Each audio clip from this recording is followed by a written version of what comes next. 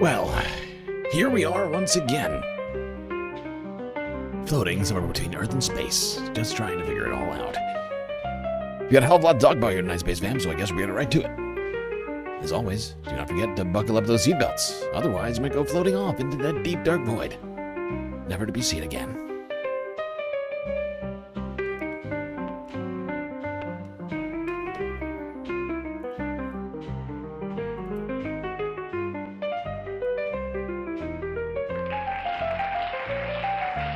Space Fams, beautiful to see all of you here on this Sunday Funday evening.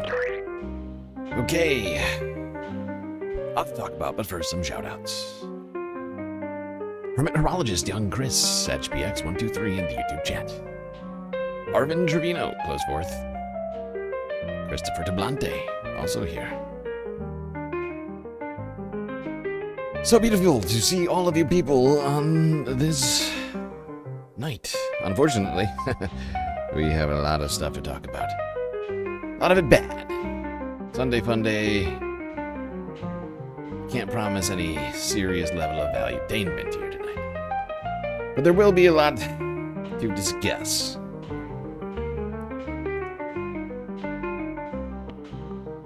Of course, the death of Senator Lindsey Graham. Sudden and shocking to the nation. Multiple people with comments on this.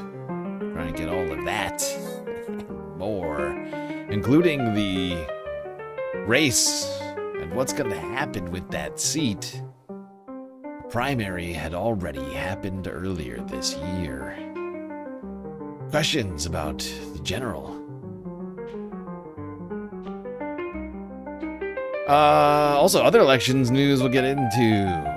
A couple of Sunday Funday pieces in here. And the environment, which is as un-Sunday Funday as it could possibly get. More wildfire storms, tornadoes. Bobby barreling down on the east coast of China. And then, of course, hold on. We got more to talk about. And then, of course, we got Binface. We couldn't not do Binface on Sunday Funday, so we'll have more Binface updates and talks. And then, unfortunately, the Middle East, where things are unraveling fast. Harkening back to a few short months ago, when it was all-out war. No more claims of MOU or ceasefire. Get into all of that as well. I will try and bring the Sunday valuetainment, but I do worry today's gonna be a rough one.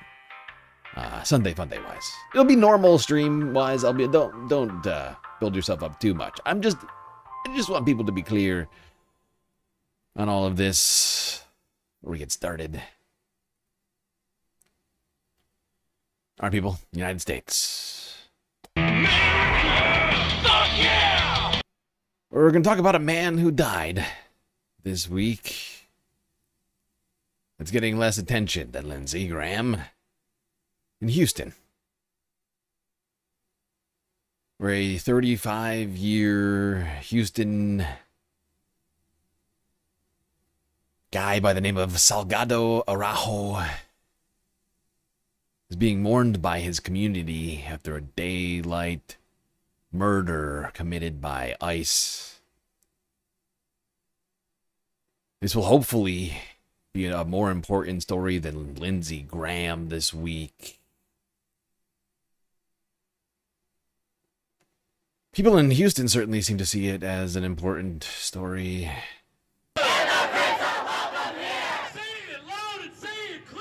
These protesters in Houston are calling for justice for Lorenzo Salgado Araujo, who was fatally shot by a US ICE agent this week.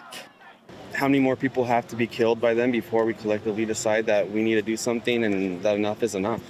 The 52-year-old construction worker from Mexico was driving to work on Tuesday when he was stopped by the Immigration and Customs Enforcement Agency. The US Department of Homeland Security claimed Araujo had attempted to evade arrest and rammed the unmarked ICE vehicle, trying to run over an officer who opened fire in self-defense. The agents were not wearing body cameras during the incident. Yeah, that's what I was going to say. I was like, yeah, they say this, but have zero evidence to back it up. In fact, there's corroborating evidence, also known as eyewitness testimony, that seems to directly refute these claims coming from ICE. And no evidence supporting their version of events has been made public yet. The lawyer representing the other passengers who were in Araruho's van says his client's accounts drastically differ from the authorities. All three of my clients reiterated that at no point was there ever an agent standing in front of the vehicle, nor was an agent ever placed in the line of danger. At a vigil on Saturday, Araruho's loved ones described him as a shy family man who worked in the United States for 35 years just so that he could send his sons to college. I really hope that, he's proud of the big brother I've become, of the man that I've become today, and I will continue to keep fighting for him. Mexican authorities have said they will be seeking a criminal investigation in the US over ICE. It is so hard to see this guy just crying. Just like unashamedly just sort of weeping here in public over this. I don't know this guy at all. I have no idea how he is normally, but just to see,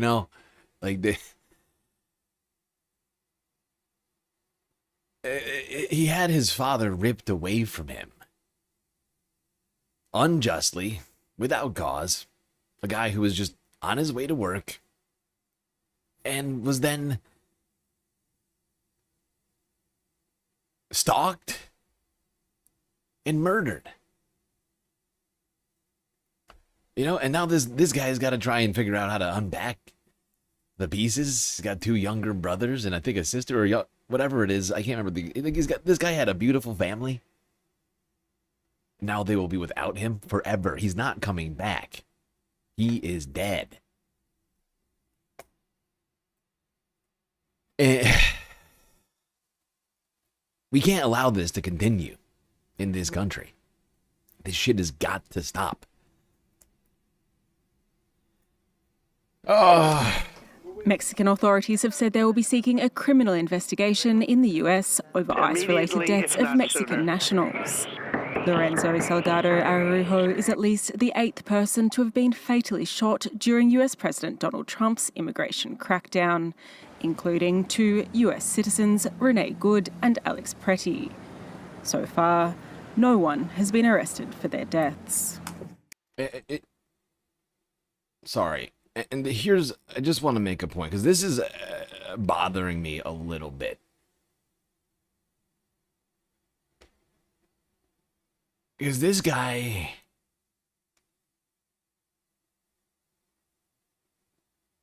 whether or not by law, was just as much an American as Renee Good and Alex Pretty. And I need the nation to mourn as much for him as they did for them. Just because he wasn't a full citizen, he was actively trying to get citizenship when this happened. He had been in this country for decades, contributed who knows how much to taxes and his community, had a family, and it's a fucking travesty if we don't.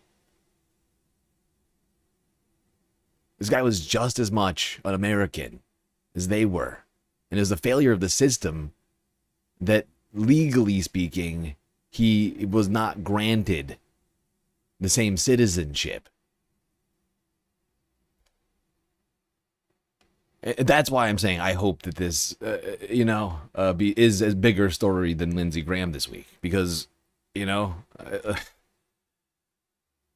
Lindsey Graham wasn't taken away from us unjustly, okay?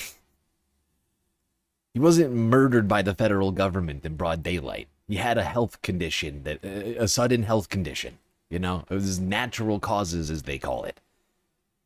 Some people might be upset about it, but it's not, you know what I mean? Like, I know people in the chat here are not representative of that, but you know what I mean? Like, I'm sure there's somebody out there that's sad. Like, probably Scott Jennings right now. Scott, right? Scott, of anybody like, out there in the world right now who's upset.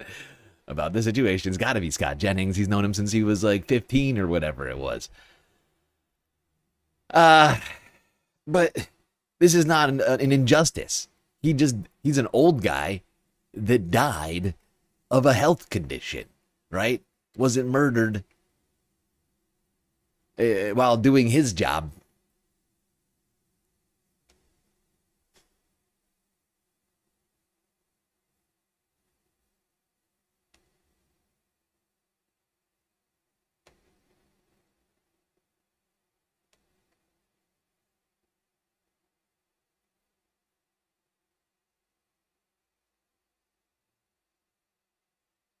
All right, let's talk about Lady Lindsey Graham.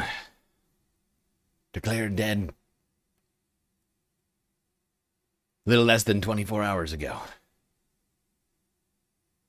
Overnight, South Carolina Senator Lindsey Graham, one of the most powerful and prominent Republican lawmakers of the last 2 decades, passing away at the age of 71. Washington, D.C. EMS dispatched to Graham's home on Saturday night for a man in apparent cardiac arrest. Cardiac arrest. At 2 in the morning Sunday, Graham's office putting out this statement saying the senator died from a brief and sudden illness. Adding Senator Graham's family appreciates prayers at this time and asks for privacy during this incredibly difficult period. Graham had just returned to Washington from a trip to Ukraine, seen here meeting with President Volodymyr Zelensky on Friday. South Carolina, an open seat. At the moment, it looks like the Republican is ahead. The senior senator from South Carolina served more than 30 years in Congress, more than 20 of them in the upper chamber, becoming one of its most recognizable members, even mounting a failed bid for president in 2016. No one here, including me, ever expected to hear me say,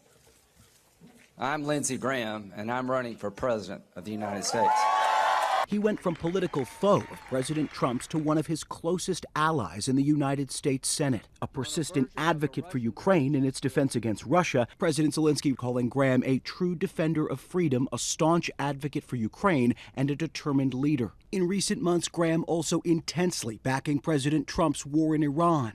We're comply with the law of war, but all hell's about to break loose on this regime. Graham also instrumental in confirming Trump's Supreme Court nominees and mounting this fiery defense of Justice Brett Kavanaugh in 2018. This is the most unethical sham since I've been in politics. Oh, what a terrible guy.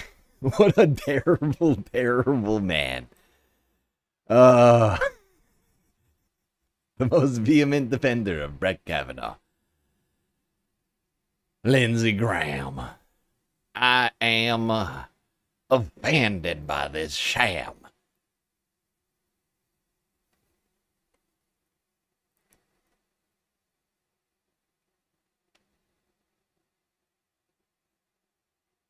Okay, lady. Well, now let's go through it. That was just sort of the teaser to get us into all of this. That was one of the first videos that was dropped online. There were rumorings on the web, the news media. I mean, we heard about this like 18 hours ago, almost exactly. I don't know how many DMs I got when this happened, but a lot of people were adamant about my knowing about this last night at like 2:30 in the morning. Oh. But this was the 911 dispatch call of Lindsey Graham's final moments.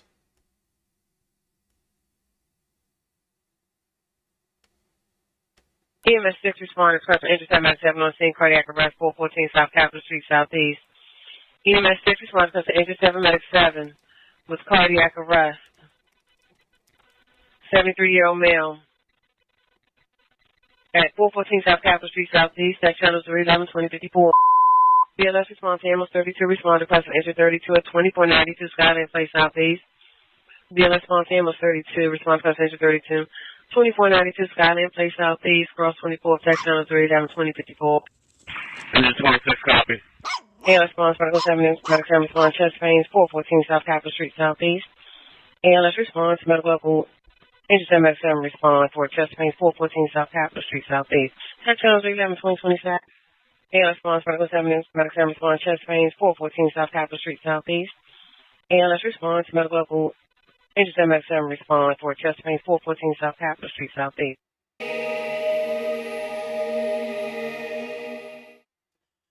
There you have it. That was the dispatch 911 call for the emergency at the residence of Lindsey Graham. Out of some sort of a cardiac event. It's still not clear to me exactly what happened, but it's not all that important to me. He was 71-year-old congressman who I disagreed with on, I think, almost absolutely everything. I don't think there was a single, I can't think of a single thing that me and Lindsey Graham agreed on. I guess we could maybe agree that the sky is blue.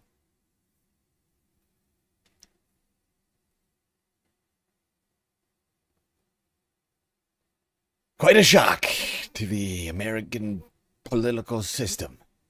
The loss of Lindsey. Oh, God. Everybody talking. Omega 5 Tar just cheered 100 bits. R.I.P. Bozo. Omega Star, thank you for the biddies. R.I.P. Alright, here's France24. Everybody talking about this huge news. U.S. Senator Lindsey Graham has died after a brief and sudden illness at the age of 71. The South Carolina senator had long been a key figure in the Republican Party, known for pushing for military interventions abroad. Seriously? Graham went from a vocal critic of Donald Trump to one of his most loyal allies on Capitol.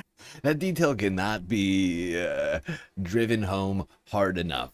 Lindsey Graham, I think he got into the United States Senate in 2003 after being a state senator for...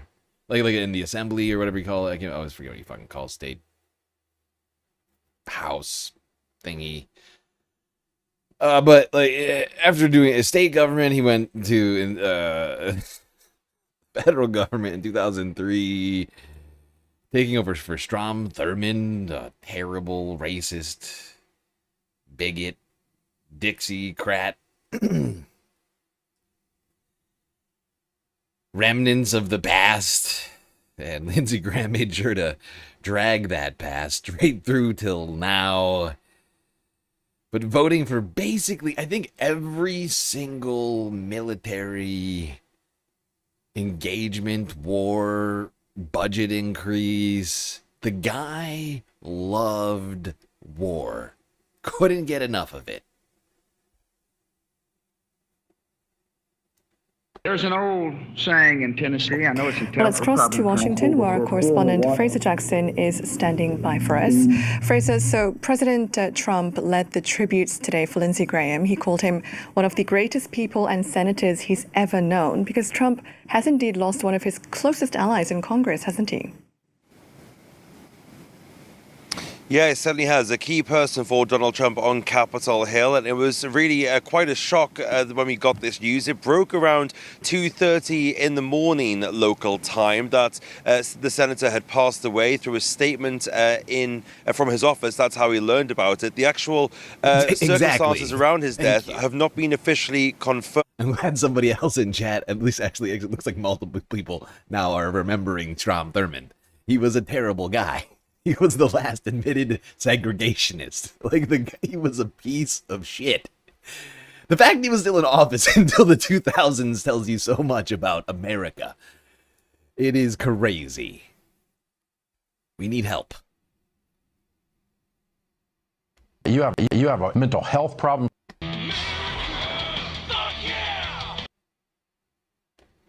confirmed, but reporting by the Washington Post, NBC, and others, which is citing police chatter, says that police and ambulance crews went to Senator Graham's home not long after 8:30 in the evening for a man suffering from chest pains, and then chatter about an hour later said that the man had been given CPR and was being sent to George Washington University Hospital here in Washington, D.C. And indeed, photographers outside of the residence captured pictures of a man on a stretcher being put into the back of an ambulance. Now, we are also learning from Donald Trump, who has been speaking on Meet the Press today, that he had spoken to Lindsey Graham in the hours just before we now know that he died. And then Donald Trump said he received a phone call around 1. Yes, he did. And that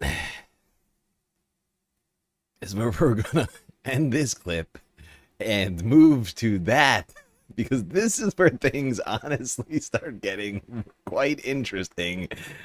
Donald Trump inserting himself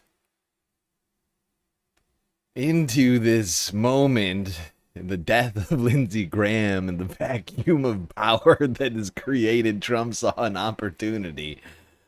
But before we get to that, I just want to, what do you call it when it's someone you hate? I was going to say reminisce, but that's not the right word. Oh, God. Let's look back. Let's look back at some of the final appearances of Lindsey Graham. Thanks for your patience, everyone. Sorry. I'm pleased to announce, as of about 30 minutes ago, we've reached agreement with the White House. Called Ukraine very effective in terms of drone warfare. Really Just walks away. Great job. Great job, Lindsey. Happy birthday. Thank you very much. Happy to see you. How are you?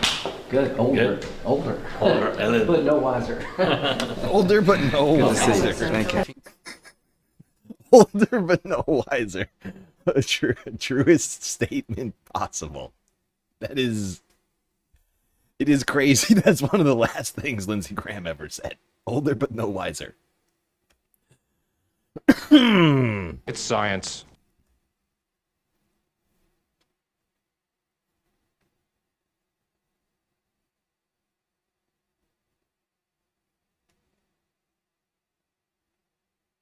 Yes, Lindsey Graham who learned nothing in his old age. His advanced years taught him just keep being you. Just keep being you, Lindsey. That's my best Lindsey Graham impression. I don't know. I don't even know what that sounds like. Is that good? Is that a good Lindsey Graham impression? I feel like he's almost Bush. He's got a little bit of Bush. Like he does the sometimes. Now, fuck. What's her name? Why can't I think of it right now? Oh, the Meet the Press woman. What is her name? Why can't I think of her name? My brain just broke. It's because I don't watch MSNBC that much.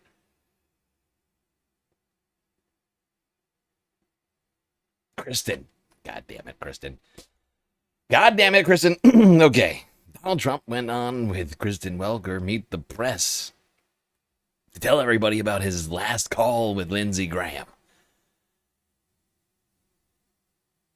NBC, 12 hours ago. Overnight, the United States lost one of its most influential and consequential senators.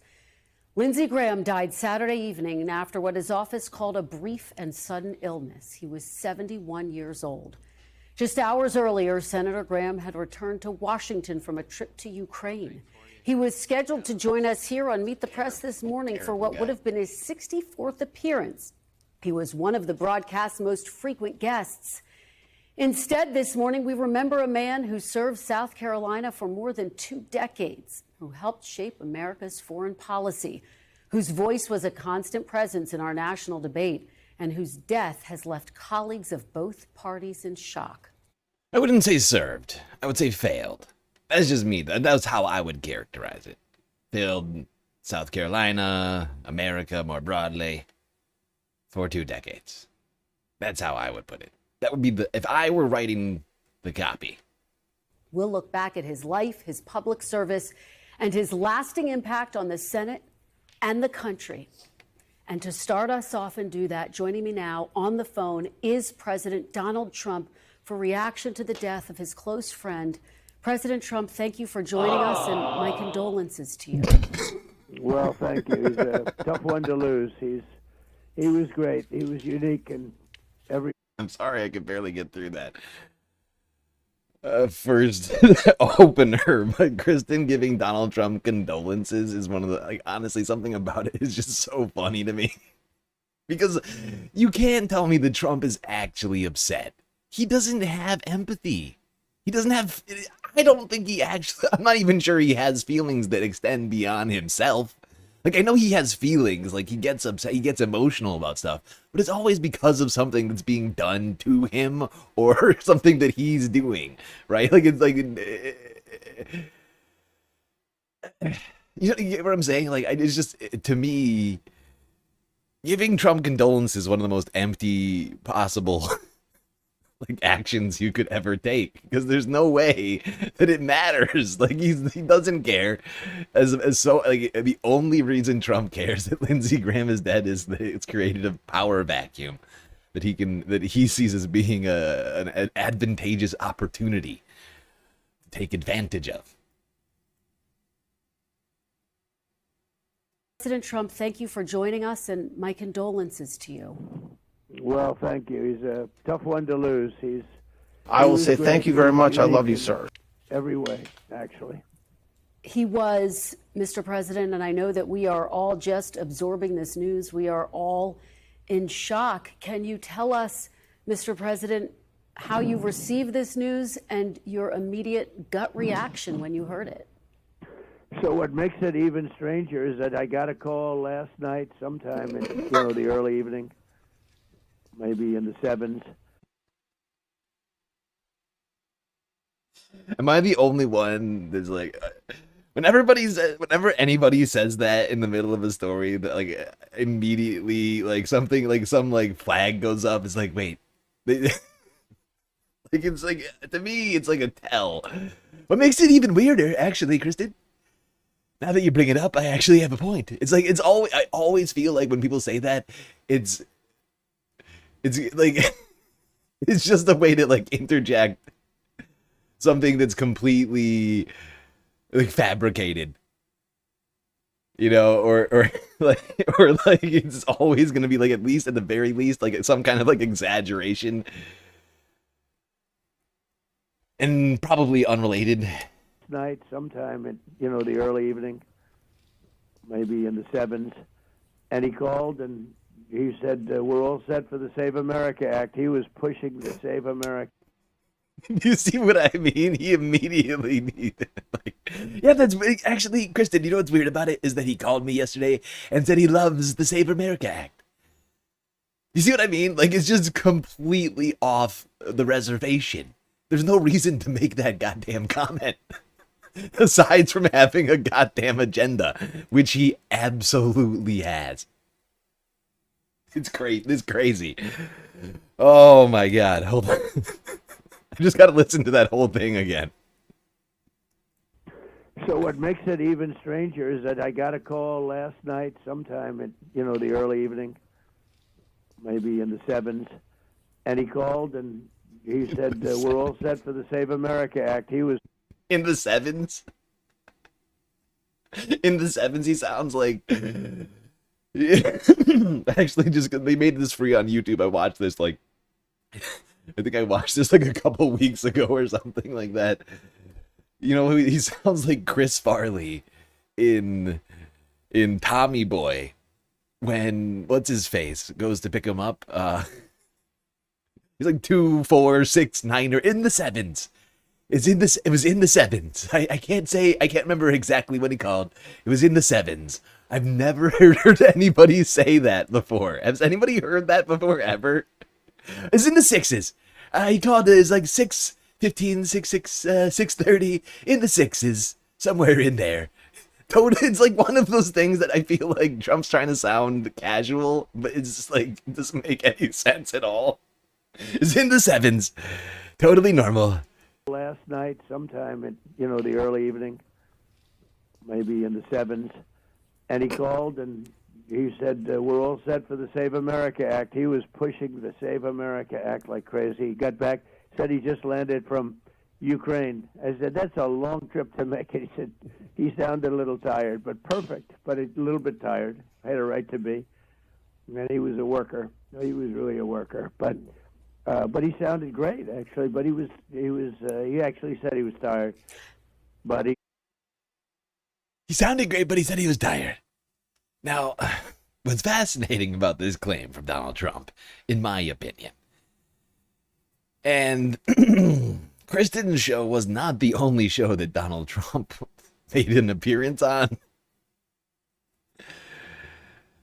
But what I find fascinating about this claim is that Trump tried to get the SAVE Act passed. He's been trying to get this done for a while, like 6 months. I can't remember, maybe less. But he's been working on this all year. And it passed the House, but it never made it to the floor in the Senate. Senate Republicans refused to bring it to the floor because they think that it was going to lose them voters, right? By disenfranchising married women in red states. And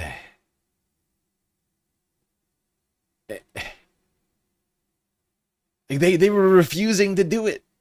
He was even threatening them. He was screaming at them in closed-door meetings about it.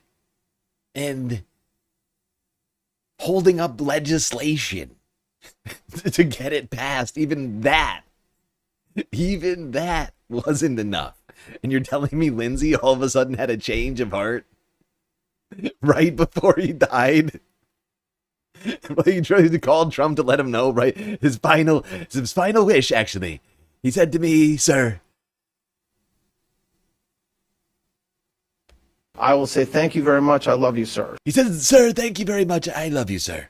And I was wrong about the SAVE Act. Like, this shit is fucking crazy. he wanted to pass the Save America Act. And he really did. Well, we're going to get it done, Lindsey. We're going to get it done. I'll see you. We're going to get it done. Don't worry, Lindsey. We might even meet today. Don't worry. Don't worry. That was it. Don't worry. Don't worry, Lindsey. We'll get it done. If that's what you want.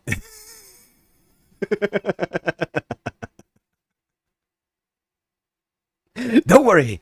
I know how much you care about this. So we'll get it done.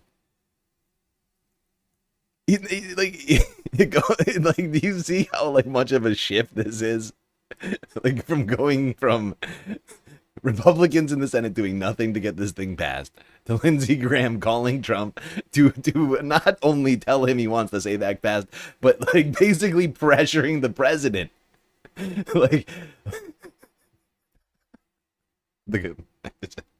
It is quite a fiction that he's spun here.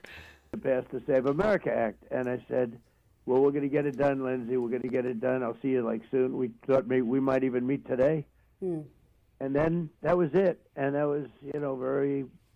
It couldn't have been much longer. It could have been his last call. I don't know exactly, but... Could have been his last call. About 1 o'clock in the morning from one of the people at his office that he had passed away. I said, I just can't believe it. He was like a member of the family to this first house. Can't believe it. It's amazing. I was just like, wow, that's crazy. What? I just talked to him. That's really weird. That's what I said to his staff. I was like, wow, that's crazy. I just talked to him in the 7s. I was just talking to him in the 7s, and now he's gone? That's really weird. Wow. Crazy. That's really weird. Is anybody buying this, by the way? Is anybody buying this? Because this is maybe one of the most unbelievable stories I've ever heard. Oh, God. I said, I just can't believe it. He was like a member of the family. I want to see exactly. amazing. Show us the phone records. Exactly, Morbius. Exactly. Show us the goddamn phone records, sir. Please. Please, sir. Please. I will say thank you very much. I love you, sir. I will say thank you very much. I love you, sir. Just show us the records. Just show us the records. I'll do it. Oh, just show us the call logs. Oh God.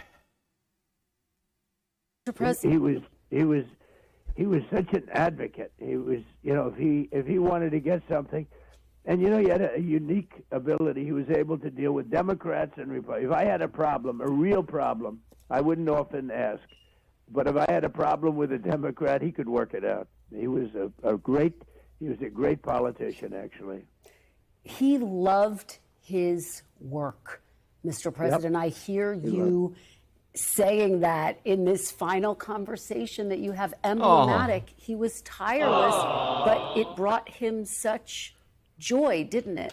No, there was nobody like him. He loved being a politician, and he was going to win his election. He was going to win it big. I endorsed him very He was going to early, win it big. and he was going to win it big. He was going to win it so big. Biglier than ever before. Oh my God. Actually, that's not true. We will be talking about that towards the end of this discussion.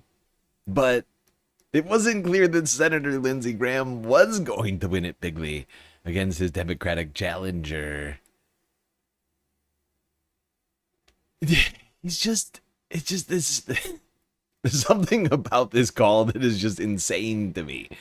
The Trump, within 12 hours of the death of Lindsey Graham, and I think less. I'm not exactly sure the timing of it. I'd have to look. I'd have to look somewhere, but the reports of Lindsey Graham dying were the first reports were 2:30 in the morning. And by 12 hours ago, this was posted to NBC's channel. Right? So before 12 hours ago, so before 10:45 in the morning Eastern Standard Time, Donald Trump is on NBC News selling this story to America, and I find it fucking deranged. And it just shows just how cold and callous and just mad with power this man is. He doesn't care about anybody, including one of the guys who is doing the most for him in the Senate these days.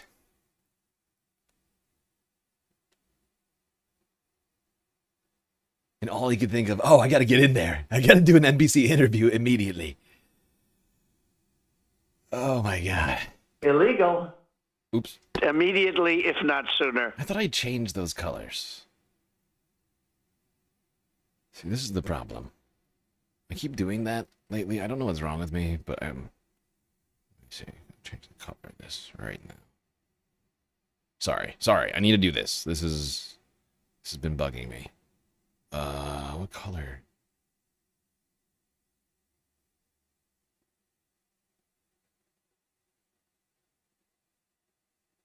I guess this is the furthest away from anything else. Immediately, if not sooner. Okay. There we go.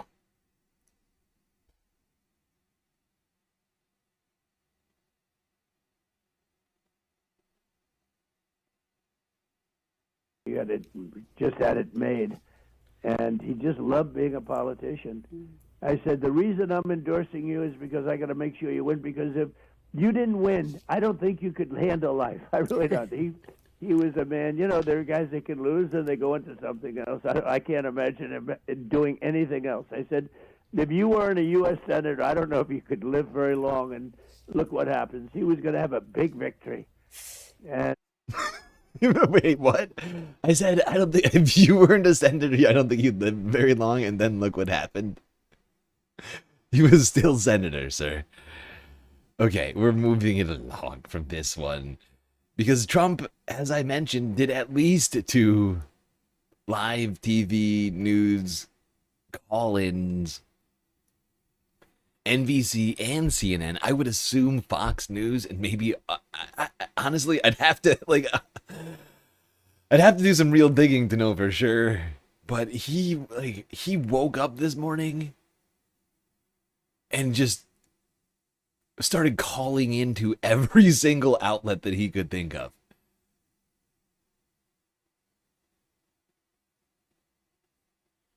Here's Jake Tapper.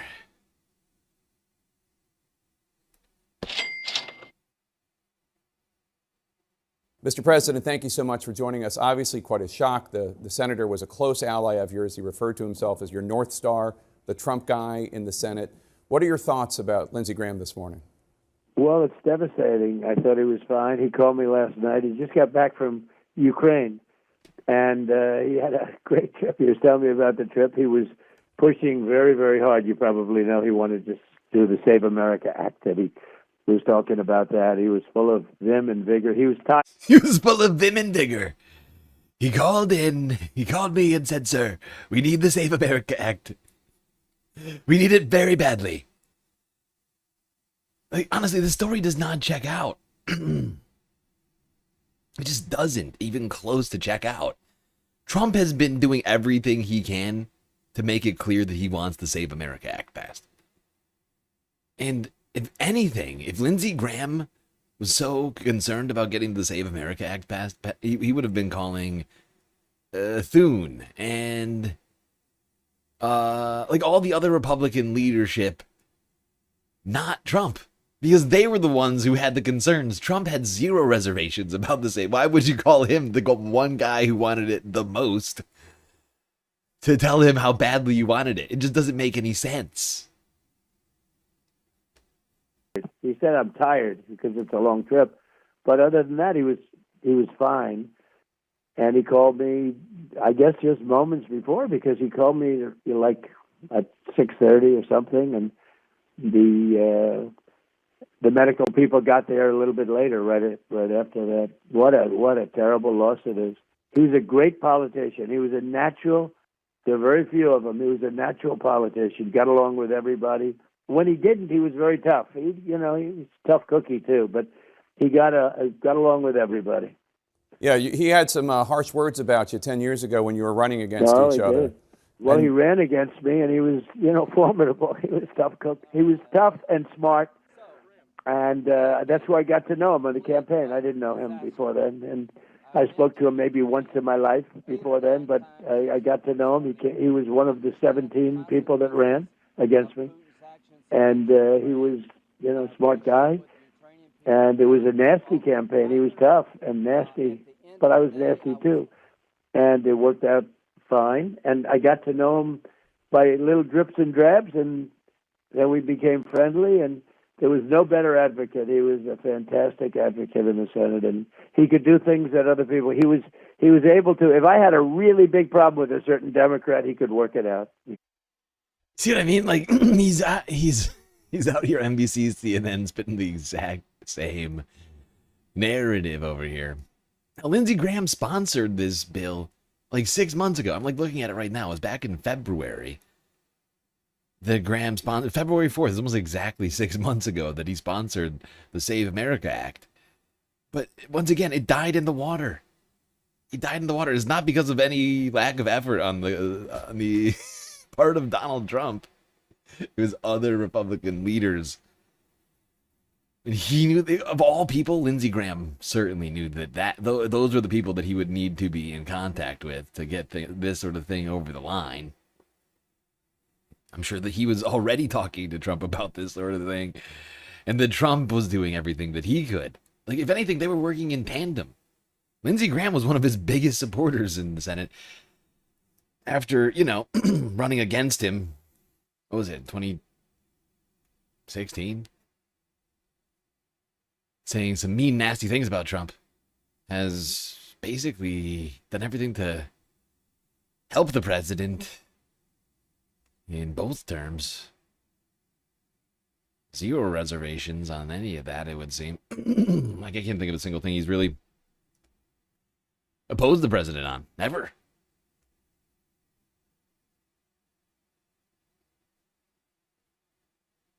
And honestly, I don't even think that Lindsey would be upset that Donald Trump is using his death as an opportunity to try and pass legislation that would disenfranchise voters, right? Oh, God. What a stupid timeline. Oh my god, I forgot about this. I was watching this earlier and I didn't think about it. Oh my god. Anybody notice anything weird about this video? This is outside the White House. You can see that they're lowering the flag to half-mast out of great respect for Lindsey Graham.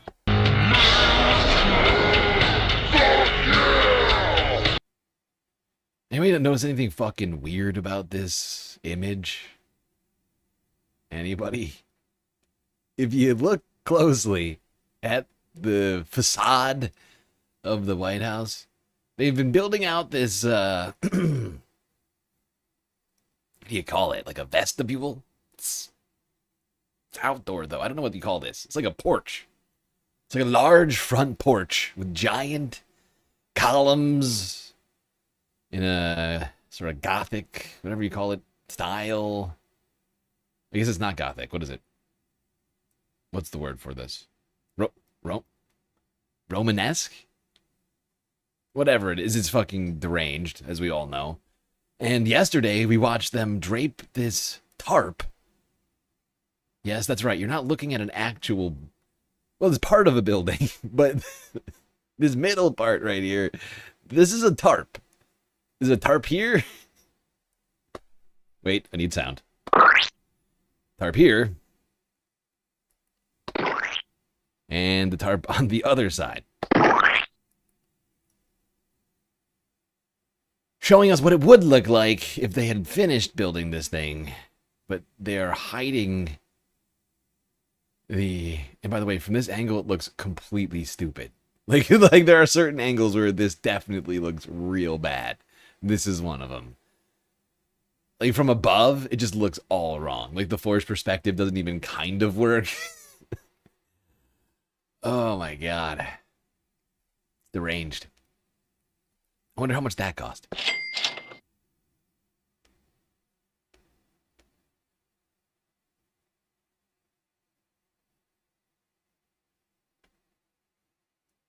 Is it a portico? Is that what you call those? Thank you. Thank you very much, Chewie.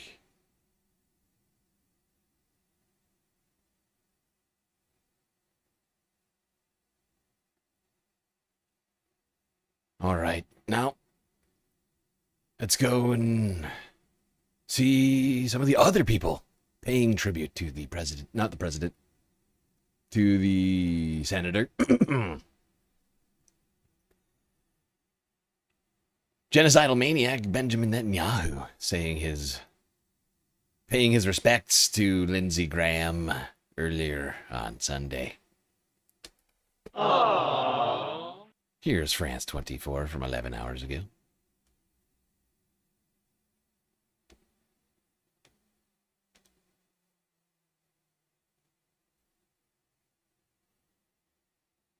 Well, one of the leaders that have paid tribute to Lindsey Graham is Prime Minister Benjamin Netanyahu. We can get more on that now with our correspondent Noga Tanopolsky, who's standing by for us in Jerusalem. Good afternoon to you, Noga. So we're hearing that Israel is, quote, stunned by the news. And there are even reports circulating that Benjamin Netanyahu is weighing attending the funeral. That's right, Jenny. There are different reports, none of them completely official. Everybody catch that? Benjamin Netanyahu may be attending the funeral of the late Lindsey Graham out of deep respect and appreciation for all of the military budgets and funding budgets that he approved. Wow. Wow. So it's not official, like it was just said, but things being rumorings, as they are, rumorings are all we got to go on, and I wouldn't be shocked. I wouldn't be shocked if you see BB pop his head in at that funeral.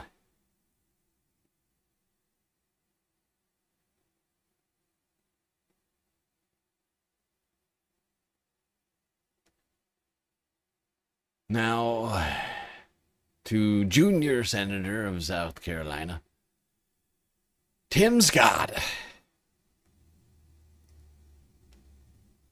Oh, he's all broken up about this situation.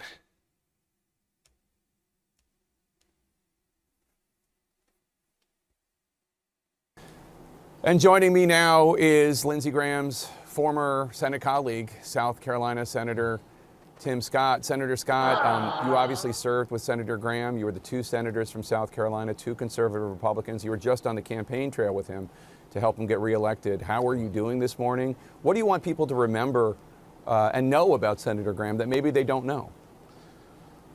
Well, Jake, gosh, America's lost a true statesman. We don't have many left, but he was a true statesman. But I've lost a friend. Oh, gosh, Jake. Oh, the loss of Lindsey is terrible. Oh, God. Such platitudes. Oh, it's terrible. Oh, gosh, Jake. It is a morning of mourning for me. It's a powerful It's a morning of reminder mourning. that life is fleeting, gosh, Jake. Oh, gosh. That we are not here very long. It's a morning. If I were to... It is a morning of mourning. You see how broken up he is? Oh, look at him. Oh, he's practically crying. It's a morning of mourning, Jake. It's a morning of mourning. Precision of language, please.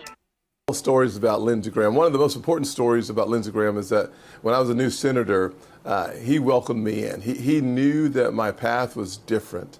He understood the power of change in South Carolina and how much our state had changed. But he was one of the first folks in the Senate to welcome me in with open arms. And I will say that I do a South Carolina prayer breakfast every year in D.C. And I called Lindsey the first time, and Lindsey says, Tim, if this thing starts before 10 a.m., I'm not coming because I'm not going even if Jesus comes back before 10 a.m. And I just laughed out loud. And, of course, it started at 8:30. And who walked in the door at 8:31? Lindsey Graham. Wow, wow, wow. What a guy, that Lindsey Graham. So many Jesus jokes. Why can't I shut up about Jesus? He was just the kind of committed person that you don't really appreciate how committed he was to America. I can't think, Jake, of a more committed public servant to this country. His family was his sister that he adopted when he was 19 and she was 13 because... Okay, that's enough from Tim Scott over here. He's all fucking broken up over this. Oh, God, do you know how great of a guy Lindsey Graham was? Oh, Jake. It's so sad. Basically, Jake sat there for like 7.5 minutes and just let Tim just go on and on and on. We're not going to do it, okay? But that was the general vibes.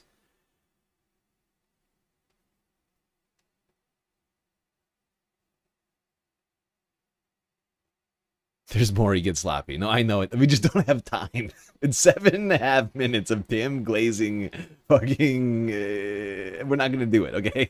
I almost called him Mitch McConnell. Fucking Lindsey Graham. Okay, we just can't afford it. We're already an hour into the stream somehow. And we've only gotten through like 10 videos. It's not a good pace for me, historically.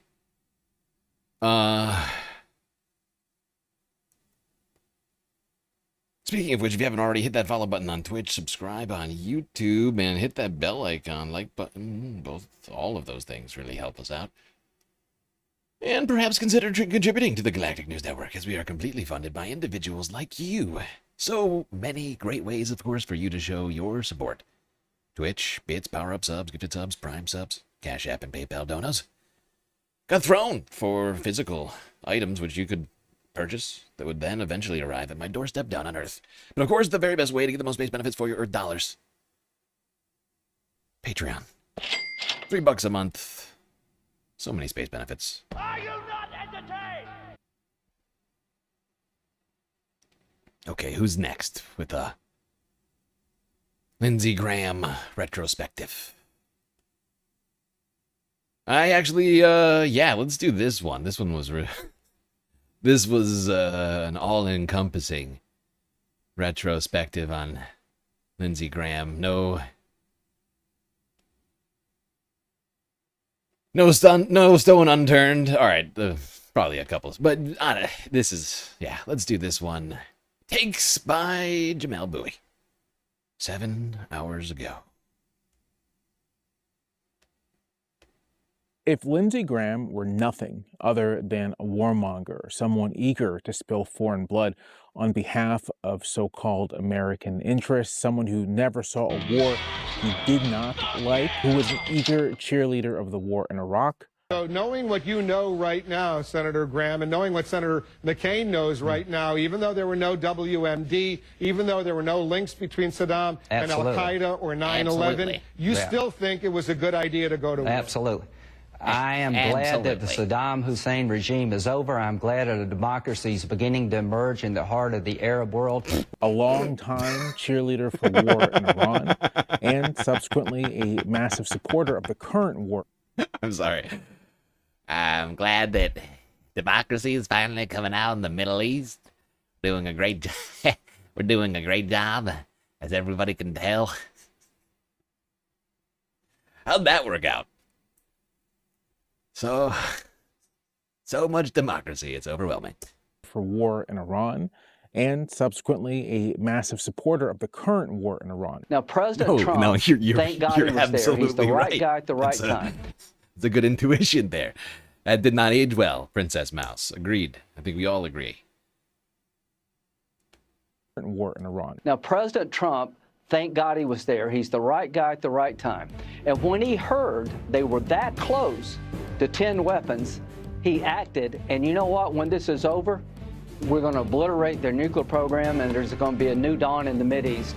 President Trump, you did the right thing. God bless you. And Steve and Jared, you literally saved the world from terrorism. If that was Lindsey Graham's entire legacy, and you can maybe throw in his shameful performance at the Kavanaugh hearings in 2018. I would never do to them what you've done to this guy. This is the most unethical sham since I've been in politics. Oh, yeah. And if you really wanted to know the truth, you sure as hell wouldn't have done what you've done to this guy. Are you a gang rapist? No. That was it. If that was all Lindsey Graham had done, he would still be an ignominious figure, someone who we would say, good riddance. Glad he's no longer in the Senate, sorry for his family, I suppose, but as a public figure, no one who you're necessarily sorry to see go, leave the stage. But that's not all Lindsey Graham was, as we know. So true. Lindsey Graham was one of the Republicans early on who understood what Trump was. Graham ran in the 2016 Republican primary, dropped out pretty early, but saw then that Trump was trouble.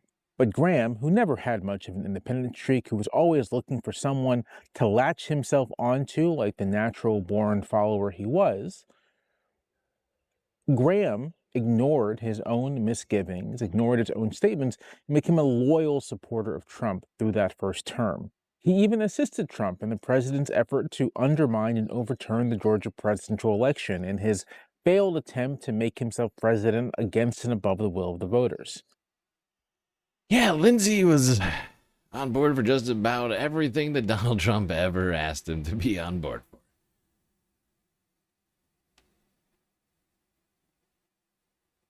Tis true. He is kind of a bad guy.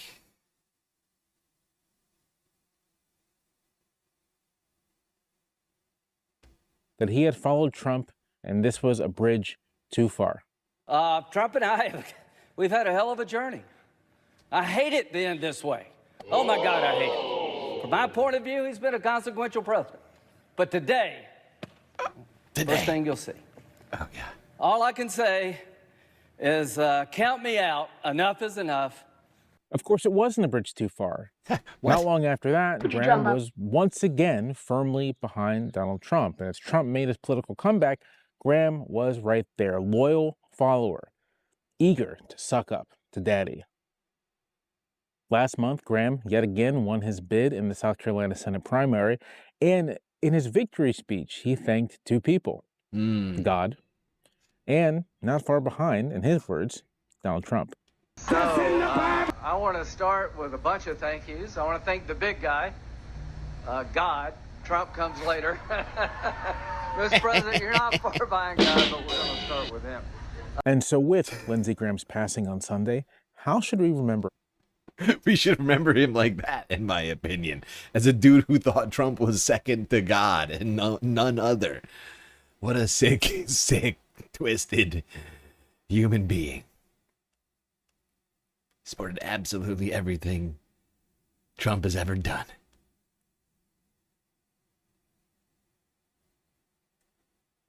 Thank you, Jamel, for the recap on Lindsey's horrible career. Let's see how other people are taking it. Francesca Fiorentini. Can you tell us, Mr. President, how you received this news and your immediate gut reaction when you heard it? So what makes it even stranger is that I got a call last night sometime at, the early evening, maybe in the 7s, and he called and he said, we're all set for the Save America Act. He was pushing the Save America Act like crazy, and that was, very around the time. It couldn't have been much longer. It could have been his last call. I don't know exactly, but... Really? Didn't he really say that? Sure, Allison. I'm glad that Francesca is as skeptical as I am about that call. It's in the 7s. It was... He called me, it was somewhere in the 7s, very 7:15, 7:30, somewhere in there. Totally normal call. Very strange, Kristen. It's very strange. Exactly, but... Really? Didn't he really say that? Sure, Allison. Is that really what Viserys said on his deathbed? Stop Latinos from voting.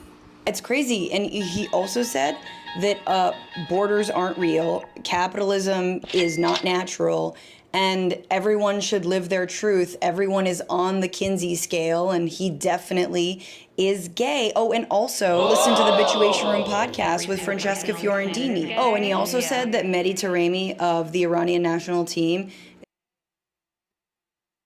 Stone Cold Fox. Wow, that is breaking news.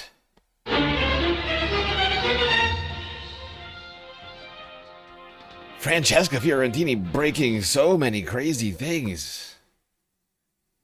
Who could have imagined that Lindsey Graham would renounce capitalism, announce that he is gay, and all sorts of other shocking things such as this so late in his life? Now, in contrast to what the president said, all of that actually sounds very... Maybe, I guess Lindsey really had a lot of stuff to get off his chest before leaving this earth. Good God. That is surprising, to say the least.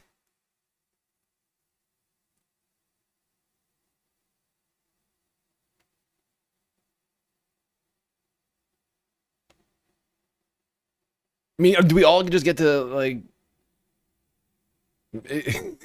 because, I mean, that's what I feel that Francesca is doing.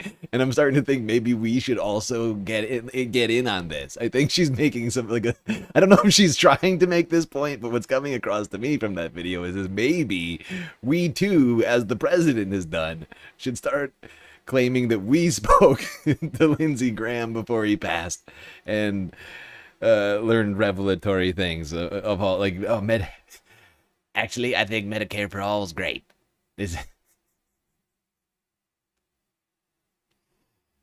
Oh, God.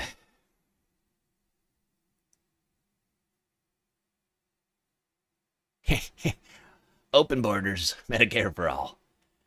No more funding for Israel until genocide stops and the occupation is over.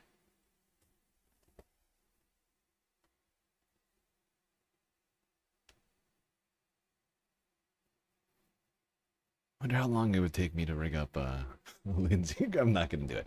Okay, let's go here. One last clip on the reactions to the death of Lindsey Graham.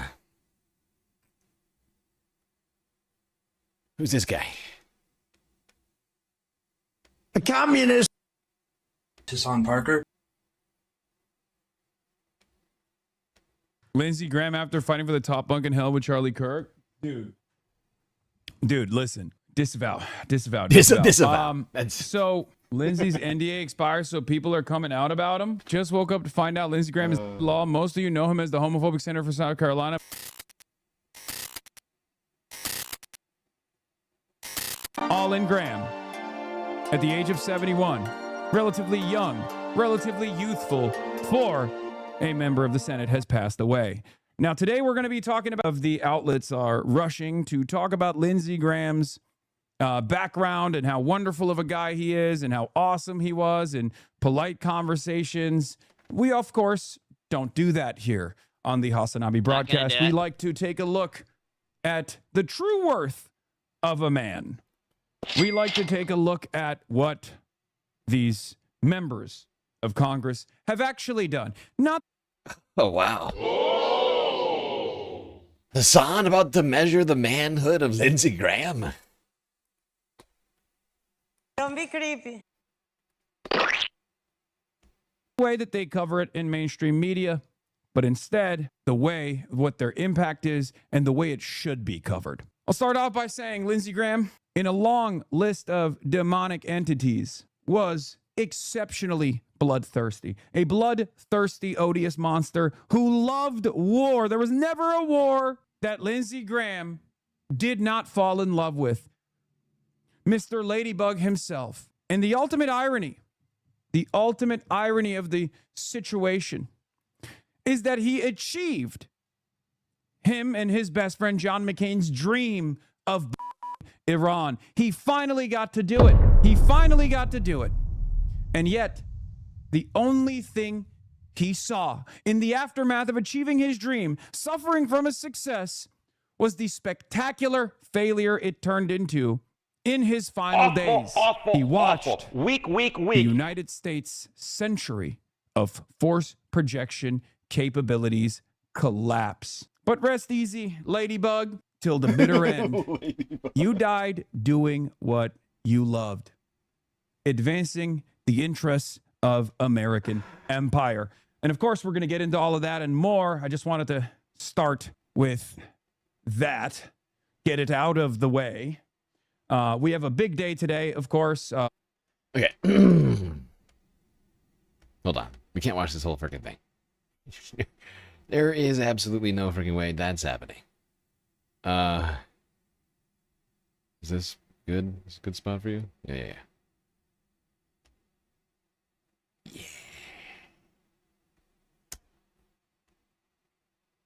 Come on.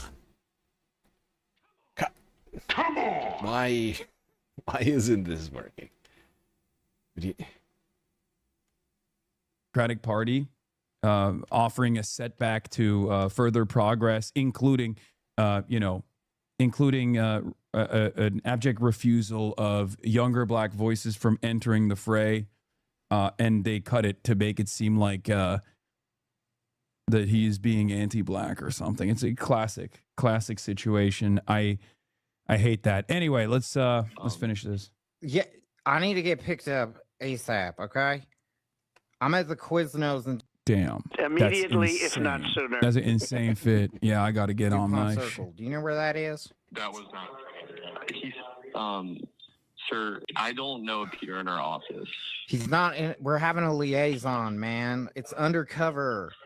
He was gonna pick me up at the Quiznos. Okay. Oh, they thought I was Lindsey Graham. Oh, he believed it. I know. Chicago Bish. He believed it. That was awesome. Lindsey Graham after fighting for the top bunk in hell with Charlie Kirk. Dude, listen. Disavow. So Lindsey's NDA expires, so people are coming out about him. Just woke up to find out Lindsey Graham is law. Most of you know him as the homophobic senator. You know, Hassan might have to tread lightly, but I don't disavow that one. I think that one was fucking just hella funny. Oh, God. I'm just imagining it is a comedic situation just thinking about them fighting over the top bunk. I can see it now. Although I don't think that Lindsey's good, just age-wise. Although I guess when you're in hell, does that matter? How does that work? Honestly, you'd have to ask somebody more South Carolina, but to me, he will always be the man who paid a Twinkie pre-transition college student a fast stack of cash to do unspeakable things to him in a hotel room while he wore red lingerie. It is a canon trans event to have far-right freaks bankrolling you, then turning around and voting against you. People love to judge us, but I never see them opening their wallets. Shout out to sex workers everywhere forced to humanize their enemies just to make rent. It's an absolute to me that one of the reasons I have any semblance of financial security and a lack of student loans is because of this man. At the time, I had no idea who he was, and I only figured it out because another group of twinks leaked Lady G to the media. Some queers tried to grandstand critique this, saying we shouldn't out people. I believe bigots with power deserve no peace or privacy, especially when they hold public office. I'm glad they did it. Icons forever. Anyway, if you ever enjoy what I do on the internet, I know that is in part because of Lindsey's generous donations over a decade ago. Oh my God. Because of Lindsey's generous donations, I've ever sent you dollars or something. Know that was kickstarted by the now deceased sissy senator from South Carolina. Oh my God, Lindsey, rest in hell for what you did to our community. I will continue to love queer and trans people harder than you ever hated us. I'm together and now everyone knows. Kissy face. Dude, this is going to be an insane week. This is going to be an insane week because Lindsey Graham is a demon. Like Lindsey Graham was a demon. He was a very bad guy. I cannot. The beginning of the rise of the Antichrist. It's going to be tough to fully explain to you how much of a bad guy he was. I'm going to try to do my very best. Okay? I'm going to try to do my very best. But god damn, dude. I mean, he was such a fucking demon. Because, like, look, the American Congress is comprised of the worst people on the planet. Like, if you were to look at individuals with so much power, so much destructive capability, the American Congress is up there as far as like historical forces of ultimate evil goes. Lindsey Graham is above the fold. He is above the average level of evil you automatically subscribe to if you're a part of the American Senate. Like, he is one of the worst of the worst. A gay man who was in the closet, who was, obviously unbelievably homophobic, unbelievably transphobic. That's on the domestic side. Someone who obviously was in favor of ruining the lives of tens of millions of women. With his pro-life sentiment, all that stuff is real. As a Republican, as a regular Republican, he obviously contributed to a tremendous amount of damage here in the United States of America, right? But what makes Lindsey Graham... No, Hassan's absolutely right. Like, he supported all of the worst, far-right agenda shit of the Republican Party for the last 20 years. All of the tax cuts to billionaires. I mean, all of that shit Lindsey was on board for. But he was also on board for every single war, every single military budget increase. He had an outsized effect on the planet in a very negative way. Exceptional. What makes Lindsey Graham uniquely demonic, uniquely evil, is his bloodlust, okay? Lindsey Graham was always at the tip of the spear. At the tip of the spear when it comes to American war machine endeavors. Wherever there was a brown country that was waiting to be bombed, Lindsey Graham was there going, hell yeah, let's do it. Let's do it. I mean, that'd be a great idea. That'd be a great idea. I love Israel. Israel is my favorite. Am Israel high. I say it every day. I say it every day. Look, and on top of that, he was such an inconsistent charlatan. In 2016, he said, we are going to vote in Donald Trump into office, and he's going to ruin this nation, and he's going to ruin this party, and we are going to deserve it. Sooner.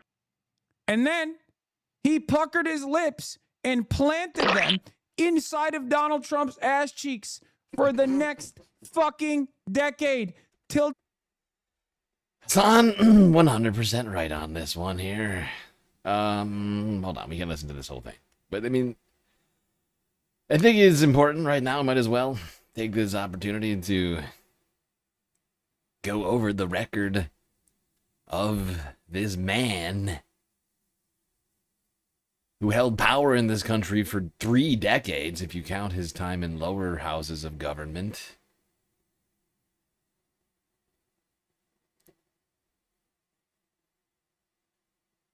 What does that say about South Carolina voters? I mean, we were just saying this a second ago, but what does it say about South Carolina voters that they left a segregationist in office until 2003? That, right? Like Lindsey Graham took over for Strom Thurmond in 2003. The last of the Dixiecrat segregationists. Like I mean, dude was of a bygone era, but South Carolina was fine with it.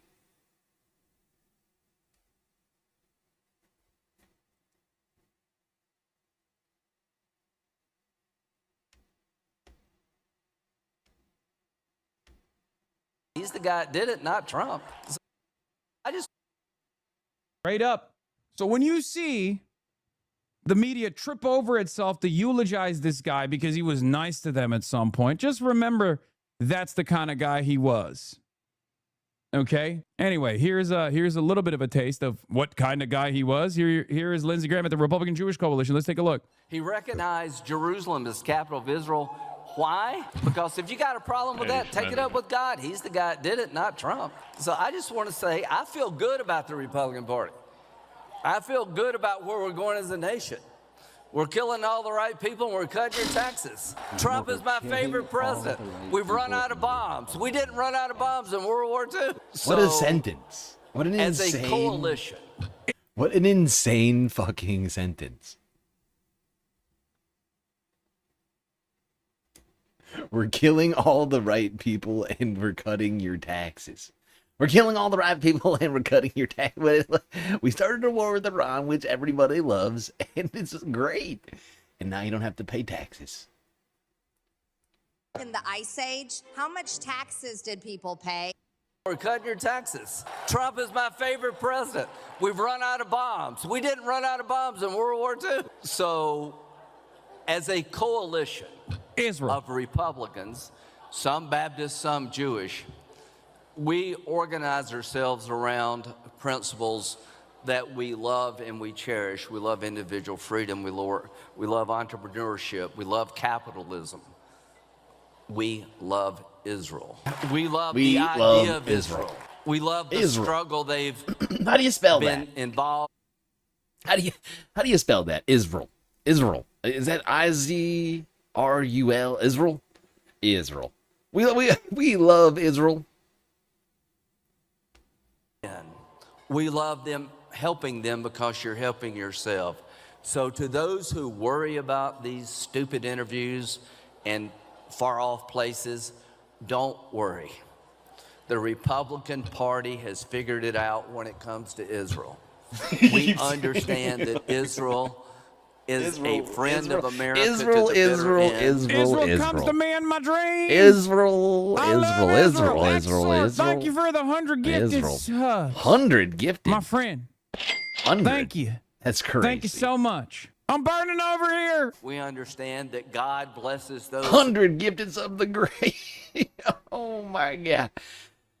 Oh, for the love of God. Okay.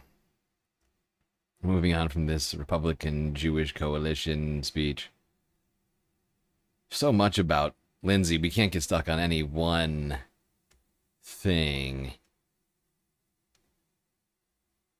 Look, it's Kristen. Whose family and colleagues, President Donald Trump and Israeli Prime Minister Benjamin Netanyahu will join us. Oh, look at that. Two terrible men who are no longer with us. Kristen Welker gifting Lindsey Graham this photo. If you can't tell, it's a photo of Lindsey over here on the right here. And then, is that Dick Cheney? Oh, no, I'm sorry, that's John McCain, also dead. Sorry. And there's, that's John McCain right there. Wow. How generous. Actually, I guess I can't. Now that I'm looking at this, I can't tell who is receiving the photo. I guess actually he could be giving it to Kristen. It's not clear. Those whose family and colleagues, President Donald Trump and it says four. It says four. will I join just us realized. this morning to reflect on. I'm a fucking idiot. It literally says four.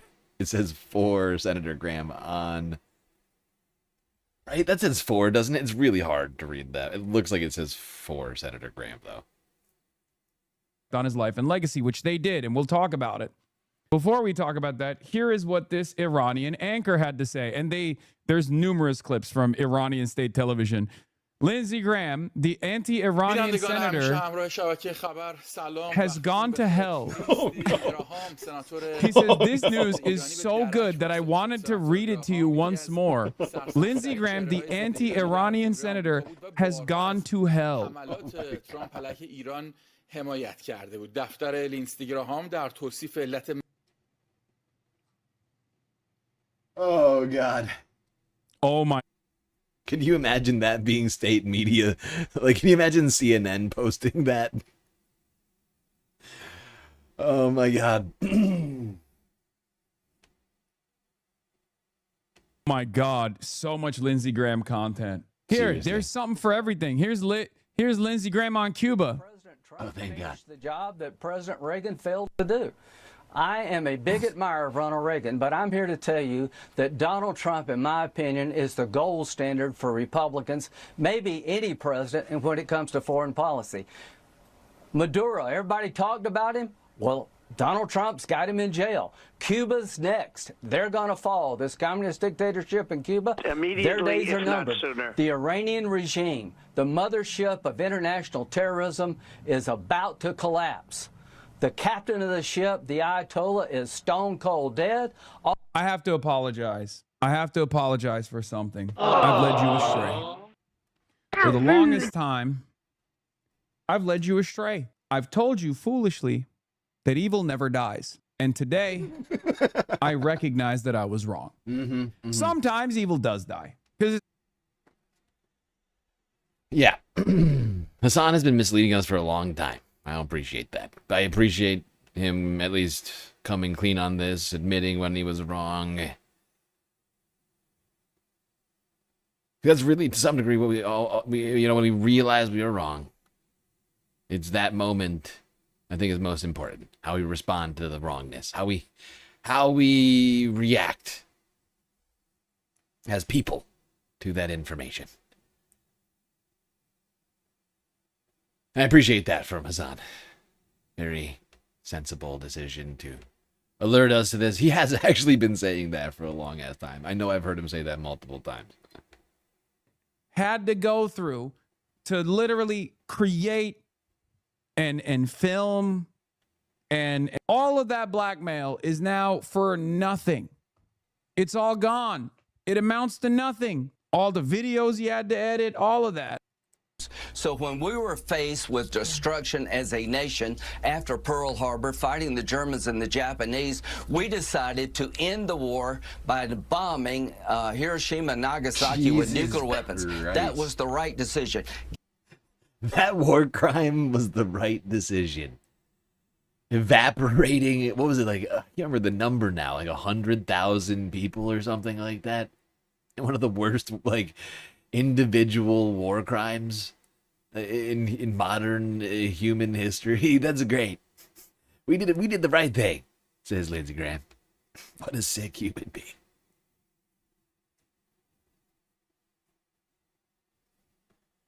What a bad guy.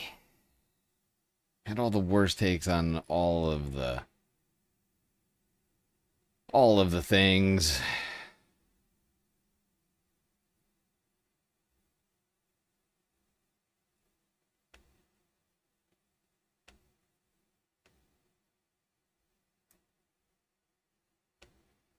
And not only that, but he was also a hypocritical monster, too. Here's a montage of what Lindsey Graham thought of Donald Trump before he became a lackey and humiliated himself. Remember, I'm going to talk.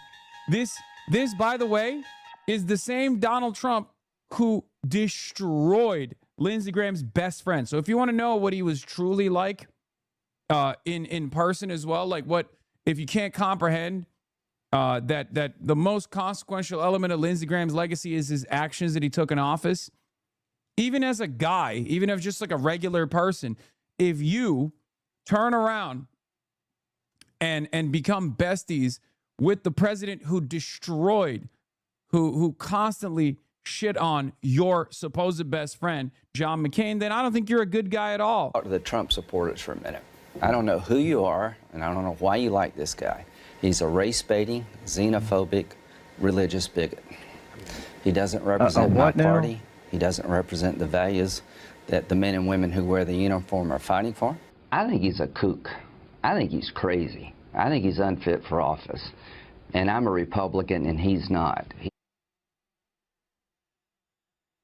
Oh, wow. How long did that last? Not a conservative Republican. He's an opportunist. He's not fit to be president of the United States. He's disparaged women. He has an 80% disapproval rating among Hispanics. At the end of the day, he would be the most flawed nominee in the history. He accuses most illegal immigrants of being rapists and drug dealers. Who's this guy? Exactly. He plays into the idea that maybe... Yeah. Good question, Thomas. Who is this guy? He hasn't appeared for at least a decade. I know that much. Maybe Obama's a Muslim. 70% of us in South Carolina believe that Donald Trump is not a conservative. He said Obama is a Muslim. Seriously, though, who is this guy? I feel like I've heard him call Obama a Muslim since then. Did he get brain swapped at some point? Republican. We think that he's unfit for office, that he would be a terrible commander-in-chief. He doesn't have the temperament or judgment. I think Donald Trump is a political car wreck, and people slow down and look at the wreck, but they eventually move on. I want to talk... Like, objectively, this kind of sentiment in 2026, can you imagine any Republican saying this shit in 2020? Yeah, and actually, this is a really important point right now. Because this is kind of what I've been talking about for a while. You know, like, Trump's election to some degree was the culmination of a lot of the stuff that had been happening in the Tea Party within the Republican political space over the last, at that point, whatever it was. How long was that? 5? When did that start? When did the Tea Party, whatever it was, like for a number of years, Tea Party had been making big gains. In my estimation, to some degree, the Trump election in 2016 was the culmination of that movement, which died and became MAGA. And then the Republican Party. Lindsey Graham only stayed in there for the last decade by being subsumed by it. Right? Like, a lot of people who didn't, they're gone. Lindsey, he stayed around for another decade because he let his ideology get completely subsumed by that wing of the party. And to some degree, that's what we need to happen on the left and in the Democratic Party. But it would be actually a corrective thing and not necessarily not a toxic thing in the way that it was with the Tea Party here. Like, objectively, this kind of sentiment in 2026, can you imagine any Republican saying this shit in 2026? This was 2015. Now, we know that they were fake and phony and they were doing the same racial agitation that Donald Trump was doing as well. It's just the difference is Donald Trump was saying the quiet part out loud, whereas these guys kept it to dog whistles. Donald Trump was not dog whistling. He was using a bullhorn, right? But like, Donald Trump made the Republican Party far more honest in their dishonesty, in their cruelty, in their senseless desire to destroy marginalized populations. Okay? That's it. And that's who Lindsey Graham is. An empty suit, an empty vessel who was single-minded in advancing America's death and destruction campaign overseas. I just woke up and found out Lindsey Graham is dead and in hell, but only for being a homosexual, so I don't know how to feel about it. Jesus Christ. Okay.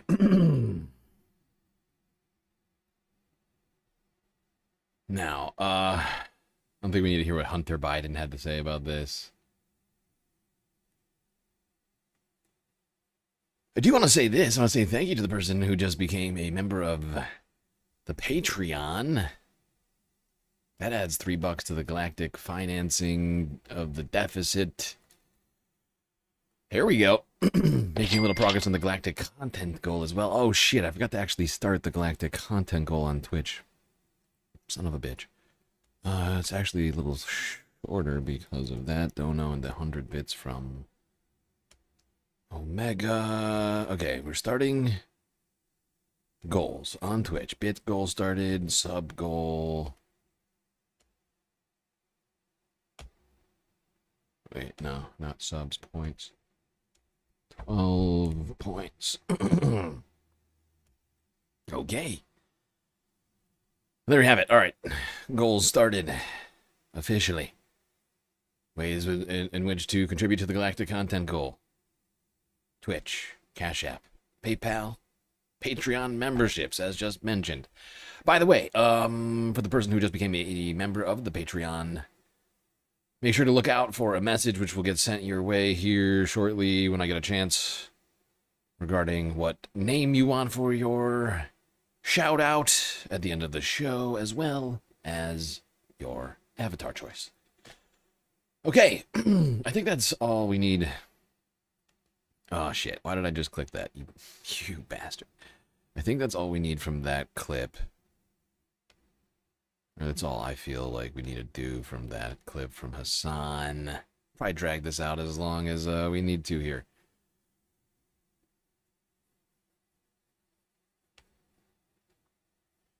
However, we can't completely finish talking about this situation because democracy is still grinding its gears away here in South Carolina. And we now have a slightly uncertain situation. Although I do now at least have a better grasp of what is going to happen now. I wasn't completely familiar with South Carolina's state election laws. And it turns out there will be a slightly different situation happening than what I thought yesterday. But suffice to say, the primaries have already happened. One woman fought her way to the top of the heap in the Democratic primary by the name of Dr. Annie. Dr. Annie Andrews was going to be facing Lindsey Graham in the general election. That now clearly not going to be the case, but this was her launch video from last year. My name is Dr. Annie Andrews, and for almost 2 decades, I've been a pediatrician in South Carolina. Parents trust me to treat their kids for just about everything you can imagine. This is an x-ray of a kid with measles pneumonia, a condition easily prevented by vaccines. This is a kid with cancer, one of the diseases the NIH doesn't have the funding to study anymore. And this is a kid who's been shot, which despite being the #1 cause of death for children in America, is no longer classified as a public health crisis. And this kid, and there's really no other way to say this, is quite literally full of And this is an adult who is also completely and unequivocally full of Roll it. You know how you make America great again? Tell Donald Trump to go to hell. I like the president. I want to help him. I hope he's successful. You know what concerns me about the American press is this endless attempt to label the guy as some kind of kook. I think he's a kook. He's not fit to be president. It's embarrassing, and South Carolina deserves better. Honestly, some of the best Lindsey Graham clip editing I've seen. I'm sick and tired of the mainstream media trying to paint Donald Trump as a kook. I think he's a kook. Like the juxtaposition of those two clips is incredible. I need to hear that one more time. Attempt to label concerns me about the American press is this endless attempt to label the guy as some kind of kook. I think he's a kook. I think he's fit to be president. It's embarrassing, and South Carolina deserves better. So today, I'm announcing that I'm running for the United States Senate to replace Lindsey Graham. But this isn't just about Lindsey or even Donald Trump. Take a look around. An unelected billionaire is taking a chainsaw to Social Security, Medicare, and veterans' health care. The vaccine-denying brainworm guy is gutting our nation's healthcare system. The wrestling lady is elbow-dropping the Department of Education. And a guy who can't even organize a text thread is running the Department of Defense. And Lindsey Graham voted to confirm every single one of these people. It's a lot. All while backing Trump's plan to cut taxes for millionaires and billionaires while raising yours. No wonder he won't show his face here in South Carolina. I don't need a town hall to know what to do. Lindsey Graham has been a senator for half my lifetime. And as it turns out, most senators don't get better with age. They hate my guts. Will winning this race be easy? No. But you can't win if you don't run. And the one thing we can all agree on is Lindsey Graham doesn't deserve a free pass back to DC. Now, Lindsey is going to tell you I'm radical, that I'm crazy, because that's what weak men do when they feel threatened by strong women. But here's the thing. I'm literally a busy mom and a pediatrician who plays peekaboo with my patients, watches Bluey with my kids, I love Bluey, and spends most of my free time shuttling them to dance, taekwondo, and football. Say hi, kids. Hi, kids. So radical. I also just happen to be someone who isn't afraid of a fight. And like so many of you, I am worried about what the future holds for our kids and our state. Everything from failing schools to closing hospitals, the climate crisis and rising prices, to tariffs hurting our ports and auto industry. Worrying won't do anything, but stepping up to join me in this fight just might. A fight where we put common sense over culture wars and hope over hate. Right now, Lindsey Graham is counting on all of us to stay quiet. And that means one thing. It's time to get loud. I'm Dr. Annie Andrews, and I hope you'll join me. Immediately, if not sooner.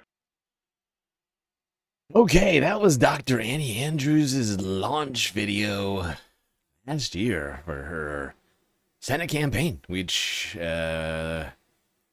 she won a primary for and is now going to be facing someone unclear who. It will not be Lindsey Graham.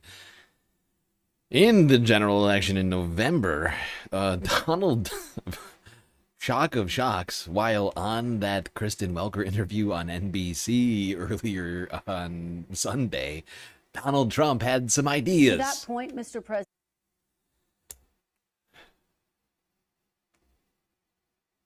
To that point, Mr. President, it's nearly impossible to think about replacing Senator Lindsey Graham, and yet the governor of the great state of South Carolina is going to need to appoint someone on an interim basis. There will also be a special election called. Do you have, I know it's only hours, but is there someone you think he should appoint? Is there someone you think he will appoint? I have somebody that I think would be great, but I don't want to say it now. I don't want to say it. Because it just, it's too soon with Lindsey. Mm-hmm. I don't want to even talk about anybody, but I do have somebody that I think is really good.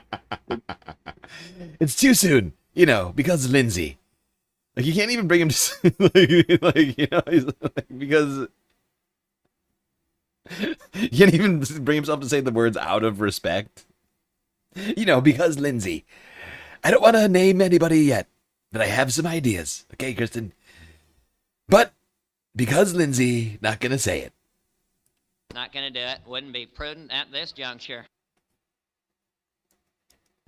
I don't want to even talk about anybody, but I do have somebody that I think is really good. The governor's a good friend of mine. I've endorsed him. I endorsed him early on, and he endorsed me right from the beginning as a person that never did this before. In 2016, he came out and very strongly endorsed me. And very sure. I made up for it. I removed somebody from office that I didn't think was so good, moved her over to the United Nations. 95% of my doing that, because the United Nations job was not exactly tough. It could. Okay, we're not going to listen to this whole thing. Suffice to say, I listened to this. Trump did, from what I can tell, Trump did not name anybody, but made it clear that he had an idea of exactly who he wanted in that seat. Now, the governor of South Carolina, H.R. McMaster, I think it's his fucking name. Right? Isn't it H.R. McMaster? No. Who is the governor? Who is the fucking governor of fucking... No, that's Trump's old national security advisor, isn't it? Who is it? Oh, it's a different McMaster. Henry McMaster. That's why I was confused. It's a different McMaster with an H name. Okay, that's not my fault, right? Like, H.R. McMaster, Henry McMaster, that's an easy thing to confuse. Okay, the Henry McMaster, who's also a ghoul, he's going to be able to choose an interim governor. There will be no runoff, according to, or not runoff. There will be no special election between now and the new, like between now and the general and the inauguration of that senator. It's just gonna be up to the fucking governor. Yesterday, I think, I can't remember if I said it, but I was thinking it, like, I thought that maybe there was a chance there would be a forced primary, or not like a primary, like a really fast one for the seat, but nope. State governor gets to decide. A lot of states technically, I think, have this rule. Not all of them.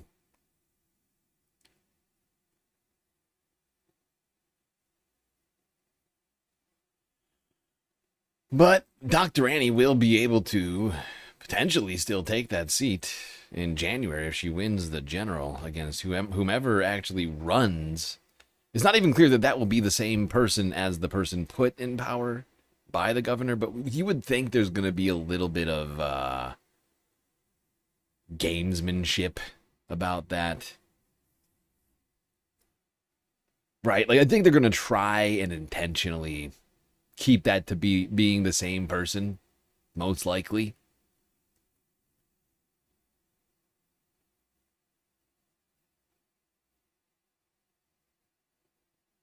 Like, partly, I think, it will give that person an apparatus that otherwise they wouldn't have as a candidate. And that's going to be hugely advantageous to whoever takes that office.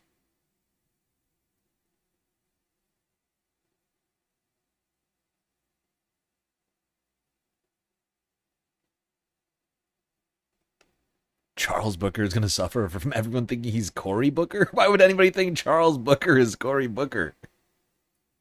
They're completely different dudes, and they're in completely different states. They don't look anything alike. Completely different policies. Cory's not even running for re-election. I mean, it's just the whole thing is... Let's hope that that's not the case. That would be ridiculous.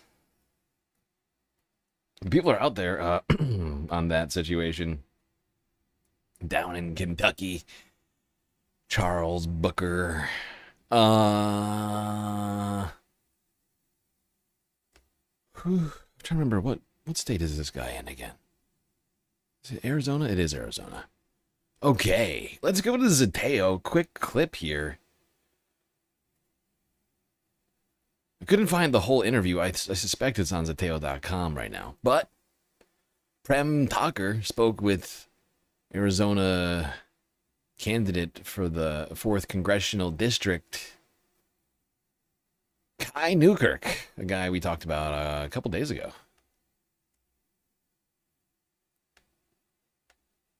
I'll go to jail for justice again before I ever take a dime from AIPAC. We can't serve two masters. We can't be taking corporate PAC money. We can't be prioritizing the donor class and the working class at the same time. You have filed a complaint with the Attorney General alleging that the government of Israel has been interfering in the election. We're taking the wheel, and you need to go and, wash the feet of the orphans of Gaza for a couple of years and see what you can do to recover your human dignity. We have our first trillionaire while there's hundreds of thousands of Americans sleeping on the streets. Would you support Hakeem Jeffries as leader?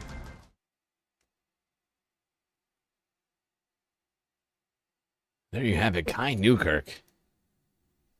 Can't wait to see that. Oh, yeah, it is. There it is, right there. Watch the full interview. Oh, I almost want to watch that right now. I almost want to watch that right now. Kai is a fascinating candidate who we talked about on Friday.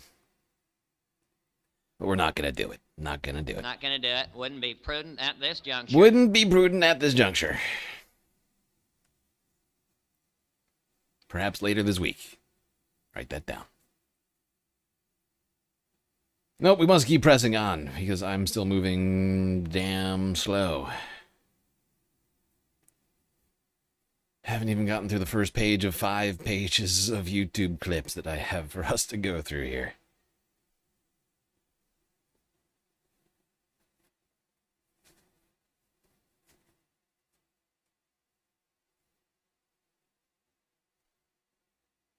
You didn't realize Corey's going? No, I mean, like, I don't think he has an election. Like, I don't think he's up for election this year, is he? Oh, wait, he is, but no, I take it back. I think he is. Hold on. I think he is running, but he's running unopposed, isn't he? Yeah. God damn it. He is, yeah. God, we didn't get a primary on him. I almost forgot. Yeah, we were... I've been trying to block that out of my head. But no, if you got the impression that he was, like, resigning from Congress by what I was saying, that was not my intent. Not even close. He's going to be around almost for sure for another 6 years. He's going to hold his seat. In this climate, there is no way a Republican is going to beat Cory Booker in this. There's literally no way. Cory would have to do something fucking crazy between now and then to lose the general. It would be wild.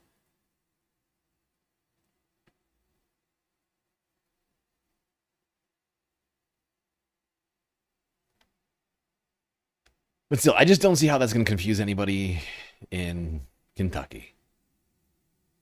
Pretty sure Kentucky knows that Cory Booker doesn't represent them.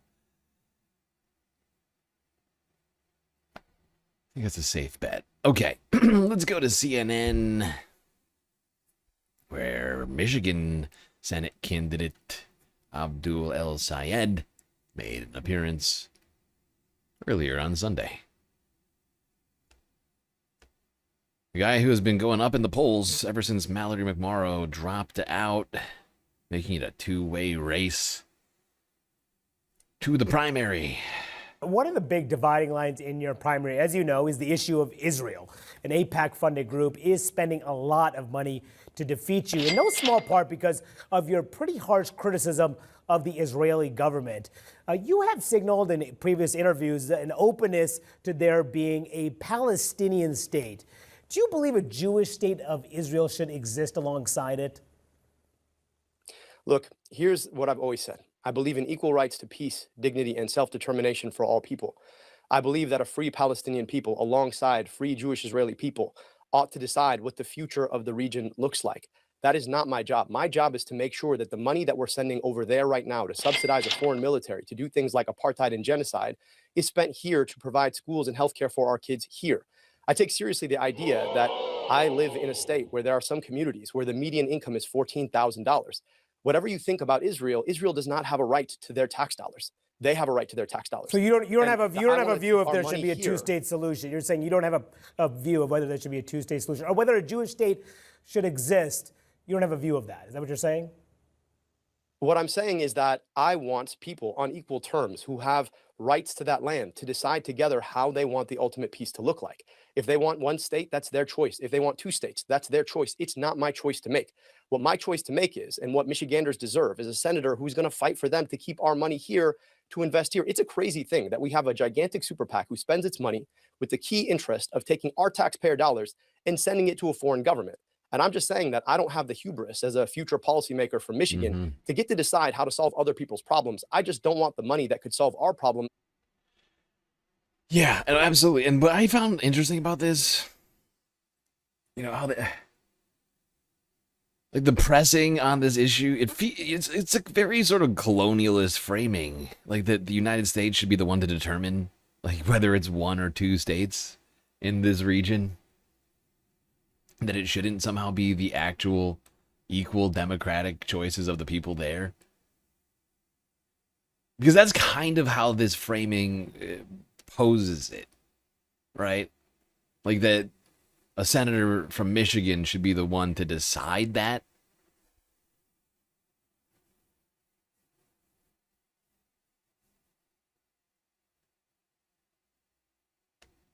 And not the people. Do you see what I'm saying here about that? Like, I think it's clear just how colonialist that framing is, but hopefully,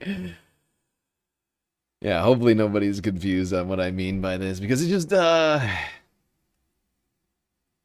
it is a framing that comes along with the United States, like, imperialist, hegemonic behavior in this region. It, like, sort of presupposes that we get a say there because we're constantly sending money over there to Israel, right? But it's like, yeah, technically, the whole thing is fucked from the jump.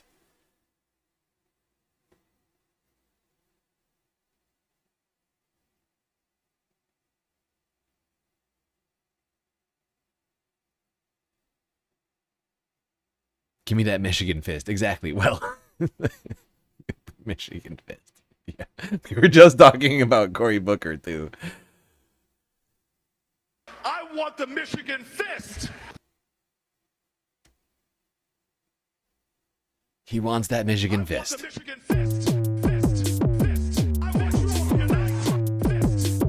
I want the Michigan fist. I want you to punch a hole in the wall of resistance. Fist. I want that Michigan fist.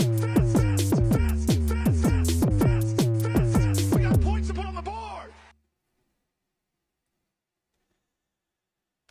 Okay. We got points to put up on that board, people. Never forget that. Never forget that, space fams. Write that down.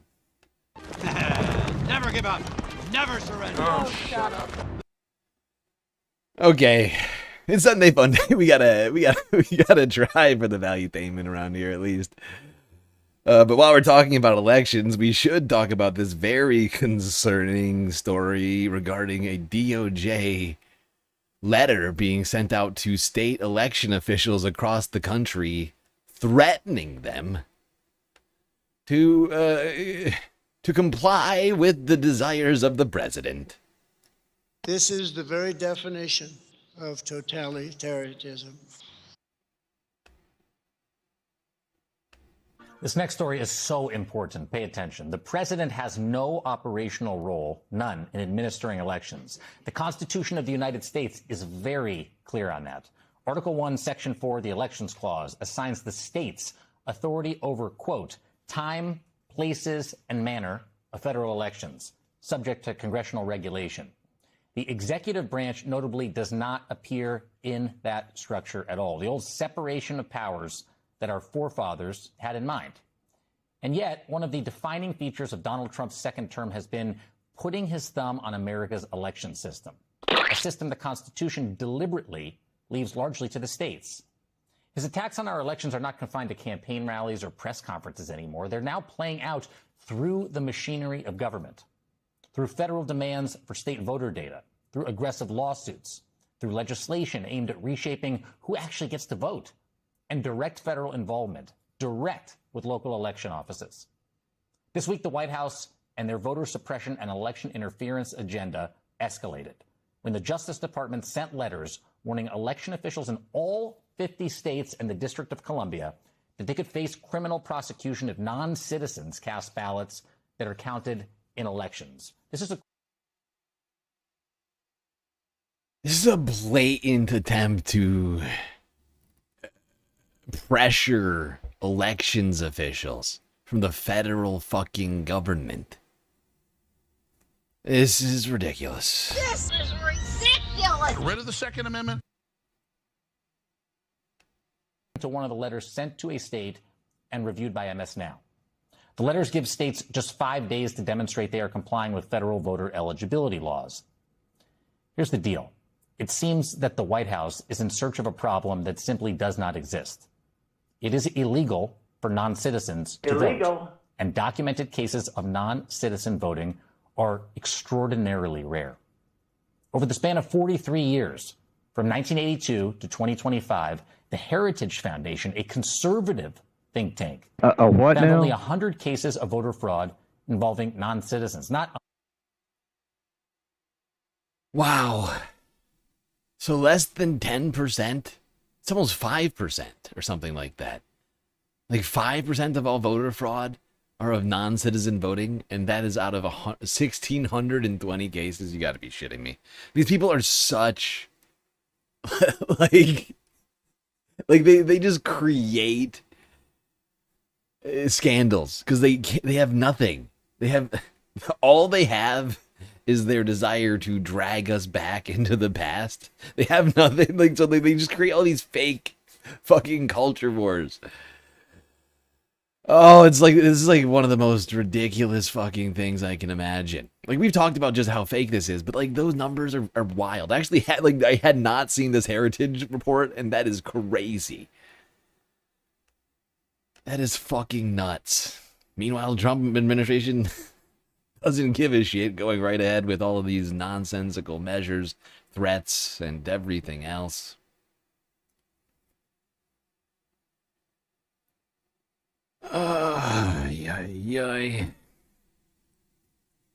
Now, aside from elections,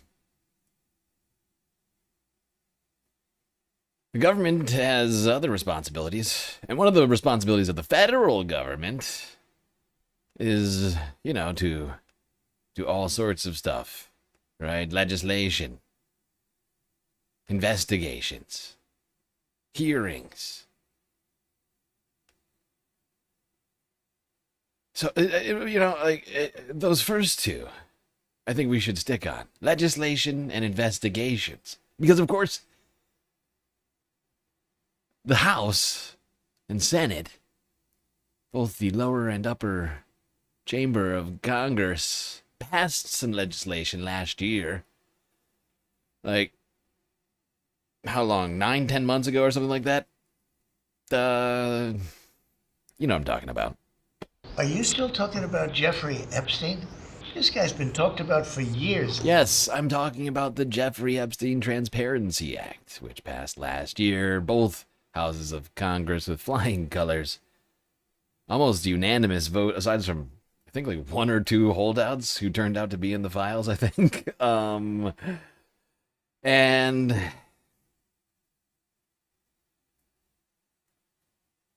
then come, of course, the second part of what I was just saying.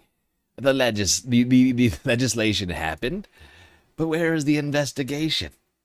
Well, as we've seen, we got half-assed releases of files, and the Republican-led Congress that has brought in to testify behind closed doors and without taking oath a number of named Epstein co-conspirators. Well, actually, I take that back. Technically, well, people named in the, let's call it people named in the files and or known to have relationships with Jeffrey Epstein. Yeah. However, testimony given by the ex-assistant of Jeffrey Epstein earlier this year, turns out, was filled with dirty, dirty lies. Holy Toledo! I know it's shocking. Some survivors of the dead pedophile, Jeffrey Epstein, say that his former longtime assistant lied to Congress when she testified behind closed doors last month. Leslie Groff told lawmakers she never met any of the girls and young women who provided massages to Epstein, and that she didn't know anything about their backgrounds, including how old they were. But in interviews with CNN's MJ Lee, multiple survivors say that Groff had access to their passport information, documents that clearly listed their dates of birth. They described meeting Groff in person and being paid directly by her. Lawyers for Leslie Groff did not respond to CNN's request for comment. We should note that Groff has never been criminally charged. Yeah, that's an interesting detail there, Jake, because that sounds like crimes. That sounds like clear knowledge of underage sex trafficking. And actually, if she's facilitating the payments, does that count her as like a pimp or something? I don't know the law well enough, but like like paying these women, not women, I'm sorry, girls, because she knew that they were underage. She had their passports and then handed them money after they gave Jeffrey Epstein. Oh, god damn. With Epstein's crimes. Joining us now, one of the survivors taking issue with Groff's testimony, Marina Lacerda. Marina, before we begin, I know this topic must be horrible to talk about. How are you doing? I'm doing good. I'm doing good, and we will continue to fight. You told CNN that you first met Epstein in 2002, just shy of turning 14, and that you did interact with Leslie Groff directly over the years. Tell us more. That is correct. And in fact, it's weird that she has said that she has never spoken with any of the survivors or has met with us. In order to get to Jeffrey Epstein, in order for you to even speak with Jeffrey Epstein, you had to go through Leslie Groff. So I find that very, very hard to believe that she never spoke to us. Yeah, this is some I mean, she's clearly, if all of this is true, clearly committed crimes. And back when she did that testimony, like, I was like, there's no way this woman is telling the truth about stuff. Claiming to have no knowledge of Jeffrey Epstein's doings as his personal assistant.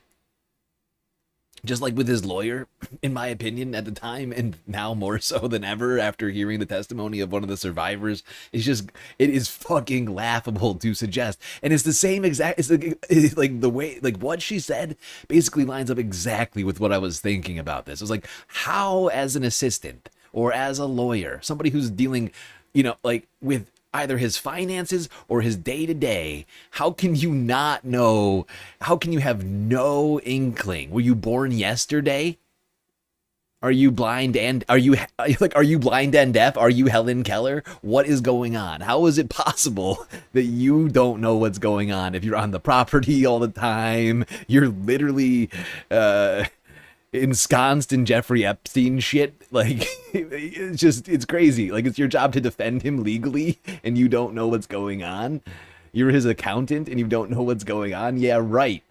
Yeah, fucking right. And then when it comes to the personal assistant, if what she's saying, and I have no reason to doubt what she's saying here, like, if it is true that every one of Jeffrey Epstein's victims basically went through her, she has no legs to stand on here, and it's crazy that she's not being indicted right now. And she has met myself quite a few times and has handed me over envelopes with money, with Broadway shows. We have definitely met and we have definitely spoken. What was your reaction when you heard what she had told the committee?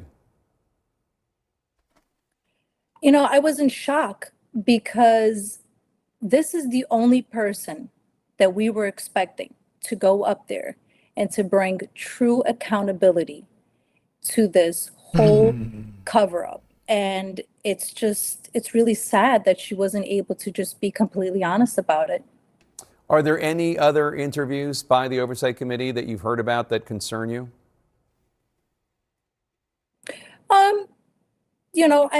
There are some interviews I think that they're lining up that will be coming up. Haven't heard much, or I've heard some. Don't really, I don't want to. Okay, I think that's where we're going to leave this.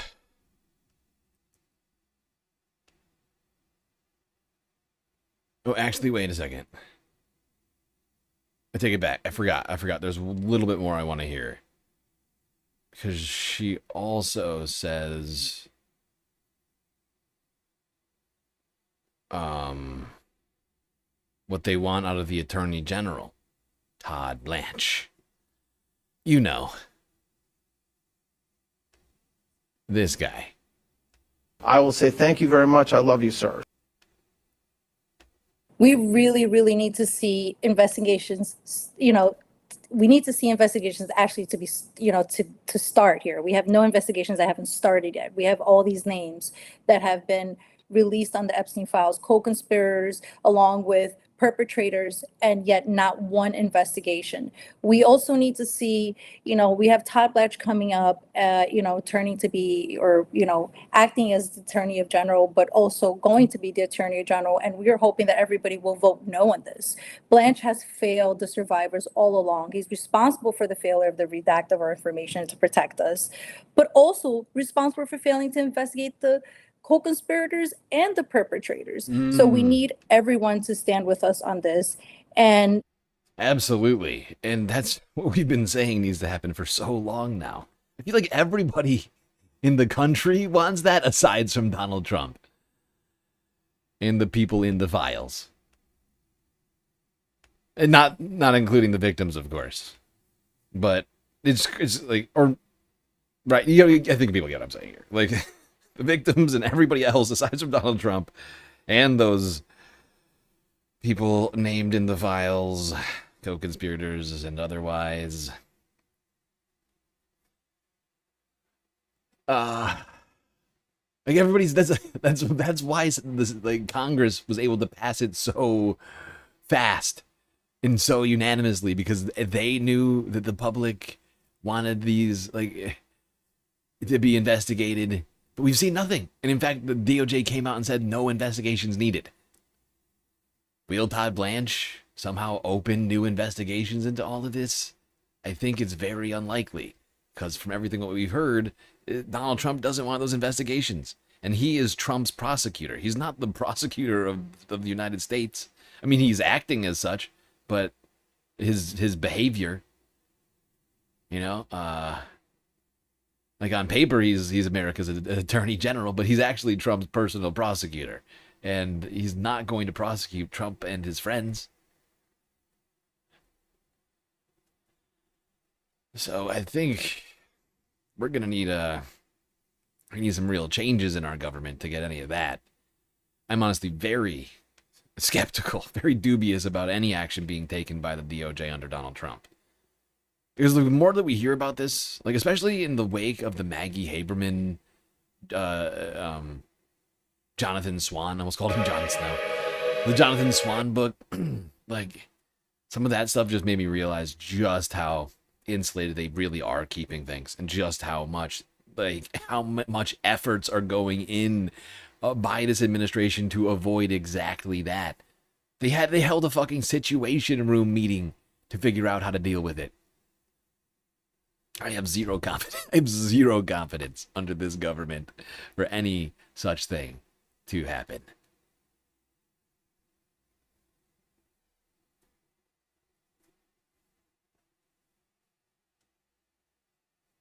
Now,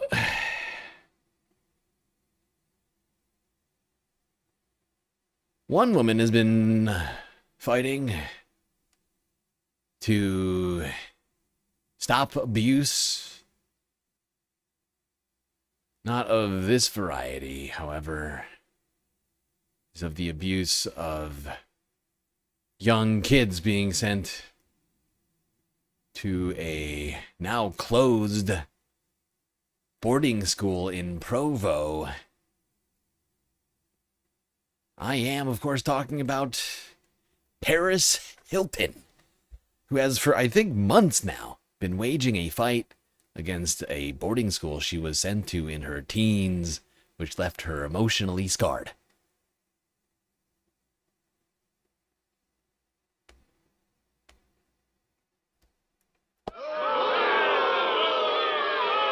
Whoopsies. I didn't mean to hit that. Sorry, Paris. That's hot. It's truly horrific what happens behind closed doors at Provo Canyon School. The girls' campus of the residential youth facility Paris Hilton was sent to as a rebellious teenager ordered to shut down. When we spoke to you in the past, you said that it was a living nightmare. Do you feel like this is allowing you to wake up from that nightmare? Definitely. This is something that's haunted me since I was a teenager, where I would have severe nightmares, and it just felt so real. Ever since I've been doing this work, those nightmares have went away. Provo Canyon School claims to treat troubled teens, but Paris says she faced unspeakable abuse there. Do you feel vindicated? Do you feel heard by this decision? I definitely feel heard, and so do all the survivors. To hear this news is incredibly healing. That's hot. Okay, and actually, honestly, I'm on Team Paris with this fight. And the things that have come out about this school are fucking horrifying. Her recounting of her time there is, and like all of the things that I cannot believe what has been coming out about this place. I mean, she claimed that male staff would watch them while they showered, examine them cervically. It just these are not doctors, right? Like, these are just people. Like, it's crazy that we're talking about people sending their children to this place. Like, I don't care how privileged fucking Paris was growing up. That shit is fucking unacceptable to anybody. I do not care.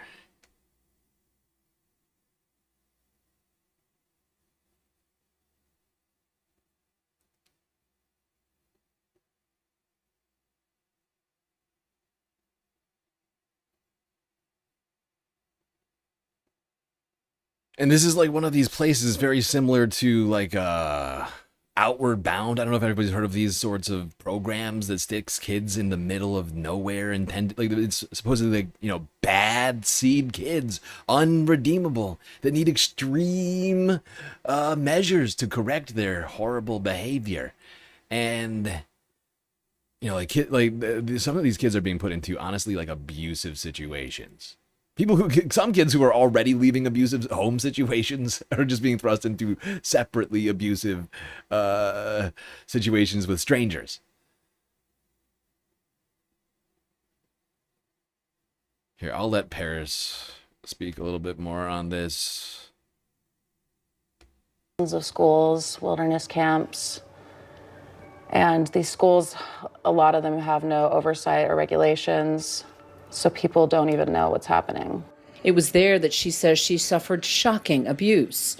The people who work at these places were just evil, and it was terrifying, and going through, you know, emotional, physical, psychological, sexual abuse. She says the most traumatic was Provo Canyon School in Utah. What type of abuse do you remember from Provo? Throwing us against walls, strangling, hitting. Late at night, they would take certain girls into a room and do cervical exams with male and female staff.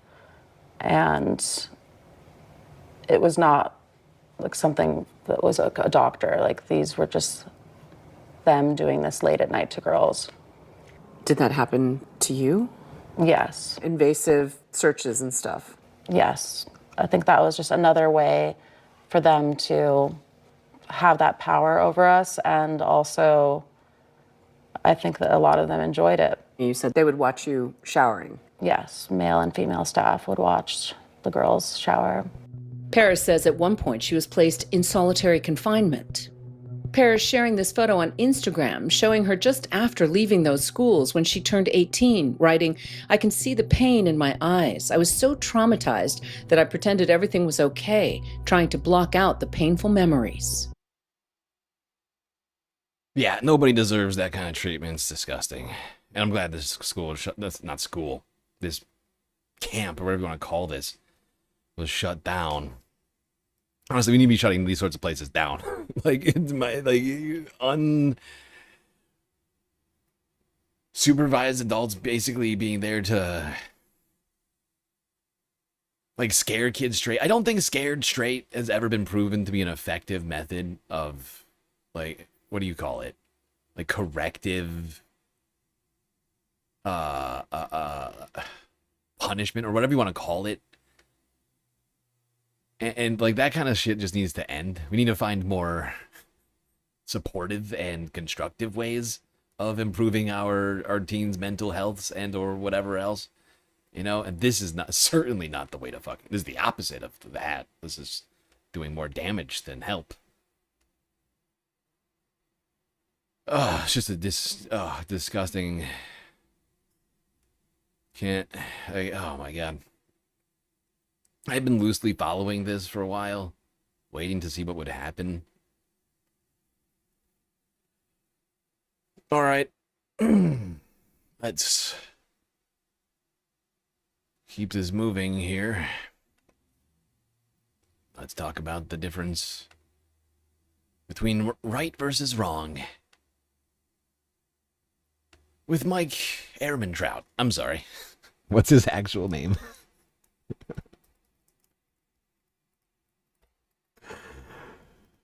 I can't think of this guy's real name. Jonathan Banks from the Better Call Saul / Breaking Bad television universe.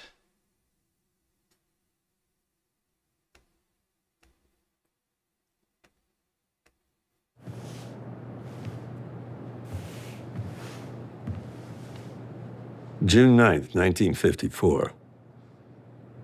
How many of you remember that day? Yeah. Right. Well, I do. I was in elementary school, and we had one of the first televisions in the neighborhood, which would have been great if it was tuned into the Lone Ranger. But my old man wanted to watch this boring show called the Army McCarthy hearings. Bunch of guys sitting around talking into microphones. If you've never heard of Joe McCarthy, look him up on the whatever. He was a United States Senator, and he was a real peach. He'd lie, he'd bully, destroy reputations. He would hurt people without a thought. And everybody was afraid of him because he was rooting out communism. And let me tell you, in America in the 1950s, you did not want to be called a communist. My old man hated commies. Hated him till the day he died. Fought him in Korea. A communist. Believe me when I tell you, he had zero use for that particular philosophy. And yet, there we were, June 9th, 1954. And on the television, a man named Joseph Welch stands up to this bully McCarthy. And Welch says, "Have you no sense of decency, sir?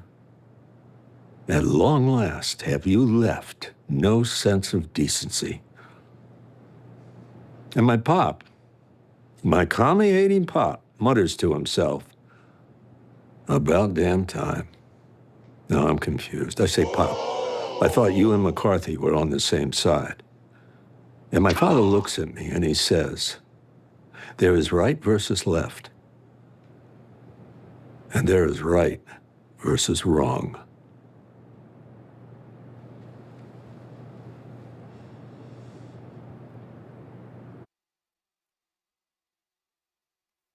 Yes, indeed. I found this to be a very powerful story told here by Mr. Banks. Stories that, you know, are held by our more advanced in years citizenry, such as him. I mean, goddamn, that's an old story. I didn't know he was that old. I mean, he's so tough on the shows, you know, but yeah, I mean, goddamn, you got a story from the 50s. He must be at least in his late 70s or something like that.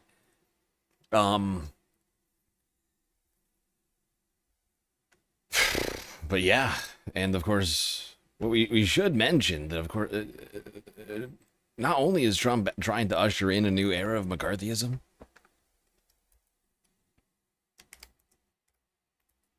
his, was it just with the H? Roy Cohn, Donald Trump's former lawyer, who is now passed away, was at the center of all of these hearings. Well, not the center, but is very central to them. You can see him with McCarthy And plenty of photos here, sitting at the desk, making arguments. Look, I mean, look at all these different photos. There's literally a book called McCarthy by Wobegon. I think he literally wrote the book on him. And if you've watched The Apprentice, the movie, I finally got a chance to watch this. And Roy plays a very central role to the formation of the man that we know to be Donald Trump today in that movie. I don't know how accurate it is. I know it's some like semi-historical, but I know there's also some embellishments in that film. But this is who this is who is running our country now. But even Donald Trump's, his own admission, thinks he would have been a great communist.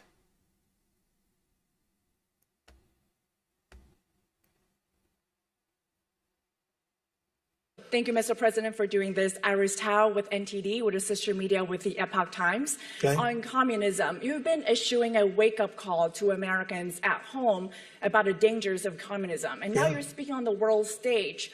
What's your message to people both living under communist and socialist regimes, but also people living under democracies like in Europe and America who might not have realized how close communism has come to home? Yeah, that's a great question, actually. China! But, look, I want to get the word out because what's forming is communism in the country. And communism's easy to sell. I would be the greatest communist in history. I'd be right up there with Lenin. I'd be as good as anybody. You've got... It'd be good as Lenin. Everybody's saying it. Great question. Thank you, Ouija. Really smart, strong question from you. You're right. Communism's been coming for America and the EU. And I would have been a great communist, okay? Look, just like the great Lenin that everybody knows. Everybody knows him. He's the father, some people say. Some people say he was the father of communism. You call him Communism Mr. Lenin. The great communist. Fucking, he's a psycho. I swear to God, he's a psycho. Like, he's actively starting a new McCarthyist era while also claiming to be better than... I would have been better than Stalin. I would have been better than Mao. Okay?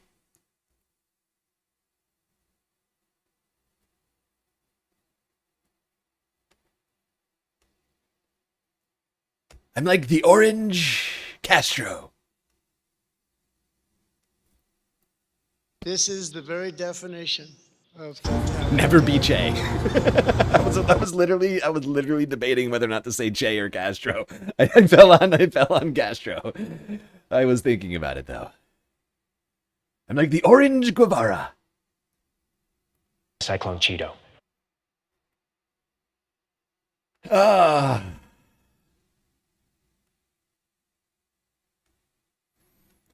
He certainly has the pomp and circumstance down. Covering the White House in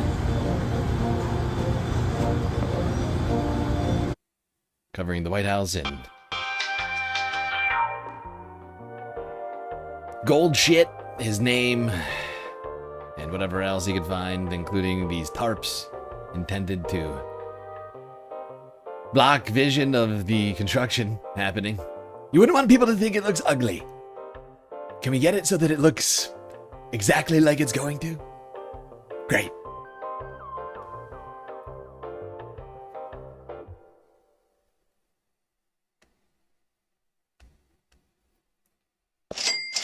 Don't worry about affordability. Just make sure that the White House looks like Versailles.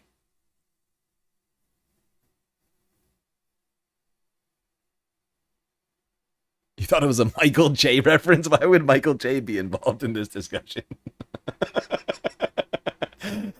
Like Lenin, Stalin, Castro, and of course everybody knows him, Michael J. What you talking about?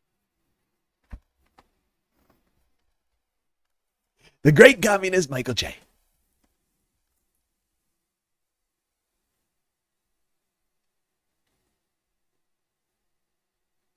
Twitch McConnell. Good evening to you.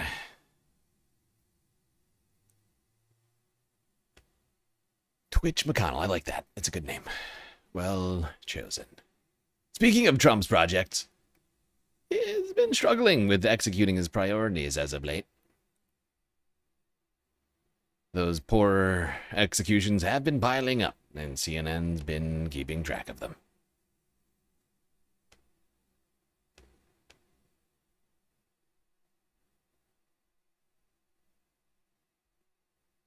Oh shit, I've got no sound.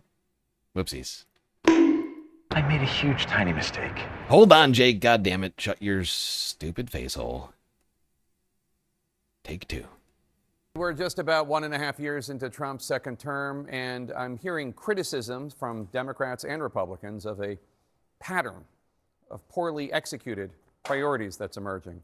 President Trump said the new Air Force One, an unconditional gift estimated to be about $400 million, was, quote, appropriate for a president with, quote, all of the different bells and whistles. But today we know that there were security concerns that prompted Trump to leave behind that gift plane and fly back on the older presidential plane when he left Turkey yesterday, because it didn't have the required bells and whistles for security.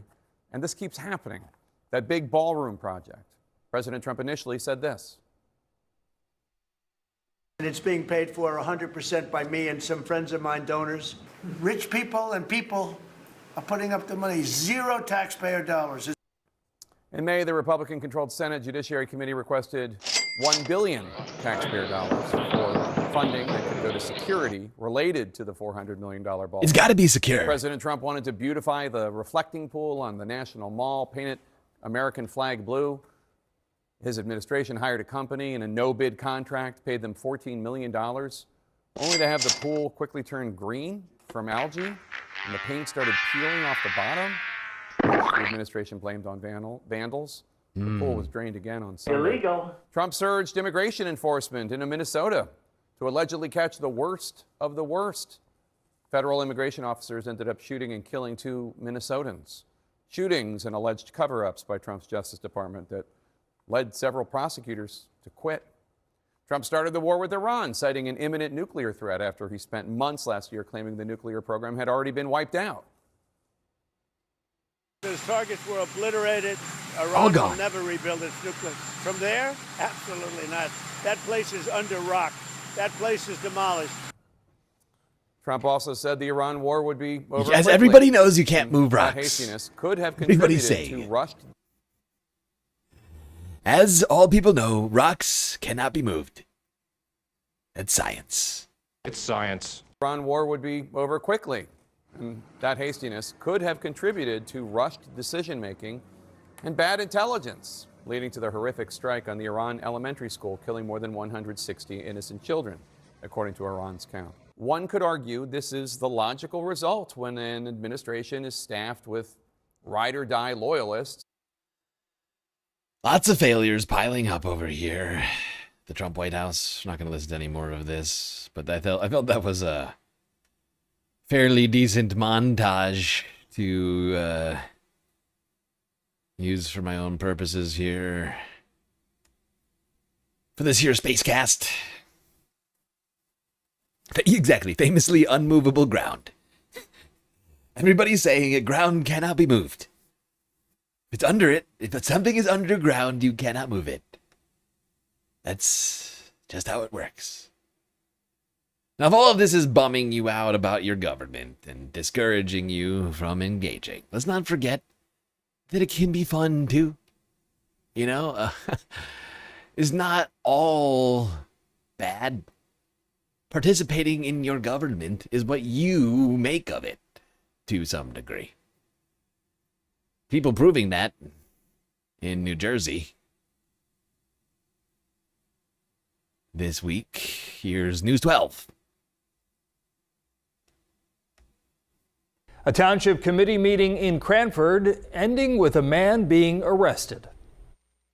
More you ignore Third me, time. the closer we get. Third time. You're wasting your time. Your time is up. Turn off the sound system. Cranford police say William Tilley refused to stop speaking and, well, singing after his time was up and ignored orders to leave. When officers were escorting Tilley out, he deliberately fell to the ground and apparently hurt an officer's knee. Tonight, Tilley is facing multiple charges, including aggravated assault on a police officer. But that's not the strangest thing that happened at last night's meeting. Right before Tilley, Cranford officials had their hands full with this guy. The person who went by the name Bongholio began singing his saucy rendition of a Lizzo song before walking off. Cranford's mayor, Kathleen. Well, there you go, Space Sam. You see what I mean? It's about what you. It's to some. It's that's what's so great about freedom.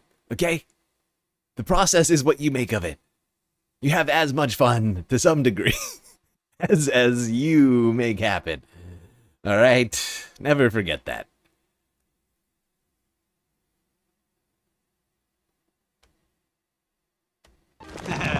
Never give up. Never surrender. Oh, shut up.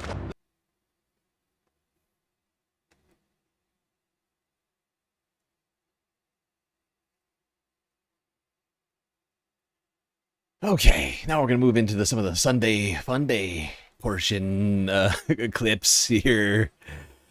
And if Bongholio left your mouth dry, wouldn't recommend going to Erewhon for hydration. As a new beverage released by that company is costing people $12. Water for $12, come on. Come on! This is ridiculous! Well, looks like Big Daddy Erewhon might have heard tell of a gourmet gas station in Beverly Hills that's opening up and said, wait a second now, we can't have somebody beating us at our own game. What now? What if we did something like insane, like sold a cup of water for $12? That'd be like absolutely wild, wouldn't it? Introducing the $12 cup of water from Erewhon. No. Yeah, sort of. Consider it more like a mixed coconut tea. Oh. It's a blend of grape juice, coconut milk, coconut water, jasmine tea, basil, anise, cardamom, and raw honey. A lot. Ah, not actually water. Still, though, there's no way that's worth $12. You know what is worth $12? Or any amount of money, really? The news. And perhaps this galactic spacecast. To those of you watching, don't forget that we are completely funded by individuals like you. And you don't have to spend $12 to get valuetainment. Any amount of money always helps in the production of this stream. Still got some progress needed to be made on the galactic content goal today. So do consider if you have any extra funds. Consider helping old StreamLord out. Keep the lights on around here. Keep the stream from ending suddenly. Now, it's not just us humans who need refreshment on these hot summer days. Humanity's best friend. I know I'm not talking about the duck. They too need refreshment. Something to cool down when it gets too hot. One Maryland dog's sweet tooth is taking the internet by storm.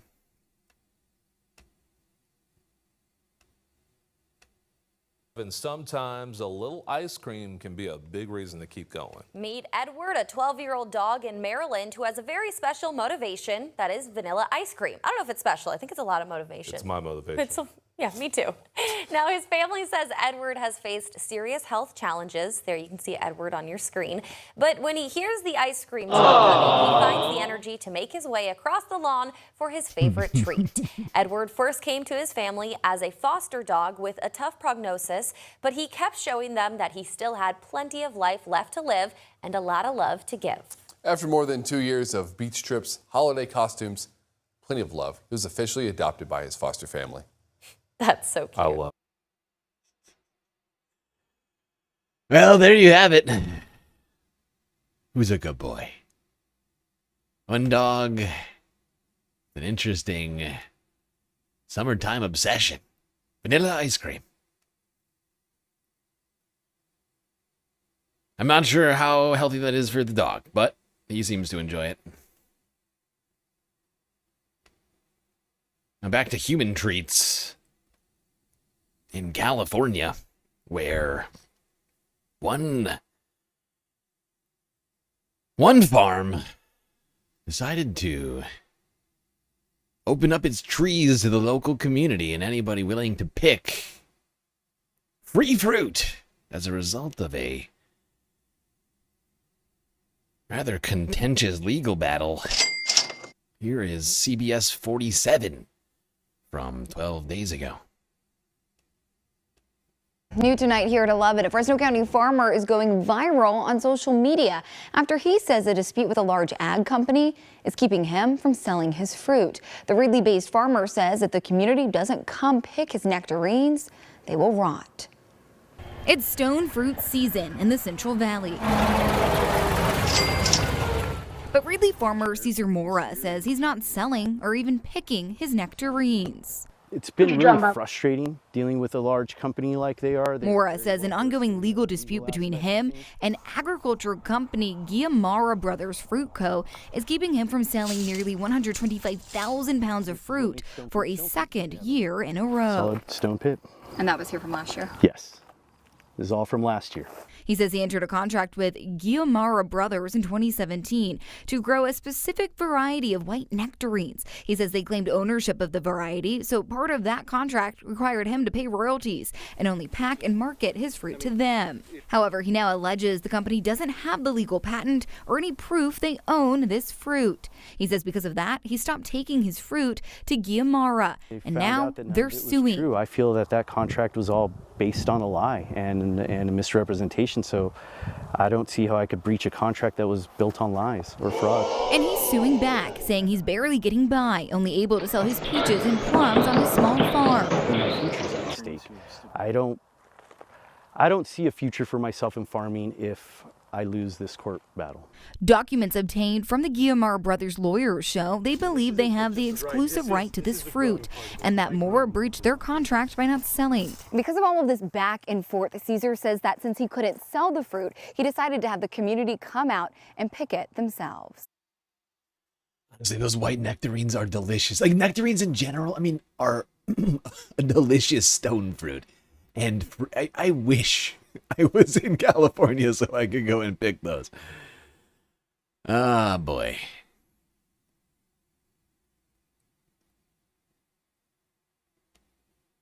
And one guy deciding, you know what, let's not let the fruit go to waste, giving it to the rest of the community. That's the kind of story we can watch here on Sunday Fun Day. All right, back to discussions of beverages. This one is shocking. Couldn't believe it when I heard it. But after 177 long years, Wisconsin and the rest of the planet, America certainly, is going to have to say goodbye to the beverage that made Milwaukee famous. That is Schlitz. PBS Wisconsin with a farewell toast from 9 days ago.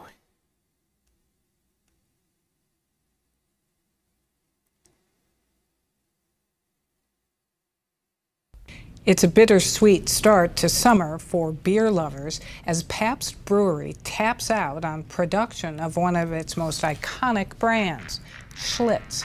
Some of the founding family continue to have ties to Wisconsin. Tonight, Merv Seymour takes us inside their private collection and to a southwestern Wisconsin brewery that has gone back in time to honor Schlitz as it ends production. It is a long history that's almost 180 years old. To learn the story of Schlitz, we went to the Milwaukee neighborhood blocks from its earliest beginnings. The Schlitz story actually starts with out anybody named Schlitz. It was a young German immigrant, August Krug. Welcome to the never publicly seen Schlitz archives. My God, look at the history of Schlitz. Who knew just how far back it went? Look at these old-ass books. Holy shit. The Schlitz archive is really an amazing collection of artifacts, advertising, photographs, old films, cassettes, original Schlitz artwork. It's all part of the private collection of the Eline family who helped give birth to the Schlitz brand. Yup. And Schlitz is officially ending its production. Nearly 180 years. American brewing. Ending suddenly. Shocking the nation. Lovers of budget ale.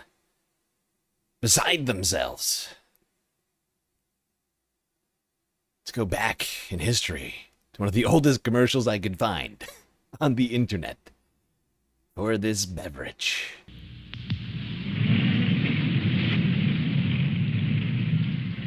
Some grand opening. Well, still early yet. Even our friends didn't come. Well, there's nobody home. I guess this must be the wrong place. Let's get together with a glass of Schlitz, the one great beer in Schlitz. Okay. Oh my gosh. What a shocking turn of events. Now, as it turns out, you know, Schlitz was the future. You know, they had robots in their commercials back in the 70s.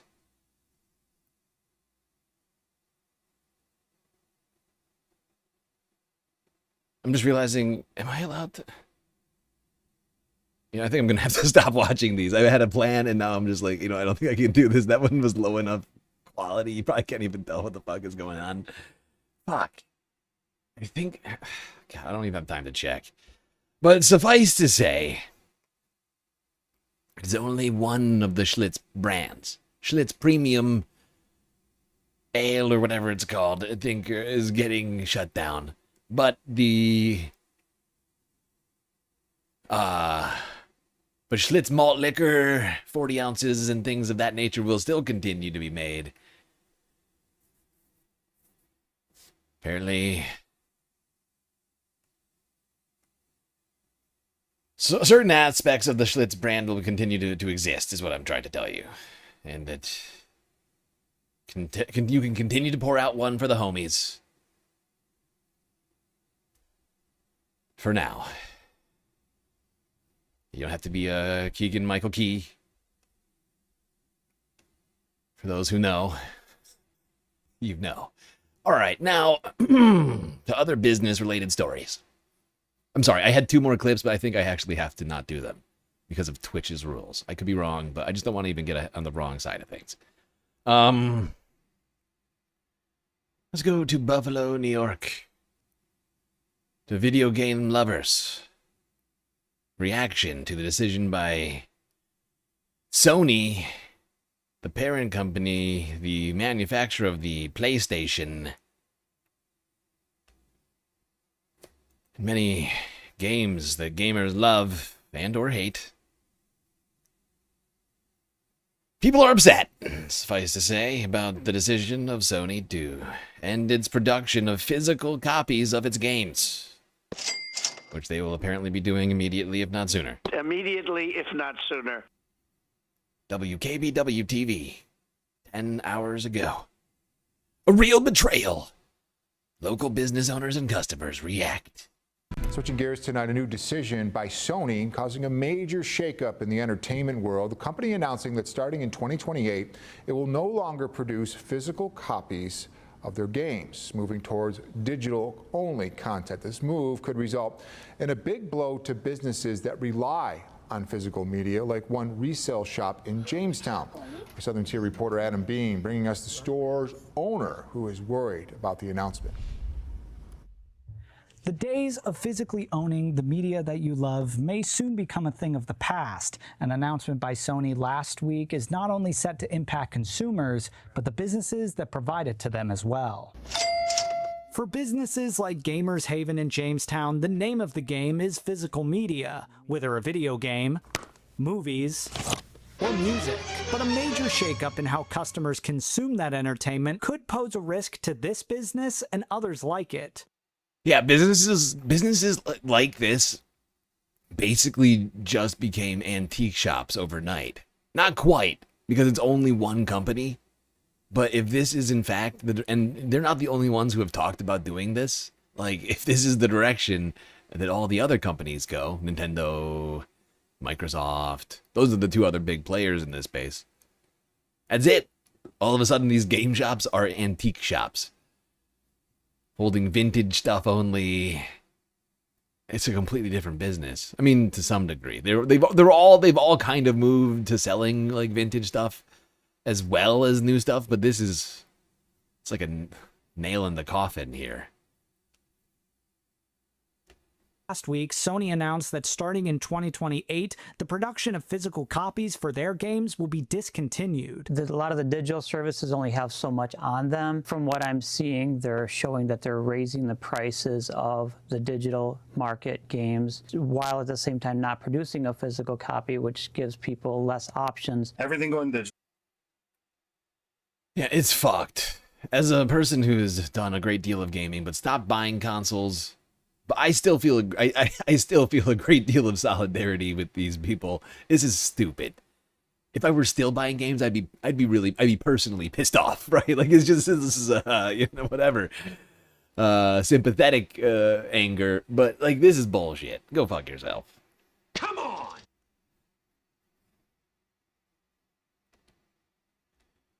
Although people like Steam, companies like Steam continue to do very well.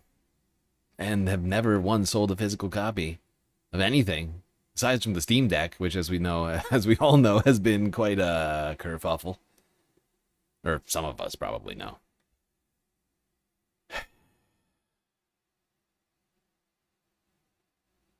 Well, while we're talking about things of a nerdish variety, let's go down to New Orleans, Louisiana, where a bunch of people's lovers of all things nerd showed out, dressed up, and ready to party. GalaxyCon wrapping up here in the South earlier on Sunday. WWL-TV. And if you're a fan of comics, sci-fi, anime, gaming, or cosplay, GalaxyCon New Orleans is taking over the Montreal Convention Center. Today is your last chance, though, to meet celebrities, hear from your favorite stars during live panels, grab those autographs, and snap professional photo ops. There's also an expansive exhibit hall filled with comics, collectibles, artwork, and exclusive merchandise. Plus, I don't know why that gives me so much pleasure. But watching that stormtrooper wave us on, wave WWL-TV on is fucking hilarious to me. That's commitment. That's commitment to the role, and comics, collectibles, artwork, and exclusive merchandise, plus contests, gaming tournaments, and plenty of family-friendly fun. We got just a plethora of, we had the biggest selection here of lightsabers and helmets. We've got these new Iron Man helmets in that are sensor activated on. You never work a day when you do what you love, you know what I mean? I think I do know what you mean. Everything kicks off at the Convention Center this morning at 10, with today's events continuing until 8 p.m. At last check, tickets for today are still. Oh, sorry to say, Space Fams, if you weren't there, you missed it by a couple hours, at least. But it looked like a blast. Whoopsies.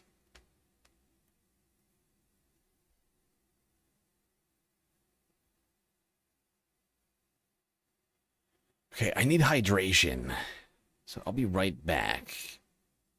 Leave you all here in Detroit for some artistic appreciation of a sort of interesting variety. Pixel art made of keyboard caps.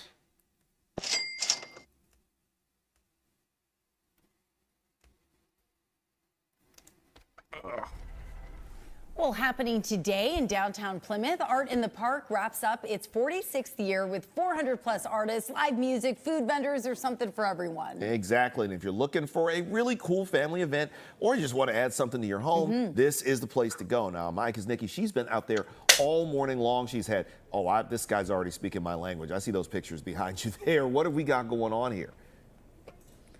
Okay, but Jay, when you're looking at those pictures, can you guess what they're made out of? Because I thought it was little tiles, but if you take a closer look, I don't know if you can see, let's zoom in. but they're actually keyboards. They're keyboards, recycled keyboards. Keyboard keys. Isn't that so cool? That is really cool. Isn't that so cool? That's amazing. And I'm here with the man behind it all, Eric Jensen. Now, Eric, I think everyone's just shocked when they see art like this because I've never seen anything like this before. Well, I kind of came up with the idea with the college assignment that I take something that people don't want to make it something you want to get about 11 years ago. And this is all I do for a living and it's fun. And I've done 1.4 million keys recycled into artwork, but you can't really recycle the keyboards. So I take all the beige ones, so they're this color, and I soak them in dyes. There's like a transparent dye like Easter eggs. If you stay it for a long time, it gets darker, shorter, they're lighter. And that's how I get all the colors, and the black, white, gray are natural. And there's also hidden words, so like Mario, there's hidden stuff spelled out in all of them. So like Easter eggs, so people like to try to find them. Yeah, it's so fun. And I know you have a huge display behind you. I know the light's kind of hitting it kind of funny, but this Campbell's soup can is so cool. Yeah, so it's about 60 keyboards that I've recycled, and I take all the tan ones and the red is from that. And there's hidden words, so it's called undo soup. So it's undo a bad day with a bowl of soup. There's hidden stuff spelled out. So there you go. Whoever thought to do that? Well, apparently this guy. Turning it into a profession. Keyboard art.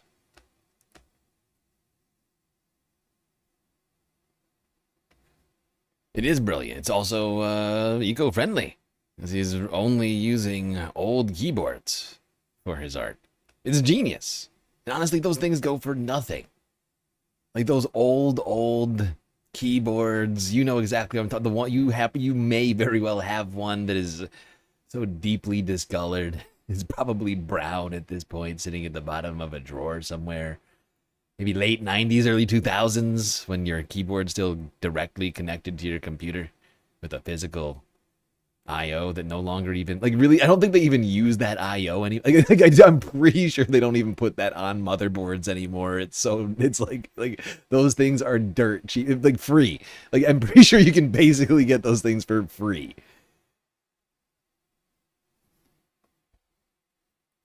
Yeah, probably a nod to Andy Warhol. It's a good instinct. He's one of the greats of the pop art, and that's certainly sort of in that wheelhouse. All right, we're going to take a galactic intermission soon. I'm going to try and get at least 2 in here tonight.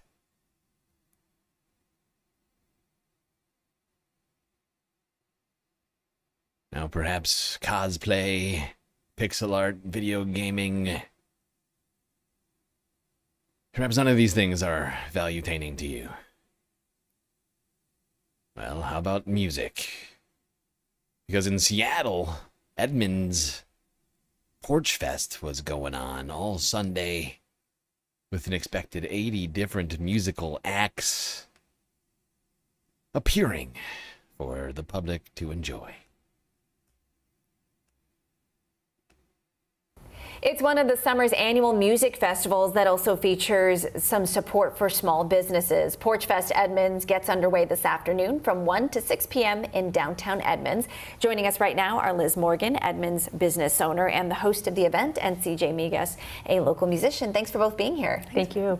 Liz, let's start with you. What can people expect if they head out there today? If they head out to Edmonds today, they expect over 80 musicians and 33 host locations where those musicians are going to be playing at from 1 to 6 p.m. And CJ, you've played during Porch Fest for 5 years in a row, is that right? Yes, this will be my 5th year.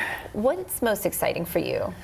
For me, it's just being able to play and be in the community. You make music and you want to be able to share it with people, and the community really comes out, so it's really fun to play and have people listen. And you get to maybe meet other local musicians that maybe you haven't crossed paths with either, right? Absolutely, yeah. That's really cool. Liz, why should people go to... Now, that all looks like a good time. Music, community fun, I assume some food and drinks too.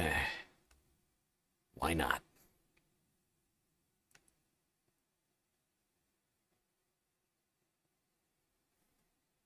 Now, while we're out there on the streets walking around, you assume, to some degree, there's other people around you watching.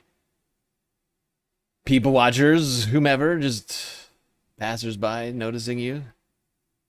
But that's one thing. These days, on American streets, we have another group of watchers, I guess you might say. Not necessarily of a human variety. I'm, of course, talking about the prevalence of Flock AI-enabled street cameras. However, society has been pushing back against these devices that nobody asked for. Here's NBC from last week. It's a debate intensifying across the country. Your community is telling you that we don't want this. I think we should completely remove them.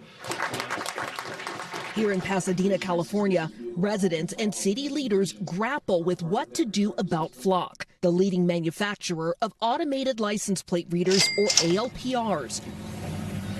The cameras are installed at intersections and capture detailed vehicle data, which AI can analyze to identify people and alert authorities who say it's an important crime-fighting tool.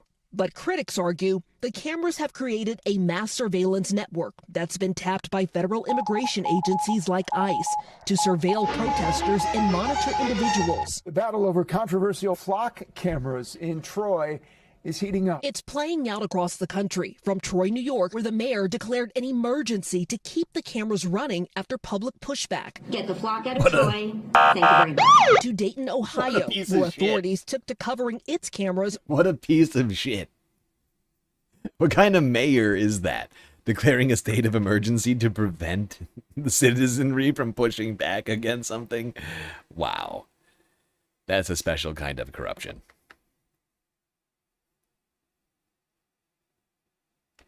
What looks like garbage bags after the city voted to suspend Flock. Across the country, at least 57 municipalities have canceled or let their contracts with Flock expire over the past year, with 15 more rejecting proposed Flock contracts due to community pushback, according to data compiled by NBC News. So this is above and beyond the license plate detection, and you can see that it sort of follows him in the shot. Yadi Yancey and Nick Rabb are co-founders of DFlock Pasadena, a grassroots organization hoping to pressure Pasadena to cancel its existing contract with Flock. What's the biggest concern here?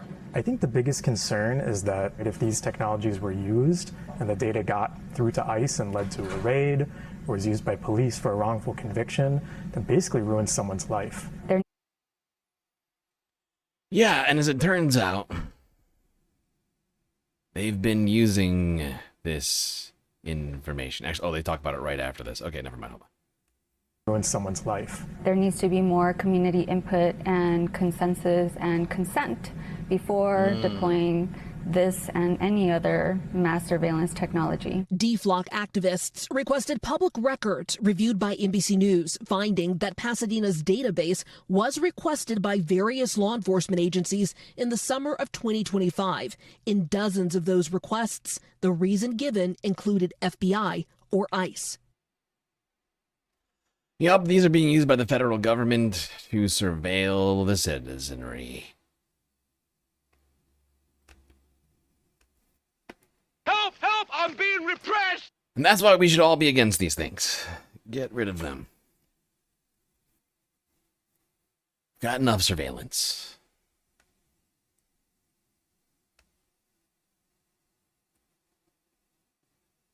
Speaking of streets, take a quick gander at this. The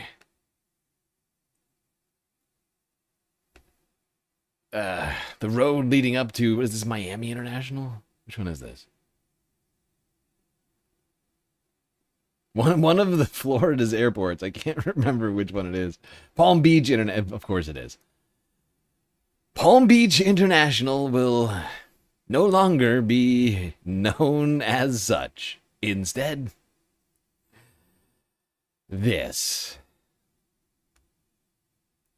This is the very definition of totalitarianism. That's right. Palm Beach International being renamed while President Donald Trump is still in the office to President Donald J. Trump International Airport. This is ridiculous!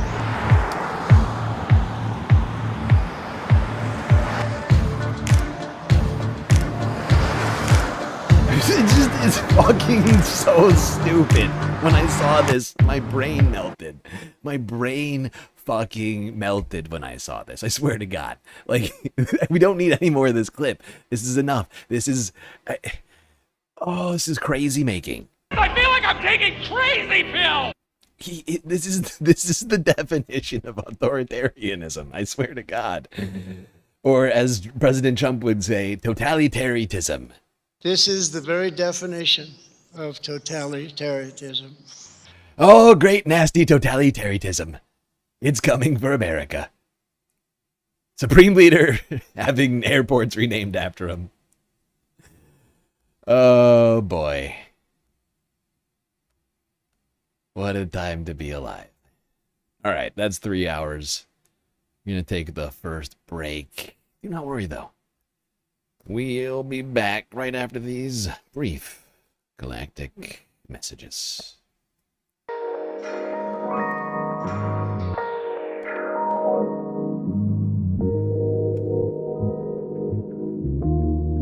All right, everybody, hope you've been enjoying the show so far. If you haven't already, hit that follow button on Twitch and the subscribe button on YouTube. Hit that bell icon, too, if you want notifications, and like the stream. Really helps out.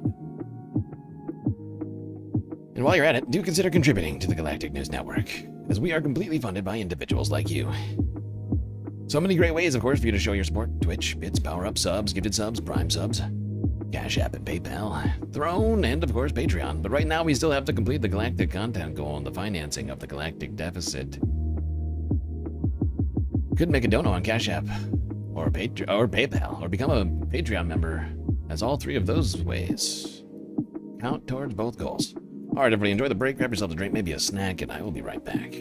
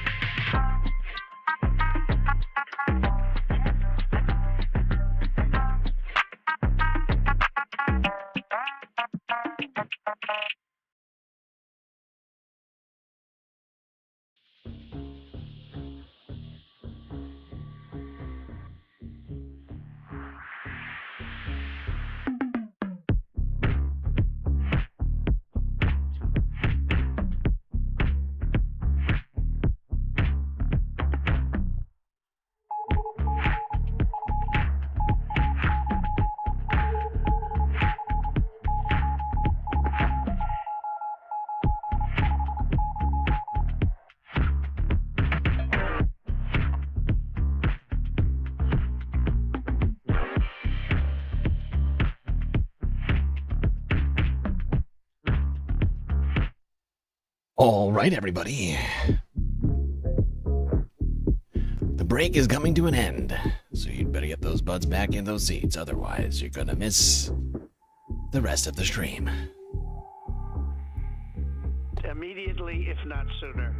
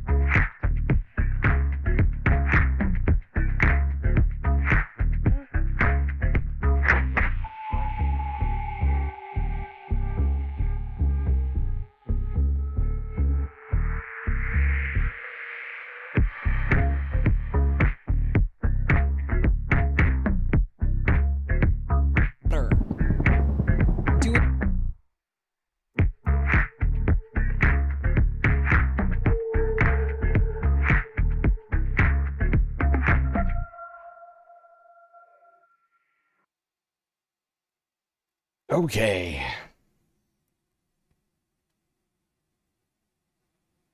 We're back. Time for more Galactic Stream. Before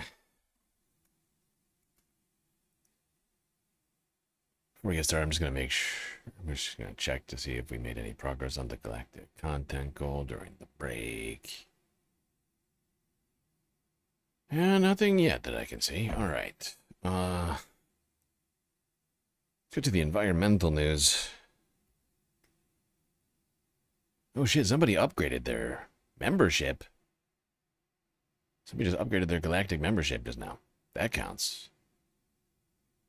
That definitely counts towards the Galactic content goal. See, this is, and also accounts to the deficit as well. Going from benefactor to philanthropist. My God. That's an extra $6 a month. That's crazy. That's crazy. You're crazy. Okay, there we go.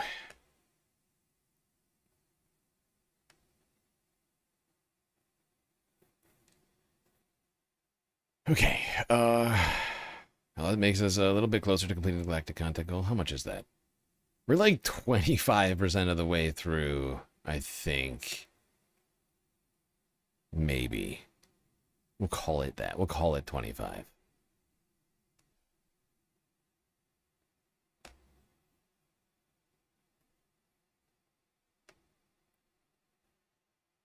Moving slowly tonight. It's okay. It happens. All right. Let's start in Canada.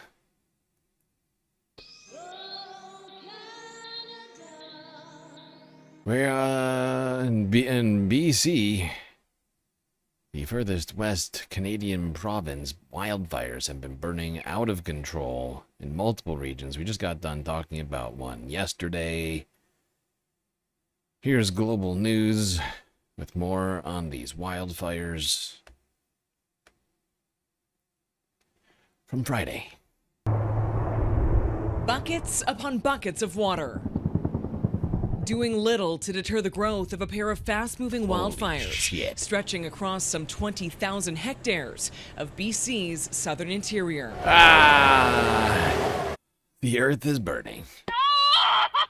Jesus Christ. Deter the growth of a pair. That is wild. It looks like a volcano. What is happening? Fast-moving wildfires stretching across some 20,000 hectares of BC's southern interior. The Brunswick Creek Wildfire Complex burning on both sides of the Fraser River north of Hope near the village of Boston Bar, forcing the closure of a portion of Highway 1. They had sprinklers all the way around there, and didn't matter. Devouring structures in surrounding areas, along with months of peak season revenue for Shane Finley. Now sifting through what's left of his livelihood the Blue Lake Resort. You can't have people in here to start cleaning up until the trees are gone. And then you can clean up the hazardous material. And then. And then we have those sustained winds and those high and steep slope and alpine areas. It really is sort of the perfect combination to increase fire behavior. Fueled by strong winds and hot, dry conditions, the flames and the smoke are uncomfortably close to the Nicola Valley, where the stage is set for thousands of festival goers descending on near desert-like conditions for a 4-day music festival in the city of Merritt. Jesus Christ. You can see it, actually. I think you can see it from this vantage point. That looks like smoke to me. Right there. Good Lord. This is ridiculous. Who said let's just... Nah, don't worry about it. Let's just have the festival. No big deal. It's fine. Don't worry about it. That'll probably be fine. It's a disaster waiting to happen.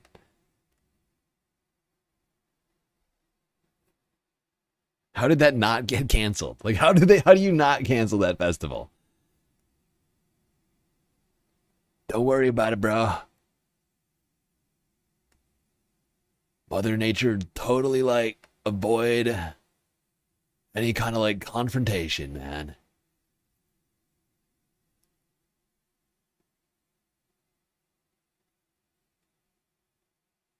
Ay. It just seems just deeply irresponsible. Okay, just slightly south from BC, across the border to Washington State. Or at least 3 major wildfires have been burning. Here's Kiro 7 news from yesterday on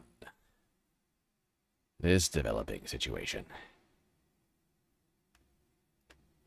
Fires burning across the state. There's now a $25,000 reward for information leading to the arrest of the person who started the deadly Chelan Hills wildfire. The good news, that one is nearly completely contained tonight after burning more than 9,800 acres. In an update, officials say the B&O fire near Okanagan was human caused. That one burning almost 3,000 acres, still at 0% containment. And we also know several people lost their homes, but officials still working to get an accurate estimate of the damage there. And near Vantage in Kittitas County, officials say there were no injuries from the ryegrass coulee fire, but several homes and structures were lost. It's burned more than 500 acres, now sitting at 100% contained. Yep, some serious movement on the containment of fires, but what was left behind was destruction, not only of the earth, the environment, but also human property.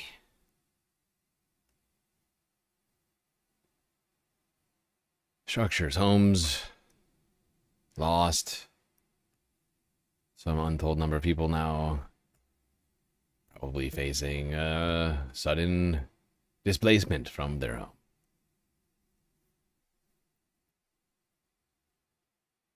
You haven't been following the fires? Yeah, we've been talking about them for like the last week at least. Maybe a little longer. It's just all, like, the whole West is just getting worse and worse. We looked at the National Drought Monitor map yesterday. It's a disaster. Like, I can't give like an exact estimate, but in my estimation, it's got to be like 30-40% of the country is under extreme drought condition, and just a huge portion of it's like most of that is in the West, like almost the whole West, excluding, I think, what was it, Oregon? I think excluding Oregon was like all drought. It's just like all drought. Washington State, Idaho, Utah, Colorado, New Mexico, Arizona, California, everybody, no water. And of course, as we know, it's been crazy hot. Those combined with, weather events and other human activities, you got yourself a bad situation. Now, one fire we've talked about in the last couple of weeks was the Cottonwood fire in Utah. That burned over 100,000 acres, I think, if I'm not mixing up my numbers in my head. Finally, people starting to be able to get a look at the devastation that was left behind by this massive blaze. Caused huge amounts of people to flee their homes in Utah. This is from Thursday out of ABC 4. So fire crews making progress on a wildfire that's burning here in northern Los Angeles County. This is a mid-hour heat wave. It's called the Summit Fire. It's now 8% contained, but it's scorched more than 2,600 acres as of this morning. And that fire is burning along the LA County and San Bernardino County line in the Antelope Valley. Now, firefighters responding aggressively. We've seen quite the aerial assault, even a military C-130 aircraft assisting, as well as a dozen helicopters and fixed-wing aircrafts dropping water on those flames that are burning into the Angeles National Forest. Well, it's also impacting surrounding communities as nearly 600 people are under evacuation orders or warnings, and officials say one home was damaged and one structure was destroyed from the blaze. At this point, one firefighter was also injured, but fortunately, officials there say the injuries are minor and they're expected to be okay. But look, all of this extreme heat and dry conditions that we're facing out here, Gio, are just making it that much more challenging for fire crews. Gio? Well, there you have some of the updates here in Utah. Wait, I'm sorry. What am I talking about? Am I a fucking idiot? How did I do this? Oh, because it says ABC. God, I was like reading. I wasn't even listening to what she was saying. I was just reading chat. Ended it with what I was expecting to end the other one with, and then realized this is the wrong video. This is the Summit Fire in goddamn California that we talked about last night. I don't know how I'm... I made a huge, tiny mistake. Look, I'm not perfect. Clearly, and 3 hours in, bound to at least make one serious mistake. That was the fires... The fire that's going on in LA County, which we talked about last night, which broke out last night, still going, approaching 3,000 acres burned. That could turn into a whole thing. I'm trying to monitor that. Sorry, something's wrong with my brain. Okay.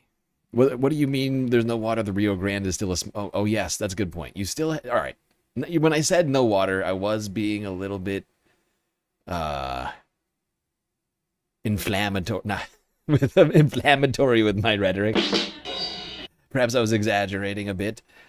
You're right, you do have some water. Rio Grande is just at like a near historic low. And a near historic level, low level of rainfall across the West. That's a good combo. That's a combination. I would describe that as no water. But I can see how some people... Yes, hyperbolic. Yes, thank you. That's the correct word. Hyperbole. Hyperbolism.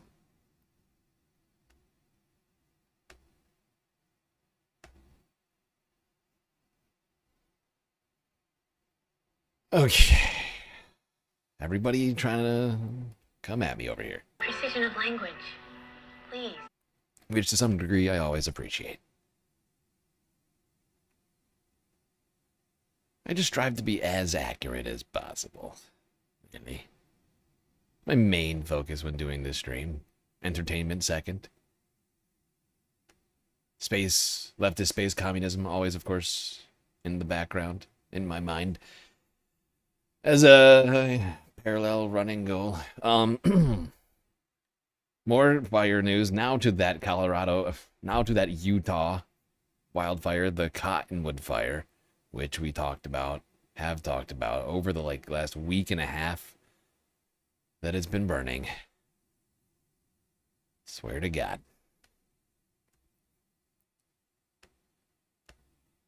Welcome to ABC4 News at 5, everybody. I'm Sarah Murphy. And I'm Brian McElhatton. Good to have you with us this evening. Well, firefighters continue making progress on the Cottonwood fire this evening. The damage left behind is only now coming into focus. And today we're getting a glimpse of some of the hardest hit areas. Our Southern Utah correspondent Kenan Seacrest takes us inside the burn scar. Today is one of the first times that we've been able to get this close to some of the areas that have been hit the hardest by the Cottonwood fire. And the damage here tells a story that's hard to grasp until you see it in person. The drive up Highway 153 is a constant reminder of what this fire left behind. There's so much devastation from this thing. I was wondering, we got little glimpses into this, but the area has been basically off limits to people for quite a while. So that the fire crews can be getting done what they need to get done. These images are crazy. This looks like Mount St. Helens or something. Has anybody ever seen the photos of Mount St. Helens after the eruption back in, what was it, the 80s or whatever it was? This is what it looks like. Just devastated. It just looks like fucking, what's it called? Mordor. Highway 153 is a constant reminder of what this fire left behind. Burned power poles, charred hillsides, and thousands of trees reduced to blackened trunks. Even the river running through the canyon now flows black, carrying ash down the mountain. But some of the worst damage is here at Eagle Point Ski Resort. We had my daughter's first birthday party when I first moved to Beaver to run the resort in that building. She's 16 years old now, so. That building, the Canyonside Lodge, is now just a pile of rubble. And as you move across the mountain, the fire's path is hard to explain. Some buildings were reduced to ash, while others just feet away were left standing. Tanner Larson has lived here for nearly 6 years, and he lost his home in the fire. We could see the flames coming over the ridge into the next basically valley down, and that's when it hit me, is like, oh my goodness, this is for real. It might get here. We lost 145 families, lost their homes or condos. That's more than half of the community up here, so that's probably the toughest part of it all, is to lose the community that we worked so hard to build. Yep, half of the community in this quiet Utah area wiped out. Just gone. Not the people, but the buildings. The homes. Rebuilding will certainly take years. If people decide to do that. Rebuild in the ashes. Oh, some of that kind of was giving me like LA 2025 vibes.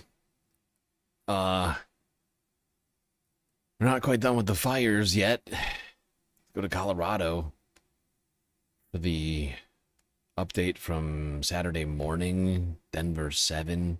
As we know, there's like there's at least last couple weeks, there's been a whole bunch of different wildfires.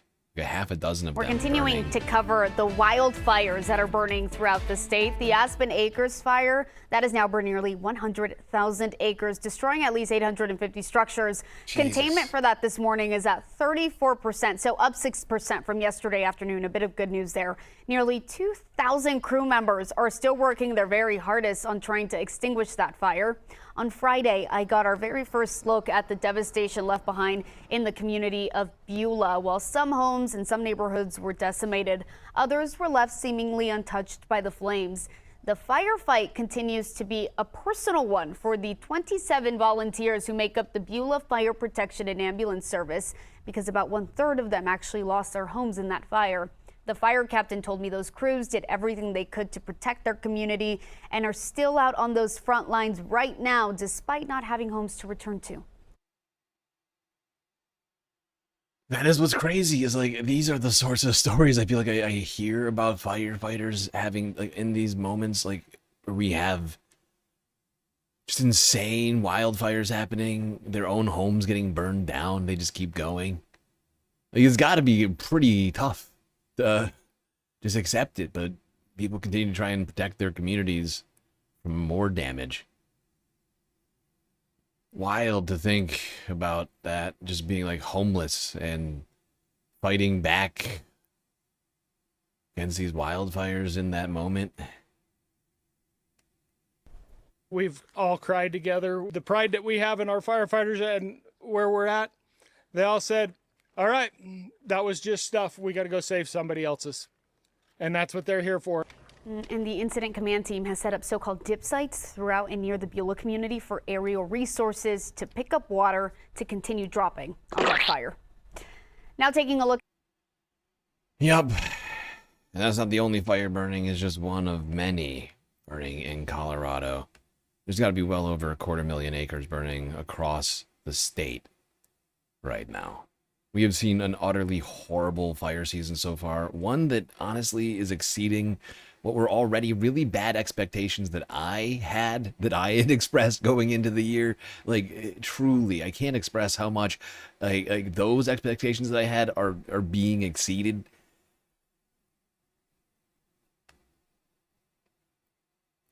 It's quite worrying to me, honestly, especially knowing what we know about El Nino, how long that's going to last. It is giving me chills just thinking about it. Even though I will certainly be sweating as a result. But the heat, the extra heat as a result of the El Nino is going to continue to fuel this shit well into the fall, from what I can tell. And it's going to, if anything, it's just going to get worse. Things are just going to keep getting dried out more and more. And we'll just be begging for storms. And we'll get those too. But I don't think it's going to be enough, especially because Atlantic storm activity is way down. I think you're going to wind up seeing some crazy shit in places like Florida, maybe Georgia. Like, Florida and Georgia right now are the two states in the East that are seeing the worst of the drought right now. Florida's already been having a hard time with fires this year.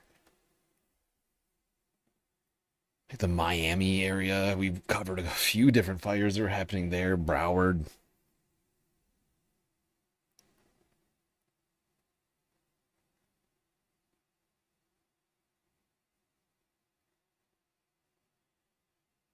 Of course, last weekend was July 4th. Weekend for tourism and things like that. I don't know the date of this particular video, but one man, tourist, in Wyoming was met with rather jolting reminder that nature is quite volatile. Getting an uphand peek at that. By the way, trigger warning, this is quite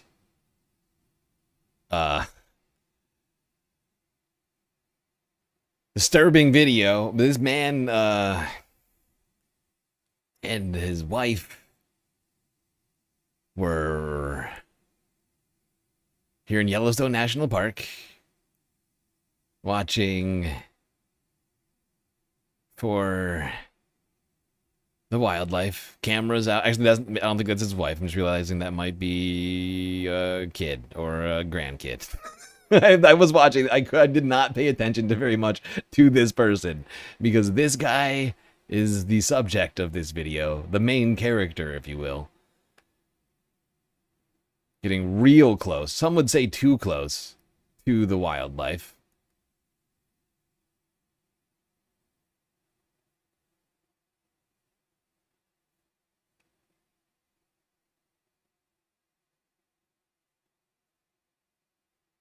And then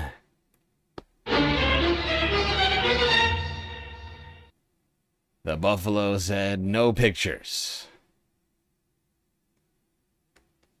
I'm going to stop it right there. But the buffalo does make contact with this man. And he went, let's just suffice to say he went flying. It's all over the fucking internet. You can find it if you want to watch it. But this guy goes 10 feet in the fucking air. He's running. Buffalo's way faster. I don't even know if in this guy's prime he would have been able to outrun them. I'm pretty sure he would have struggled to outrun that buffalo even in his prime. But in his advanced age, he was not able to get out of the way of that buffalo. And has apparently sustained some injury and is in the hospital now. I hope he's okay, honestly. Initially, I was planning to watch this whole... I thought he was fine. Like, when I first watched the video, I thought he was fine. But turns out, not fine. In the hospital.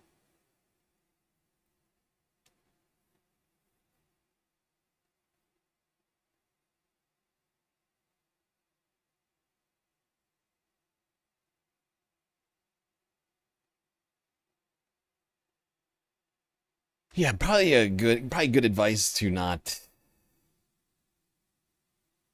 go tempting bison at all.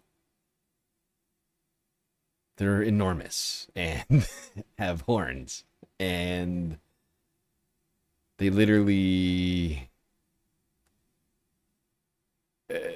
smash their skulls into each other for dominance. Like, these guys, like, bison are not fucking around. It was like the size of a vehicle. It's like getting rammed by a slightly more agile Toyota Prius or something. With horns, once again. And technically some amount of sentience.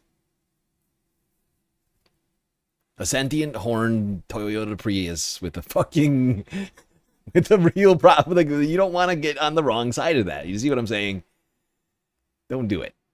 Think twice. Think twice, America. For the love of God. Speaking of which, think twice about perhaps your effect on the environment in other ways. You know? July 4th weekend, you go out there, you want to have fun on the lake. What have you. Maybe clean up after yourself. So others don't have to. But people in Minnesota at Lake Minnetonka took up the call. It is cleanup day on Lake Minnetonka. The state's busiest lake is wrapping up the busiest weekend of the year. Susan Elizabeth Littlefield was on the water for the trash and treasure hunt. It's the calm after a storm of people. Year after year, July 4th on Lake Minnetonka means playtime, and on Big Island, party time. But July 6th is smooth sailing. One of the best, most beautiful bodies of water, and you just got to respect it and keep it just as nice as we saw it when we first were here. So he's chartering his Electric Shores boat for a cleanup run with the help of Life's a Beach divers. Or maybe my feet have just gotten stronger. And the Lake Minnetonka Association. We've been doing this now for, I've been with them for about 10 years. What are we looking for? Anything and anything that's floating or on the ground. The best thing that could happen is we don't find anything out there, So let's see what. Well, there you go, people picking up the lake, the trash from lake partiers on July 4th weekend. Wow, strong feelings about Lake Minnetonka in the chat. Is it the richest stretch of water in the entire state? Do you mean by like income and wealth when you say that? Or do you mean in rich, beautiful nature? This is not entirely clear.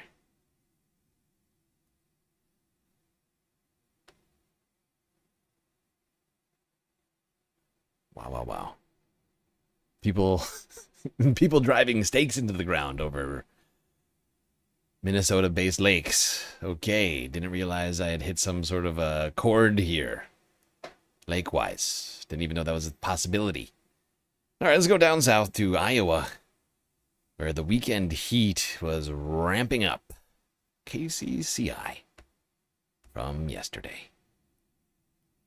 Actually, yeah.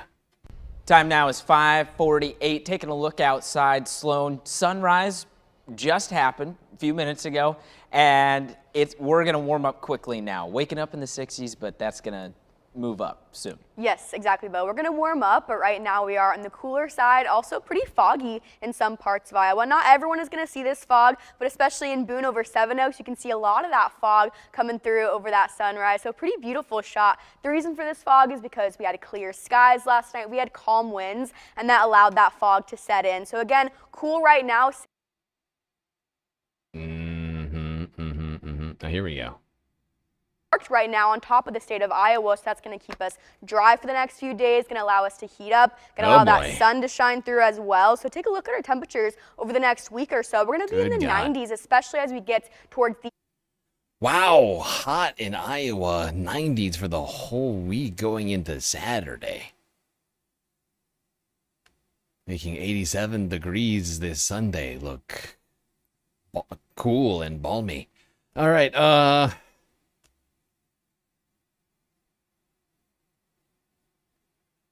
Minnesota's the land of 10,000 lakes. That's true. That's true. Thank you, Sasha. That is true. Good reminder. I just didn't realize there was any sort of like lake rivalry. Like lake on lake gang violence or something. I had no idea that I had tread onto this territory. This territory war of lakes. Had I known, I might have approached that story differently. My God.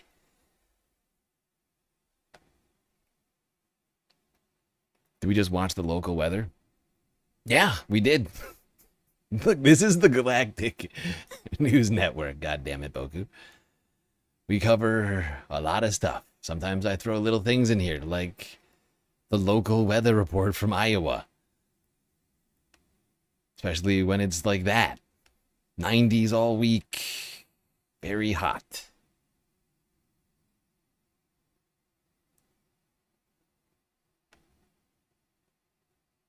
Just for, you know, just to keep people, it's just like, it's like an immersive weather report, you know? You get a sense of everything that's happening in the country. Speaking of which, the Midwest was hammered by rains over the last couple days. A state of emergency was called over the weekend due to dangerous flooding, which left hundreds stranded.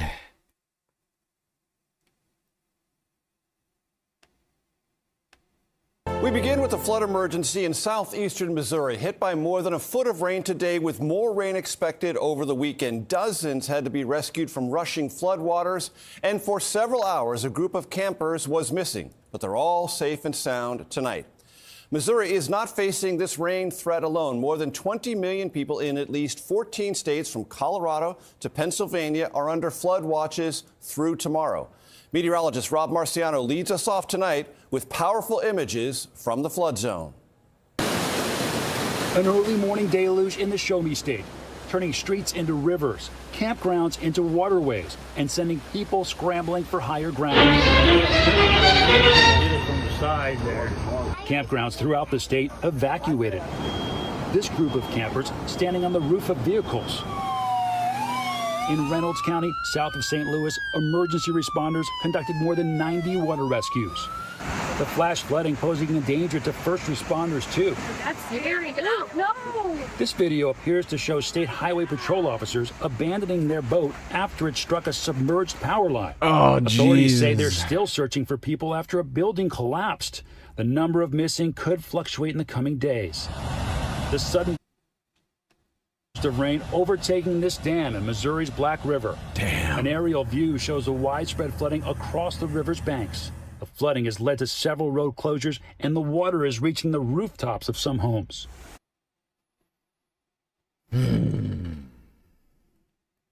This is ridiculous!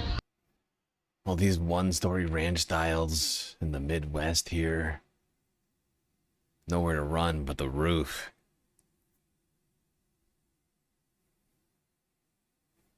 Jesus, it's just water everywhere you can see. It's supposed to be ground.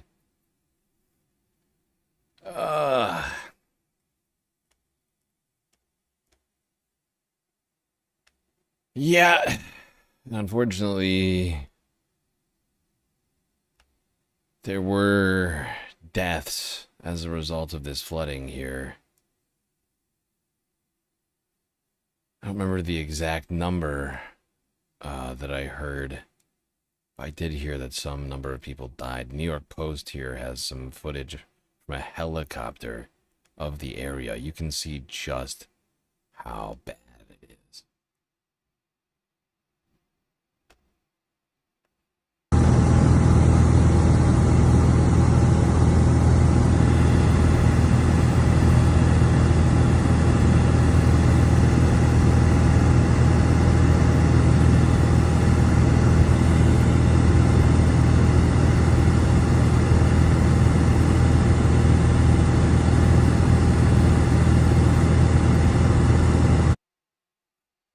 insane. Now, I feel like I point this out a lot whenever we look at these videos, but water, traditionally not supposed to be where trees are, right? Unless you're in like the bayou or the Everglades down south, right? Like up here in Minnesota, trees don't grow out of the water, okay?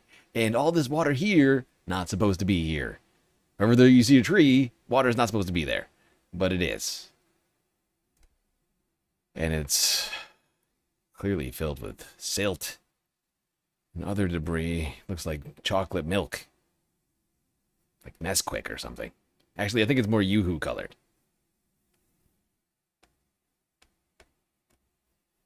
Either way, it's the wrong color and it's in the wrong spot. That's floodwater, and it's taken over the entire goddamn area. And apparently at least one person died from this flooding that I'm aware of. That number may go up.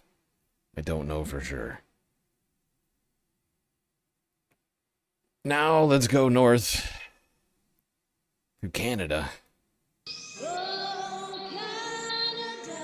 Talk about the crazy tornado season that the Midwest of Canada has been seeing, or whatever you want to call it, the plains, Alberta, seeing, I think, double the number of tornadoes that it saw at this time last year. Recent tornadoes this week sending at least 3 people to the hospital. I only found out about all of this today somehow.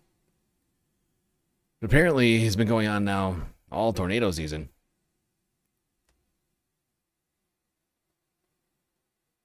Here's CBC News from Friday. No, I think Thursday.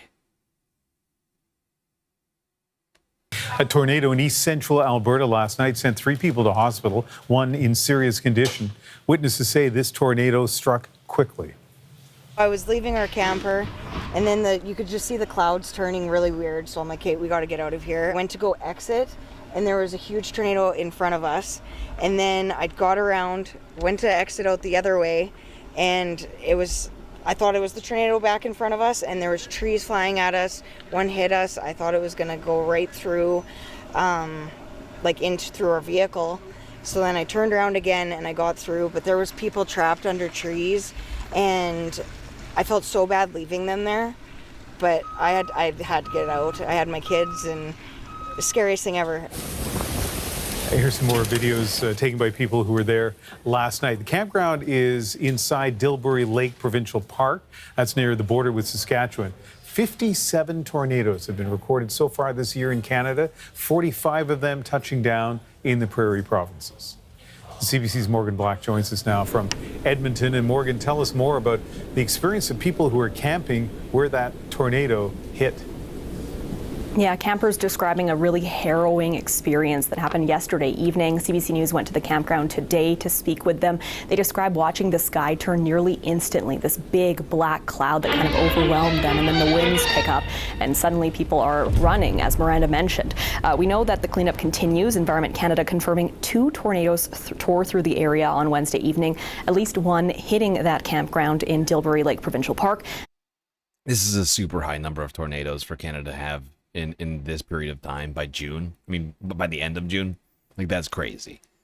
Canada does not historically have a ton of tornadoes. They have some, but it's not like because of the conditions that create tornadoes usually happen, or at least historically have happened in what we used to call Tornado Alley. But Tornado Alley, as a result of climate change and other things, have been shifting, and it's also been going further north.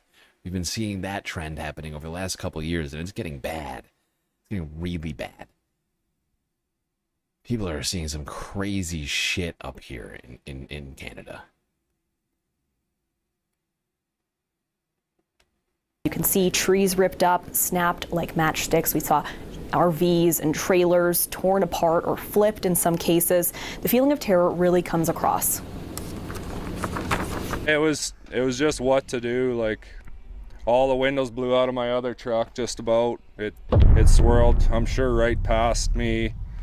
And yeah, it was just helplessness, like just what next kind of thing.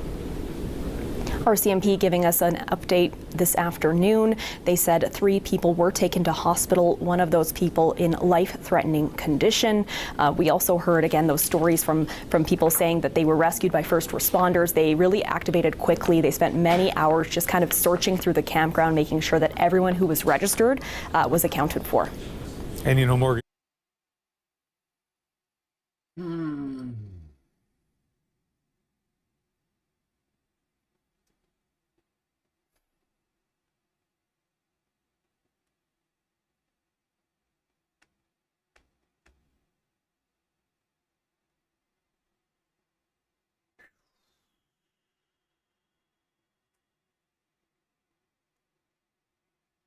Apparently, some of these tornadoes Canada's been seeing have been registering on the enhanced Fujita scale. EF1, EF2 at least, according to experts.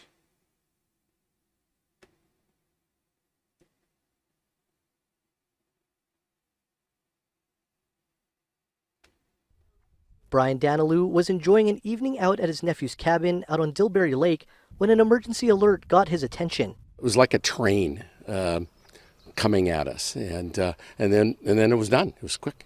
According to RCMP, a reported tornado touched down in the provincial park around 8:30 Wednesday night. We looked out the back door and realized that the sky was black, and then we could see the funnel cloud coming up. And as it was approaching, the wind was getting stronger and stronger. While the cabin sustained some damage, there was more concern for the campground close by. 42 of the park's 83 sites were occupied when the tornado touched down. It's really hard to see in the state. Yeah, I mean, you're in a campground. That's got to be scary as shit. Are you staying in like a tent or something? And there's like a tornado ejection pod or something.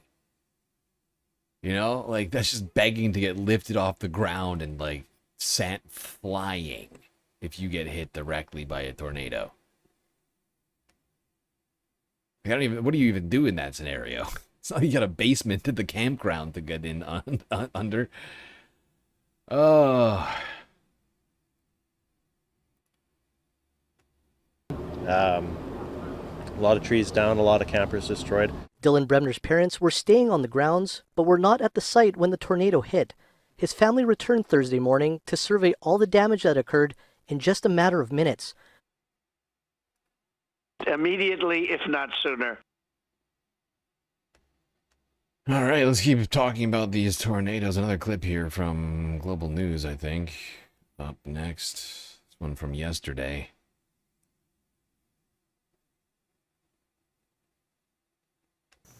Well, the prairies are well into severe weather season, and Alberta, like our easterly neighbors, has seen quite a number of tornadoes, most recently near Edgerton and Dilbury Provincial Park on Wednesday. Here to break down a bit more of how that all unfolded and how our season is going so far is Dr. David Sills, the director of the Northern Tornadoes Project. Dr. Sills, thank you for joining us.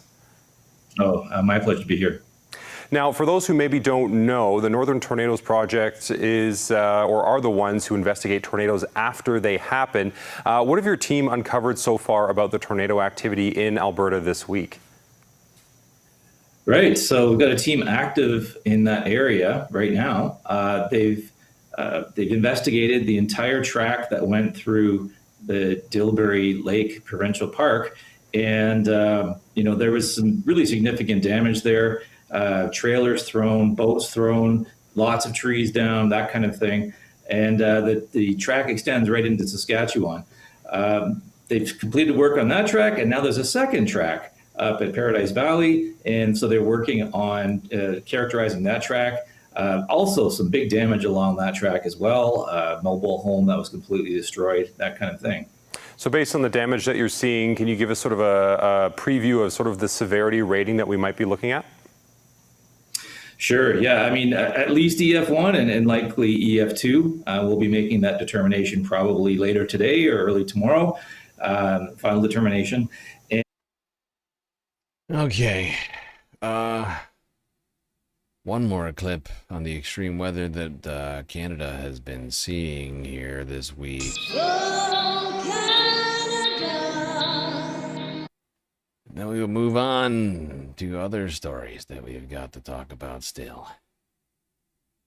And boy, oh boy, it's been a very busy week.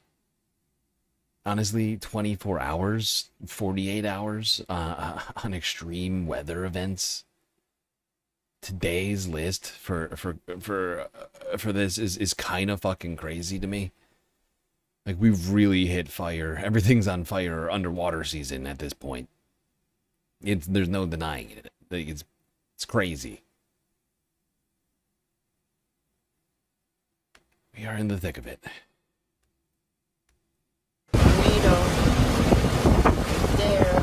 The prairies have been pounded with severe weather this summer, including tying a one-day tornado record in Saskatchewan. 10 touched down north and east of Saskatoon Friday. David Sills is with the Northern Tornadoes Project. The average, 30-year average for the prairies is 34, so we're way above average, and we're only halfway through the season.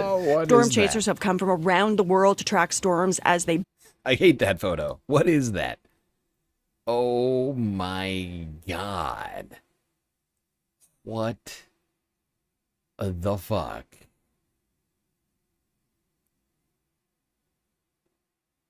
Is that a Sharknado?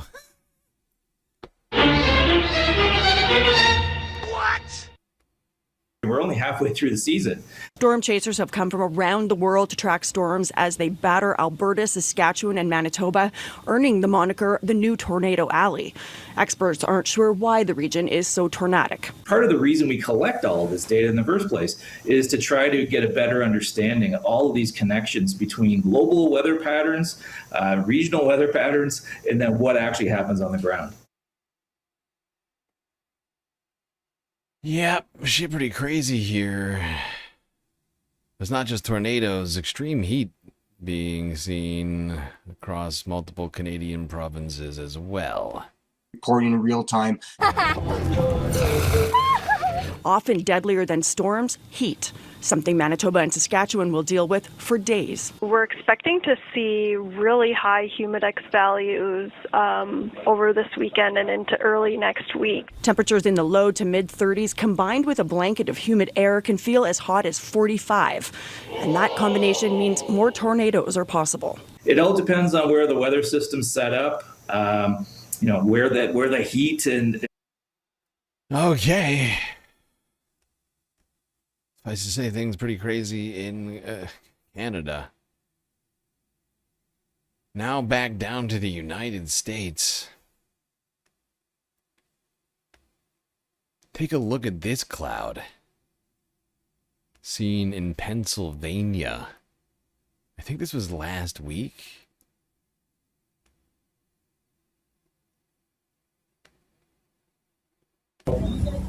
Yeah.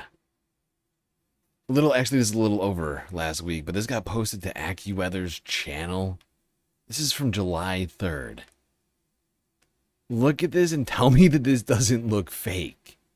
They're saying this is a real phenomenon, but what is a seed cloud? It's like extreme, what do you call it? Like evaporation? But look at this. This looks wild. Look at this shit. It looks fake. It looks like something out of a movie, which is the literal title of this fucking clip. I still look at it and I'm like, dude, are you telling me this isn't a video game?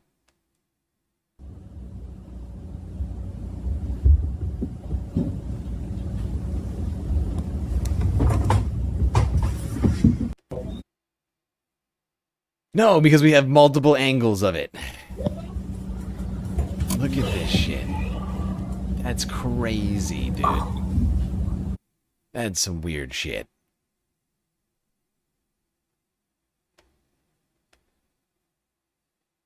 AccuWeather using Gen AI. I know, it looks crazy. It really does.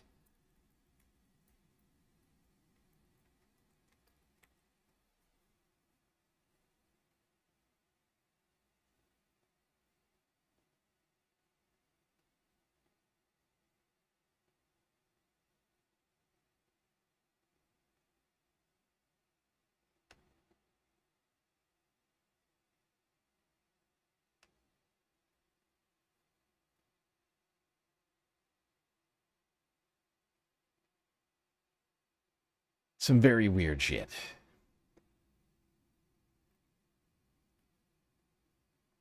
Still don't fully understand it. Anyway, I just figured that was a Sunday Funday clip, no doubt. I don't think it was like at all dangerous in any way. But it's just so strange. I just needed us to all look at that. BCat, thank you for the puppy snack. All right, let's stay in Pennsylvania. Philadelphia, seeing flooded streets after severe storms over the weekend. Here's the AP from earlier on Sunday.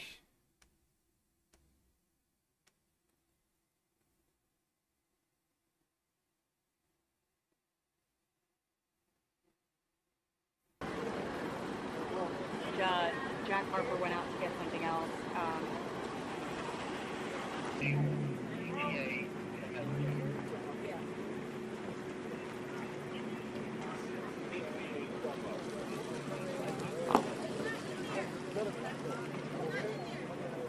Look at this.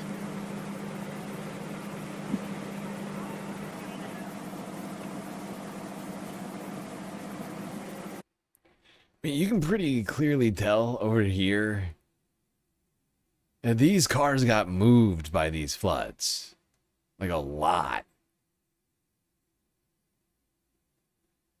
Right? Like they're just too close to each other. Like the way that they're parked and all these, like, it just doesn't make any sense. Like right? Like the Jeep is literally pressed into the truck behind it. You can also see like the sediment that's moved around, stuck to the vehicles. Like this must have been a really powerful flood. I'm surprised nobody got a photo of it a video while it was happening. It must have been really fast.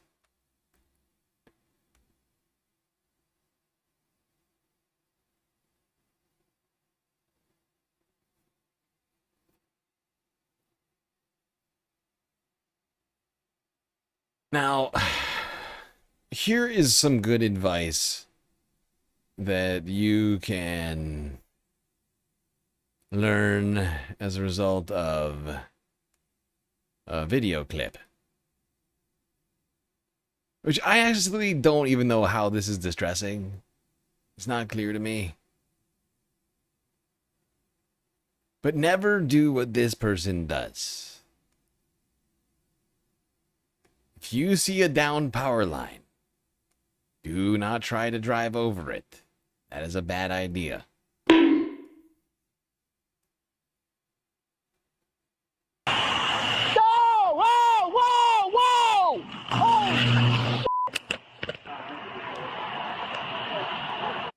Never do that, okay? Oh, God. That is one of the dumbest things you could do. As you can see from the result, causing a massive explosion in the transformer. You do not try to drive over power lines. You do not touch power lines. Actually, there's a good lesson. Never touch power lines ever. Unless you're a qualified technician or electrician, do not touch them. There's no reason for you to do that. That's somebody else's job. That's danger time.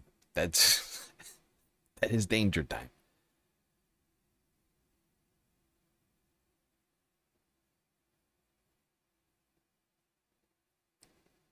And even if you think it's not live, do not touch it. I don't care. Don't let whatever you're touching touch it. Just use all available energy to avoid touching down power lines, or any power lines for that matter. It's true. Even the ones attached to your house. Was it distressing to you? I'm sorry. The fact is, to me, it's not distressing because I can't see the person. Like, I can't see, and honestly, they're fine. Like, they're probably fine. But, I mean, they fucking blew up a goddamn transformer because they're stupid.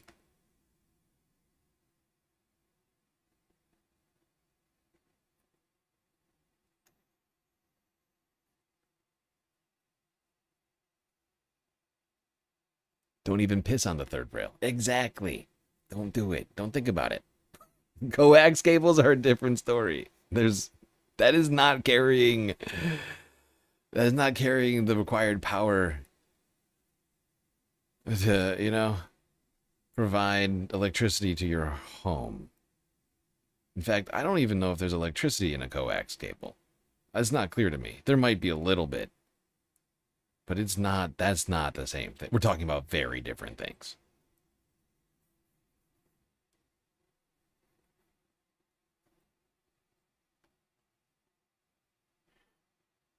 Danger noodle is distressing. It's a danger noodle. That's exactly what it is, though. It's a danger noodle. Do not touch danger noodle. I was once holding a ladder for somebody when they touched a main line going into a home while we were working on trying to fix the siding. He almost fell off the ladder.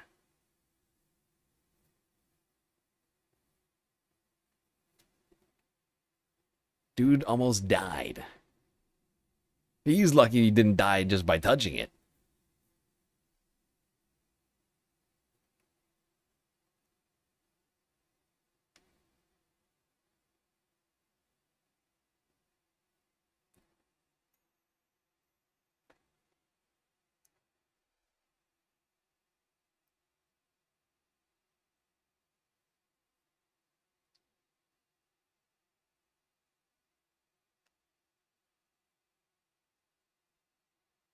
All right, let's go across the pond to the United Kingdom. An unfolding situation that we talked about very briefly yesterday, seemingly getting worse. Wildfires and the exceptional risk of them in multiple parts of the UK. Here's Sky News from earlier this evening.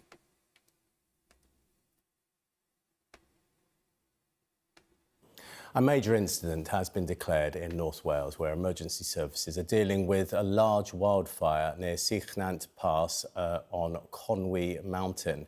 The public are being urged to avoid the area and residents have been advised to keep their doors and windows closed. This comes as experts warn huge swathes of the UK, particularly southern England and the Midlands, are at risk of exceptional wildfires in the coming weeks due to the ongoing heat wave. And Natural England's Fire Severity Index shows the area of exceptional risk is set to increase and spread to the southeast and east of England by the middle of the week. If not Most sooner. of the rest of England and Wales is at very high risk over the coming days. Well, joining me now is Dave Swallow from the National Fire Chiefs Council. Thanks for joining us, Dave. I mean, hearing these warnings of exceptional risks, how worried should we all be? Well, the exceptional risk for us and the Fire Severity Index gives us an indication of how difficult fires are going to be. So if they don't start, then they're not a problem. But where they will start, they'll be extremely difficult for us, myself and my colleagues, to extinguish. And that's down to the weather conditions we've got, in particular the stronger winds that we're going to see over the next few days. So, yeah, I mean, I was thinking it's kind of like a perfect storm, so to speak. You've got dry weather, the vegetation's dry. I mean, it hasn't rained for a while. But you're talking about wind as well. Wind makes it much worse, does it? Yeah, and you can see, and I was mentioning this yesterday, but there is some serious wind here. You could see the presenter, the reporter that was on the ground at the fire that we were looking at. I think this might actually be the same one. I can't be sure.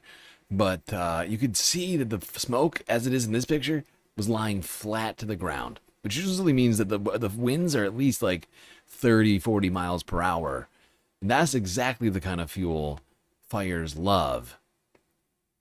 Now, this is a BBC article from 11 hours ago. Major incident declared in Wales as firefighters tackle wildfires across the UK. Large-scale wildfire in North Wales has been declared a major incident by emergency services as firefighters tackle fires across England and Wales during the record-breaking heat wave. Residents near Conwy Mountain and the Sinchnan Pass have been evacuated, while members of the public were warned to avoid the area. In Greater Manchester, fire crews are working to contain a moorland fire near a reservoir, while in Camberley, Hampshire, crews are extinguishing a large heathland fire.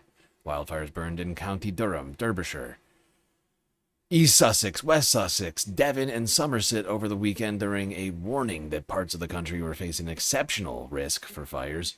North Wales Fire and Rescue Services said in an update on Sunday afternoon that it was working in challenging conditions, quote-unquote, in order to contain the Conwy Mountain fire, with operations expected to continue for some time.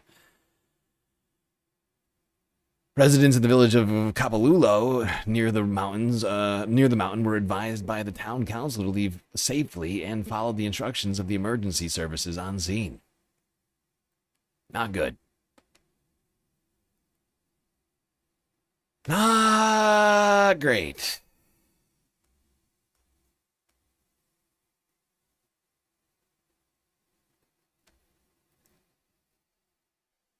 Meanwhile, in France, they, of course, have been seeing their fair share of wildfires as well, more than their fair share. Also experiencing effectively the same conditions that the UK has, droughts and heat, record heat.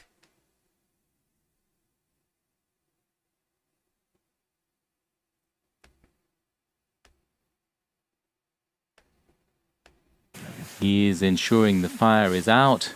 It's a mammoth task for the 150 firefighters still on the scene in the Pyrénées-Orientales department in southern France. I've been here a while. We have been working hard for over 36 hours. It's difficult. Work began 7 days ago. Frank, do you want us to do up there as well? This other volunteer firefighter is also on the front line. It's exhausting to drag hoses around in the heat all day. It's pretty tiring. And then there's the fact we're constantly on high alert. At night, we're not really sure if we'll have to head out, if the fire will flare up again. So we're tired, but then again, we know why we're doing it. Yes, indeed. Firefighters working hard here in France to battle these blazes. Meanwhile, tourists battling with a sense of loss as a result of the closure of multiple French tourist hotspots like the Louvre, the Eiffel Tower. This has been happening for weeks now and is continuing. Disappointing. All sorts of people from across the world hoping to see French history themselves up close. Oh, by the way, thank you for the dono on PayPal. Orb rumor, creatures of the universe unite for the survival of all intergalactic species. 20 bones getting added to the galactic deficit financing goal and the content goal. We're definitely making progress. Speaking of which, we've just gone over the timer. I will add another hour to the countdown clock.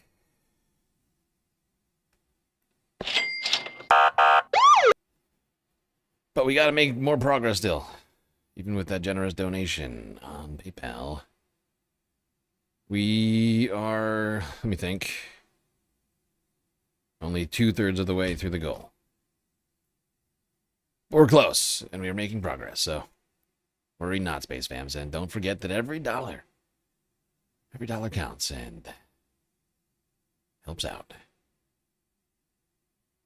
It is through crowdfunding of viewers like you that we were able to continue this work. All right, to the Tour Eiffel.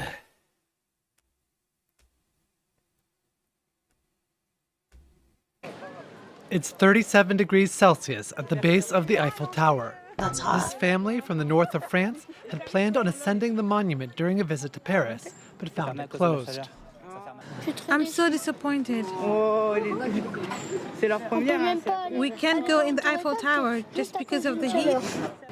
Tourists unable to climb the tower instead have to be content with photos from the base, and they spread the word. Today is closed because of the hot weather. Because the Iron Lady can expand several centimeters in the heat, it is closing at 4 p.m. this weekend for the safety of visitors. I think I'll try tomorrow again to see if it's going to be open. If it's open, I'd love to go up. Right now, we're going to move up part of our schedule. We have things that we had planned to do. So right now, it's Musée d'Orsay. But it will be closed at 4. Well, thank you for telling me that. Did you see the look on his face when he heard that? It will be closed at 4.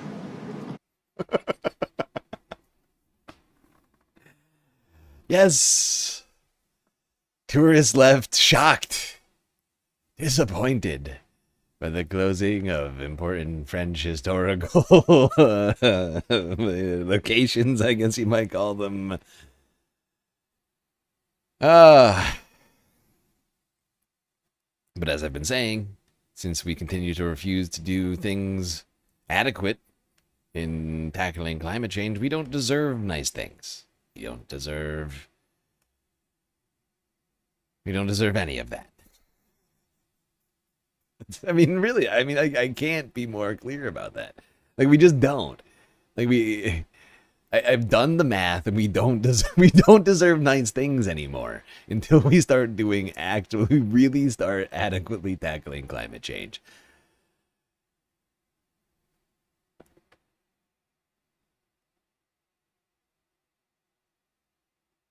Like, we can't expect the environment to continue to suit our needs, the needs of humanity, if we refuse to do the things we know, according to all the science that we've done.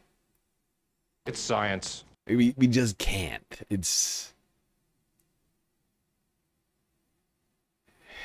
What's the word? It's paradoxical, is what it is.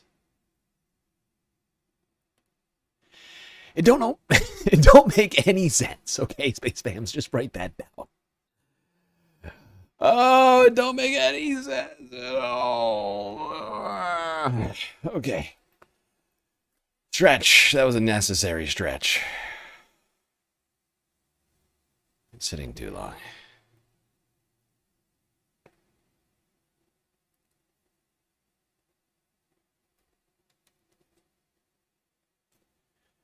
You would argue that we do have lots of nice things. See, that's what I'm saying. Well, we don't deserve them. That's all I'm getting at. See, we have nice things. We don't actually deserve them. So when we don't have them as a result of climate change, we should look inward. Societally. Not on an individual level, which is what we've been sold for so long, of course. That's bullshit. You're not going to solve climate change. I'm not going to solve climate change. It's only society, because it's society who's done it. All right, while we're talking about the fucked conditions of Western Europe, we may as well quickly talk about the Spanish wildfires that are still technically ongoing. Though I don't have any new updates on it, suffice to say, still not great.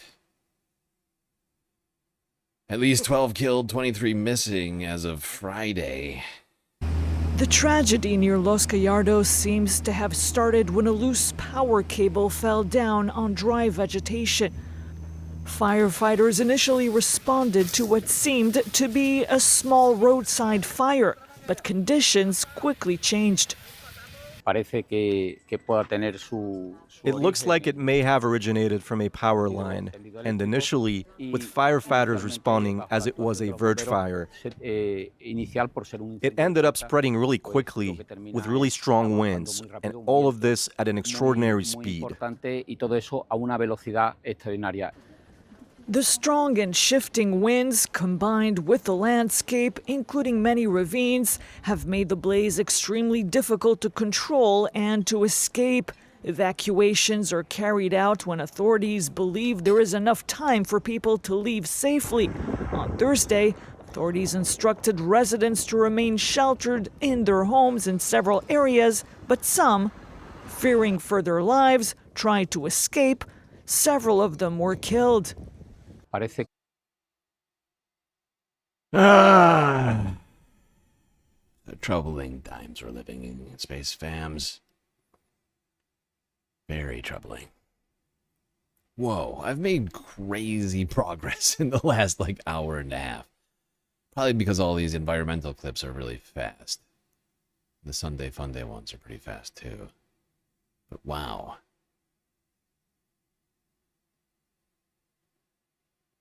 Hour and a half did over 30 vids, I think. Maybe more than that. That's not bad.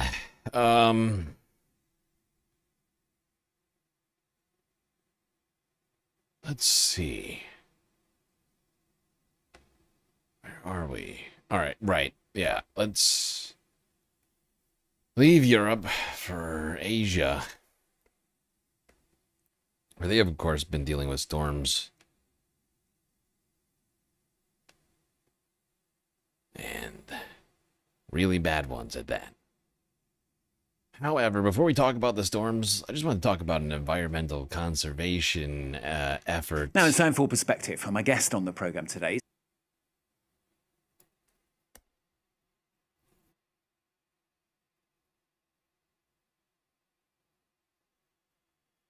A wildlife conservation effort in India.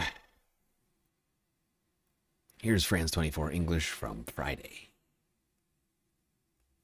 Now it's time for Perspective from my guest on the program today. He's quite simply one of the world's leading multi-award-winning environmentalists. Kriti Karanth is a conservation biologist and CEO at the Centre for Wildlife Studies in India. Now, she was born and grew up in India, leaving to study in the US, but returned to her home country in her early 30s to continue the fight. That fight, of course, long and hard, but also deeply rewarding, I'm sure. Well, Kriti Karanth joins us now from New Delhi. Great to have you with us on the programme today. Thanks for joining us.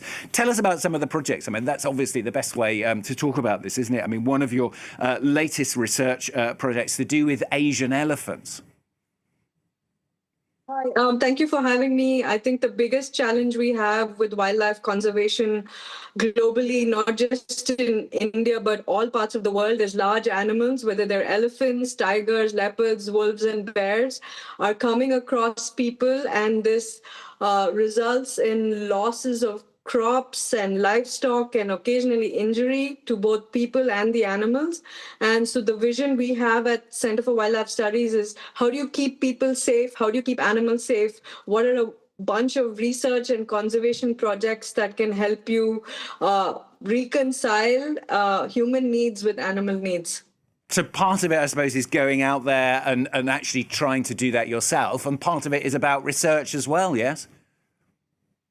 Yeah, so I think the research plays in terms of understanding what the problem is, what are the animals involved, what are the financial extent of losses, what is the emotional trauma that people face. And the other piece, of course, is then we have now designed 6 award-winning conservation programs that work in 100 parks in India, where you're trying to solve these problems, whether it's conflict, whether it's poaching, whether it's getting Indian kids to fall in love with Indian animals, and making sure that you have short to long-term ways to balance this huge challenge we have. There we go. Dr. Kriti Karanth, conservation biologist, working to protect the wildlife in India, both through research and community outreach, and other sorts of conservation efforts.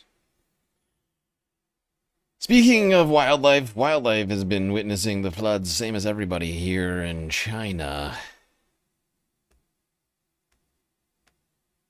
Scenes like this, commonplace in recent days. I still think the dichotomy of this, like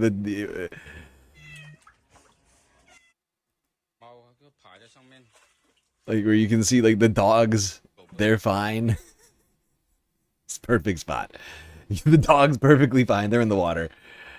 I mean, they're confused, and they're clearly, probably not having a great time. See some alarm on these dogs' faces, although I might be imprinting, or whatever it's called, projecting. But you can see all the cats are way up here, hiding under the roof, just screaming for their lives at this animal rescue.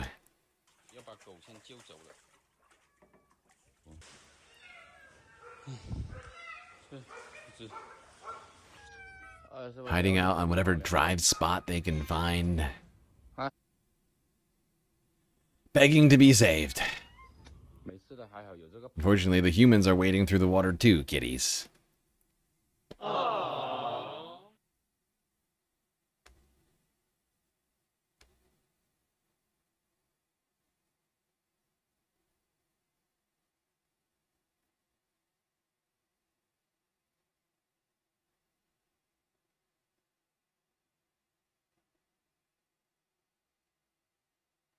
Now, let's see some of the other effects of the storms that have been seen in Southeast Asia recently. Because it's not just Typhoon Bobby that's been coming through, but also the remnants.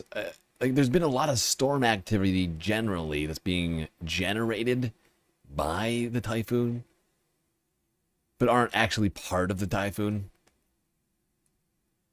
And unfortunately, Philippines seeing a ton of rain, which led to deadly landslides and floods. Here's Wyon News from 2 days ago.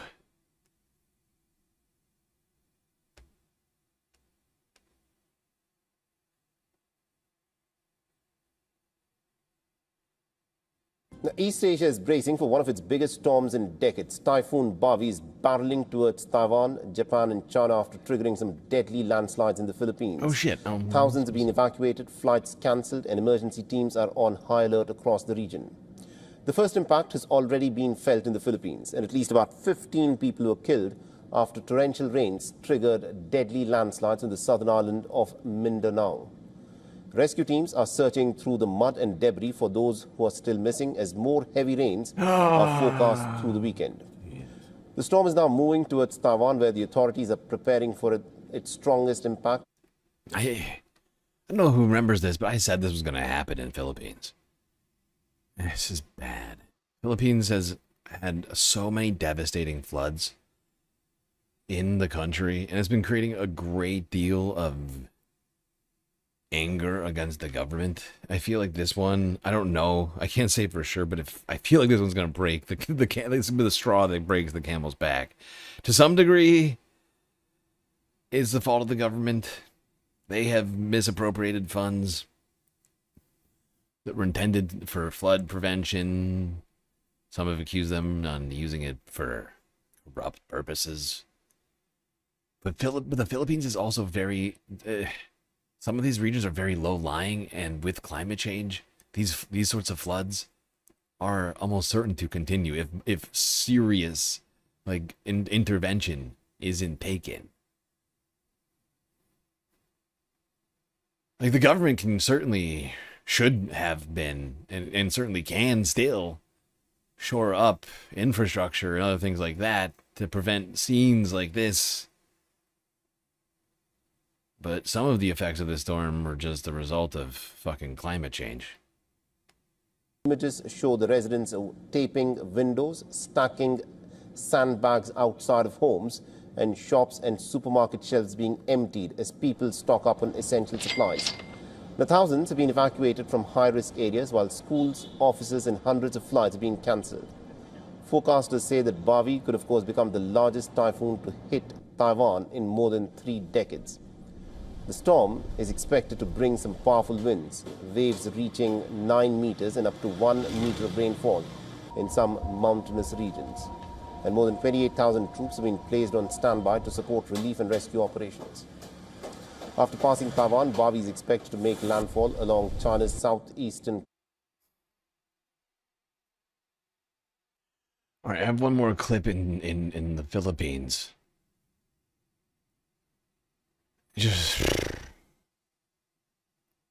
15 people dead here in the Philippines as a result of this storm. And take a look at this river, which is overflowing as a result of this rain. Look at this shit.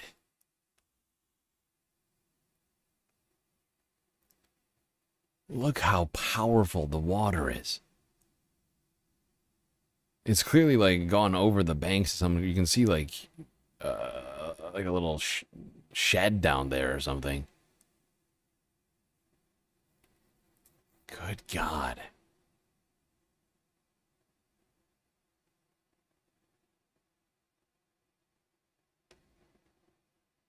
That is crazy how powerful that water is. It is not shocking to me that 15 people have died as a result of this storm. You could just be minding your own business, have that come down the river.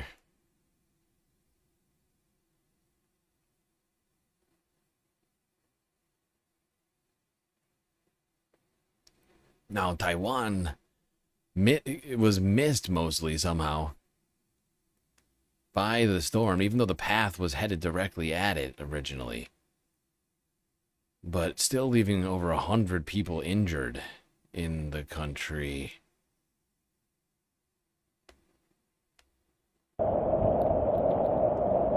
The strongest storm of the year has come and gone in Taiwan. Over 100 people were injured due to Typhoon Bavi, but so far there have been no recorded deaths. The storm brought intense gusts, pouring rain, and towering waves to Taiwan over the weekend. Bavi was initially categorized as a super typhoon as it approached the country, prompting many local authorities to cancel work and school both on Friday and Saturday. As the storm came close to Taiwan, its intensity tapered off slightly, but that didn't mean the public could rest easy. Thousands were evacuated as a safety measure, and safety supplies were doled out. Images of the typhoon blowing through cities and countryside across northern Taiwan flooded into social media.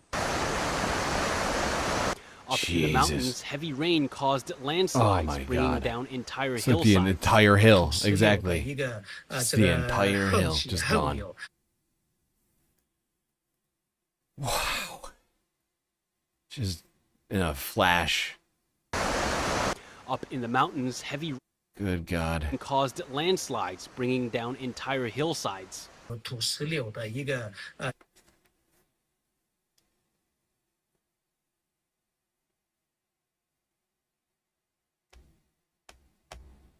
Some crazy shit coming out of this region as a result of this storm here. Typhoon Bavi eventually made landfall, I think, somewhere around midnight in mainland China. Overnight, well over 1 million were evacuated. I think 2 million actually, something like that. Here's Al Jazeera English from 18 hours ago. Jesus, look at that water. Looks like ash. Typhoon Bavi made landfall in China at around midnight in Taizhou, a coastal city in the eastern Zhejiang province. It brought winds of up to 144 kilometers per hour, which rattled buildings and uprooted hundreds of trees. Torrential rain flooded streets and triggered waves up to 8 meters high along the region's coastline.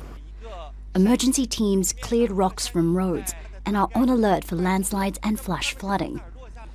Bavi is the most powerful typhoon to hit China this year, affecting 10 provinces that are home to hundreds of millions of people. Nearly 2 million were moved to safety from vulnerable areas. Since before the storm, we organized evacuees into groups and have been monitoring the storm closely. Thousands of flights have been cancelled and rail services suspended. People have been told to shelter at home. Bavi began as a super typhoon and swept across the northern tip of Taiwan. More than 100 people were injured there. The island has issued red alerts for landslides and debris, its highest warning level. Bavi is weakening as it moves inland towards northern China. It's been downgraded to a tropical storm, but authorities warn powerful winds persist near its center. Parts of the country's south are still reeling from the devastation brought by Typhoon Maysak last weekend. Katrina Yu, Al Jazeera.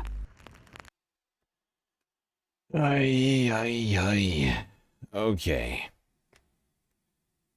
I think I have one more on the effects being seen in China. Then I think we go to Bangladesh after this one. Here's ABC News Australia from 20 hours ago on the effects seen in China as a result of Typhoon Bobby. Barbie batters China's eastern coastline, waves smashing into the shore as the superstorm makes landfall in the province of Zhejiang. Destructive winds up to 150 kilometres an hour ripped trees from the ground, while torrential rain turned roads into rivers and rivers into raging floods. Officials had been bracing for the worst, evacuating about 2 million people. No deaths have been reported so far, though dozens have been injured. And the threat isn't over. The massive system, about the size of South Australia, is expected to dump hundreds more millimetres of rain across China. And even here in Beijing, the highest level rain alert warning has been issued, with tens of thousands of people evacuated, including at least 70 nursing homes. Barbie is the second typhoon to hit China in the space of a week. The southern province of Guangxi still picking up the pieces after catastrophic flooding from Typhoon Maysak, where at least 39 people were killed. Alison Horn, ABC News, Beijing. Oh, God. And apparently there were like 25-foot waves slamming into the coastline. Like, can you imagine? That's like 8 meters, I think. I mean, look at this house. It's on the, look at, I mean, oh my fucking God. Can you imagine living in there? What in the shit? Like, honestly, I'd prefer not the windows. Like, I'm sure they're great when the weather is nice, but it's like being able to witness from all sides, like, your potential, like, impending doom. I know they must have lived because they got the video out, but what in the actual fuck?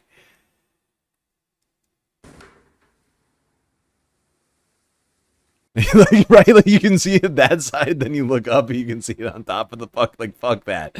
Like, fuck that. That's, oh God. I feel like I'm taking crazy pills!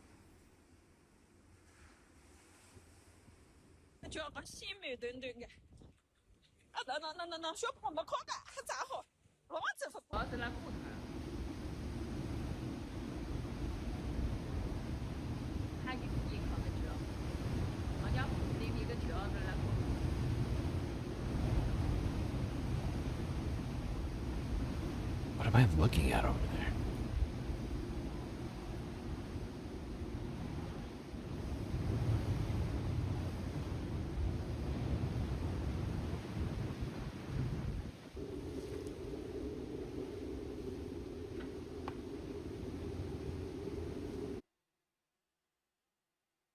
Okay.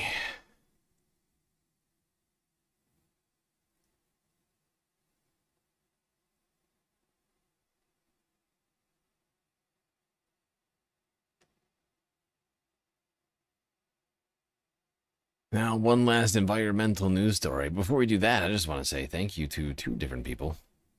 Dark Sparkle over on PayPal. $4 contribution to the Galactic Deficit financing goal and, of course, the Galactic Content goal. As well as a very patriotic, incredibly patriotic donation from MD of $17.76 for fire suppression That's hot. What is that? Let me do the math. 7 is 6 plus 4. It's, yeah. Well, that's... Got to get added to this. The deficit goal. Making serious progress, finally, on that. Oh, we are running deep into the month. Serious. You still got to make serious efforts between now and the end of July. But that helps out big time. That's enough to get the galactic content goal completed.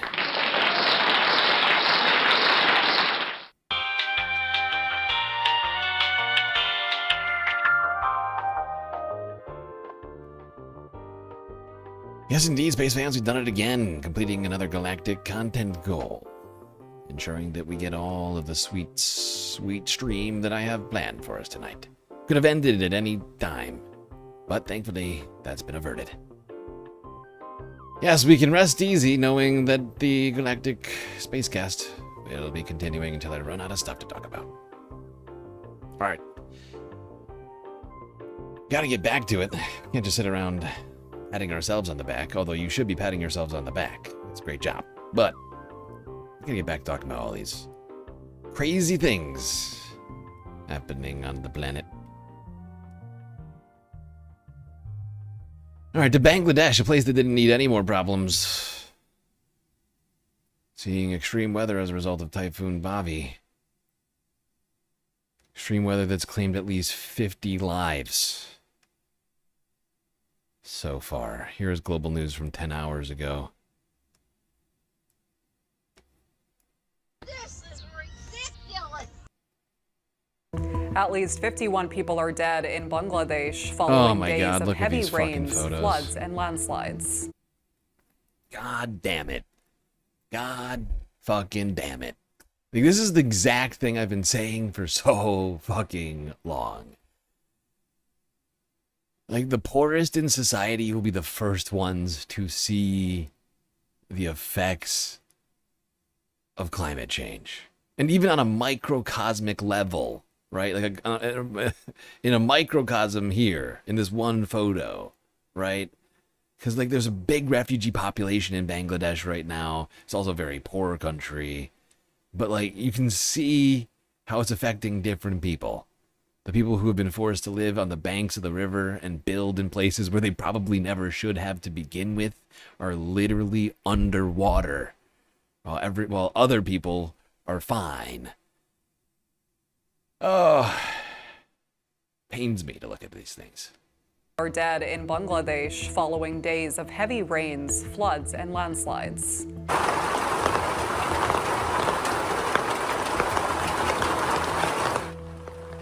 More than 1 million people remain stranded on Sunday, according to the country's disaster management ministry. Several homes have been destroyed, highways are submerged, and key routes have been blocked as torrential rains continue. Volunteers are working around the clock to assist affected communities and distribute emergency supplies to stranded residents. However, locals say many remote areas are yet to receive adequate aid.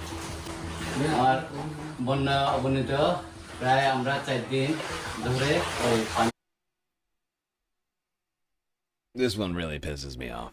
You know, Donald Trump cut off aid to Bangladesh.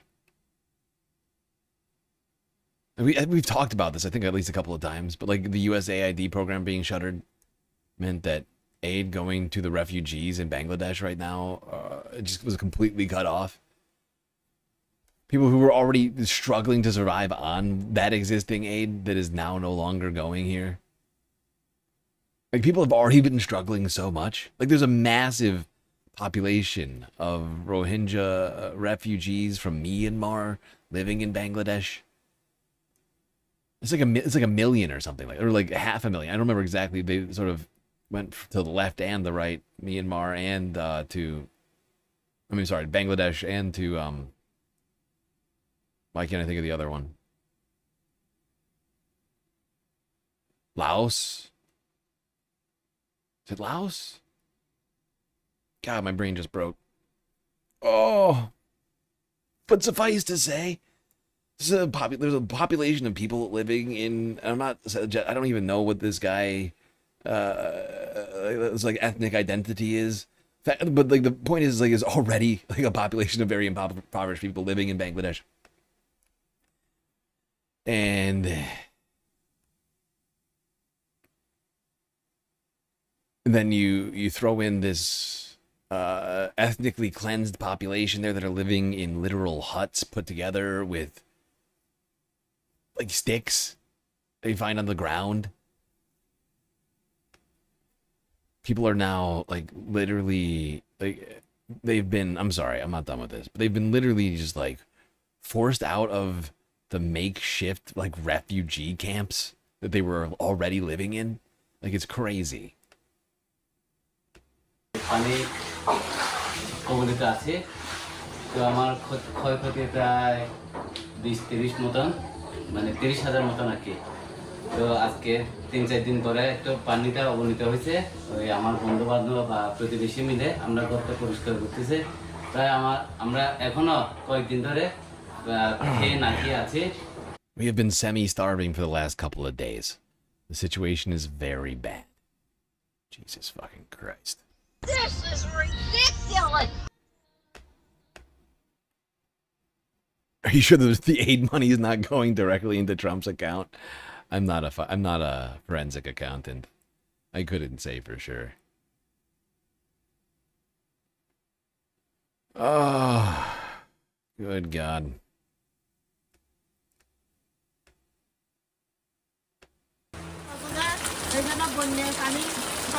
Floodwater washed away most of my belongings. I managed to get a few things out with me. The rest was gone or damaged by the water on all sides of the house. It's ruined.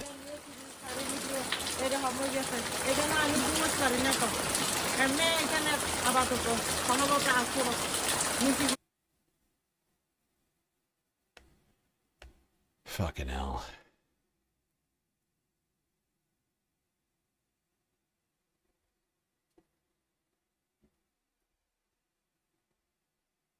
Lady Lindsey. We covered the Lady Lindsey situation earlier, Jerry. That was the very beginning of the stream. We're long past that situation.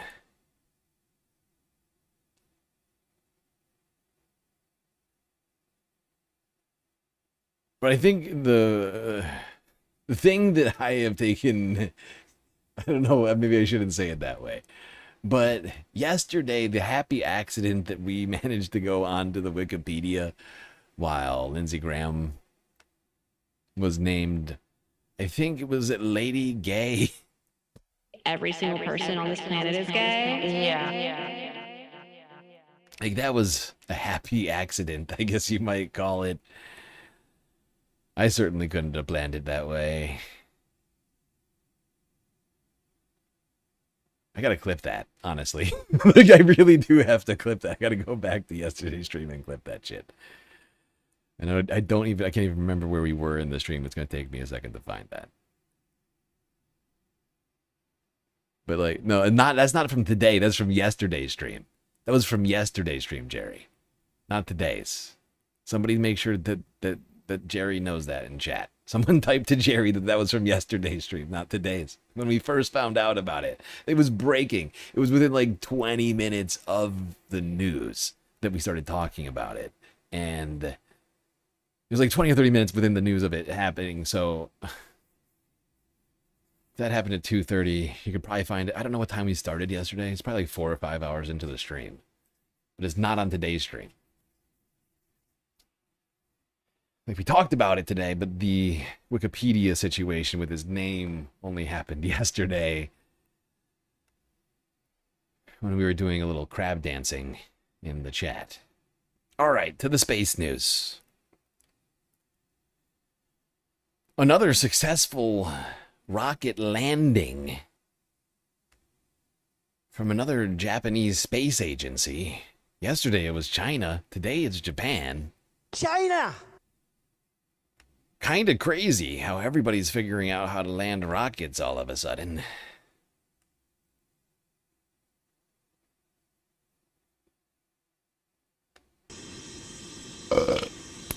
Excuse me.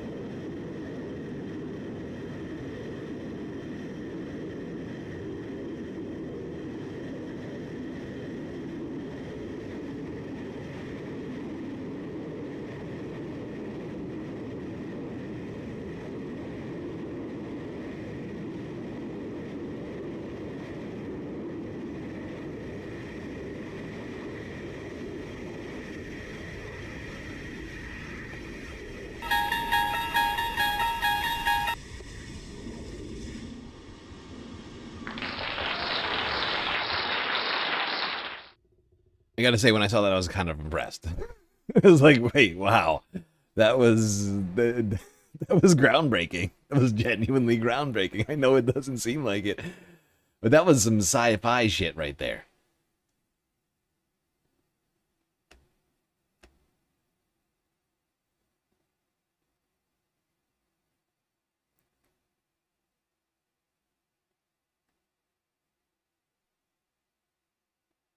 Exactly, Jerry. The reason why this is important is, like, we just witnessed in the last 48 hours China do a self-land and Japan do a self-land, while both Blue Origin and SpaceX continue to fail over and over at doing that. They've had some real problems with that. Although I think there's been at least one success as well. But still, like, it's quite interesting. They just sort of popped up out of nowhere, like, look what we can do. It's like, oh, impressive.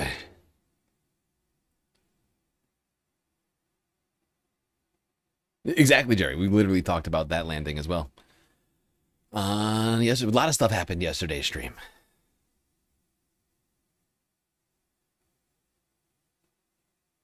As always, trying to cover all of the important news of all varieties, aside from entertainment news, which I basically have given up on entirely. It's like, I mean, once in a while we'll do it, like big award show or something, but it's just like, no, can't, no, not gonna do it. Not gonna do it. Wouldn't be prudent at this juncture. See the things you miss when you don't watch the Galactic stream. By the way, it's good to see you lately, Jerry. You've been missing from streams. In fact, I've been looking for you at the Majority Report. I feel like I haven't seen you there either. I was getting worried about you. I was getting concerned.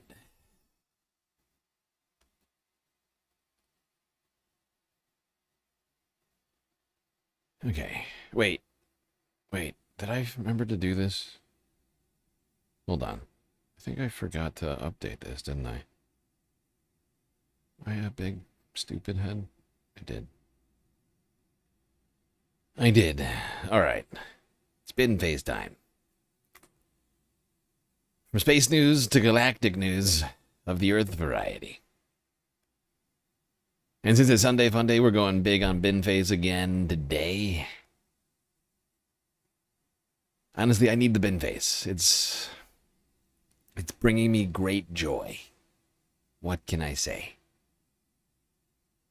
Now, Binface has been a fixture of UK politics to some degree, one or another. At least the guy who plays Binface for the last 10 years. And I'm sorry, what guy? I'm sorry.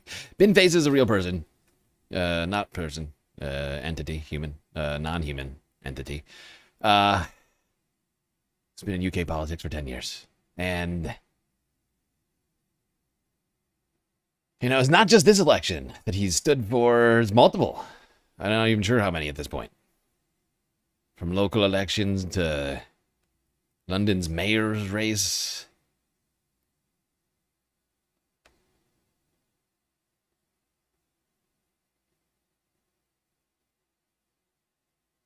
Got a couple of clips from a live show in Leeds last year.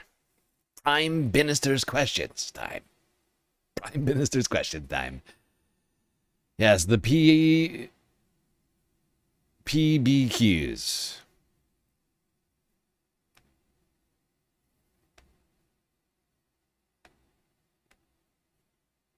Question number one. When you're Prime Minister, how will you deal with Elon Musk? And a few people have actually said exactly the same thing, so it's quite a popular...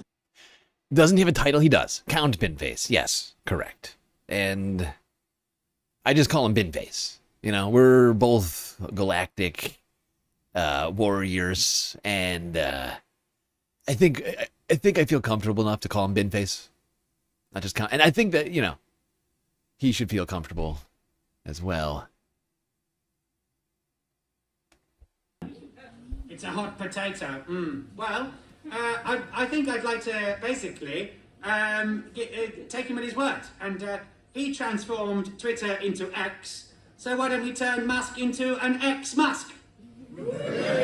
How do we do that? He's so keen to go up to Mars, I'll lend him my fucking ship. Immediately, if not sooner. Can't say further than that. So the second question is, should Joe Wicks run the Department for Work and Pensions? Joe Wicks? Joe Wicks. The Department of Wicks and Pensions? I think everyone's had enough of Joe Wicks, haven't you? Yeah, I think I might be mean in 15 and tell him to piss off. How rude. 2 policy points here. So Excellent. the first one, please can you restore chocolate bars to their original size, i.e. from the 1970s? How will Binface tackle shrinkflation? A scourge that has been affecting all of us. Interesting. I thought this might appeal. Interesting, as soon as you say, have you guys got the, is it things like Toblerones are annoying you? Yeah. Shall I invade Switzerland? Force them at pain of death. Sorry? Chocolate oranges. Chocolate oranges? I could fire chocolate oranges at Switzerland until they obey. That would do it probably. The Swiss have no weapons. Yeah! It'd be easy. There you go, I think we've got a plan. And the final policy of the evening, introduce a 4-day weekend. I like the way you said that, so with a bit of so introduce a 4-day weekend. Which day should be the weekend? That's the question. Would you rather work on a Monday or a Friday? Neither. There we go. Split the difference. I believe what you're saying, Leeds, is that you would like a 7-day weekend. Immediately, if not sooner. And they wonder why productivity is up the shitter.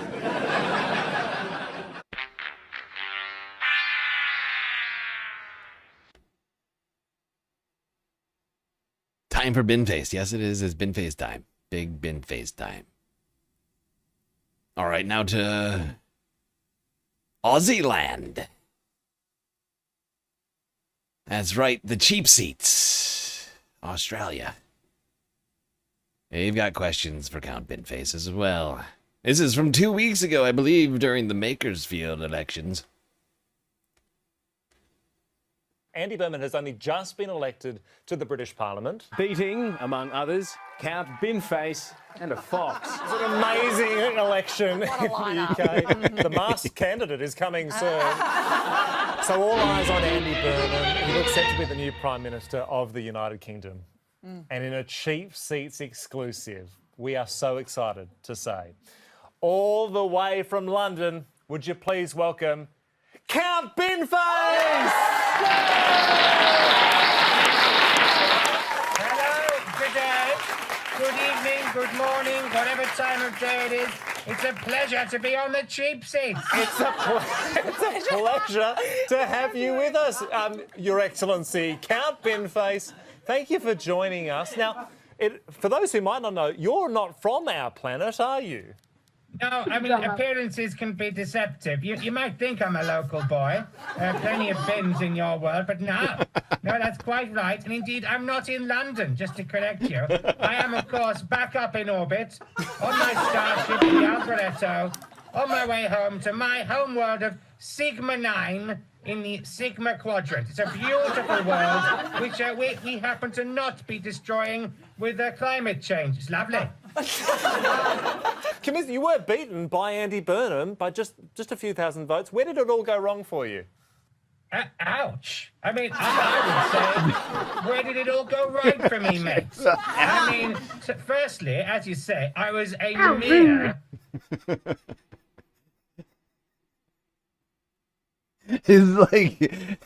It's like fake indignant, like just like dripped it like in multiple layers of sarcasm. Like honestly, it works. Ouch. I mean, I would say, where did it all go right for me, mate? I mean, firstly, as you say, I was a mere 25,000 votes away from victory. Exactly. But I scored what I call a Dolly Parton. 95. That's a huge score for me. Love it. And just one shy of a reverse 69, which is what I experienced with Boris Johnson in a previous election. And indeed, I was only 68 votes away from the Liberal Democrats, one of the so-called main parties in the UK, Yes. and I didn't even bother visiting the constituency. Okay, how about that? We would love to know what you campaigned on. What were your policies? Well, I mean, I hope that's a rhetorical question and that you've done your research, but I'll let that slide. No, well, I'm for some very key policies, like I will cut...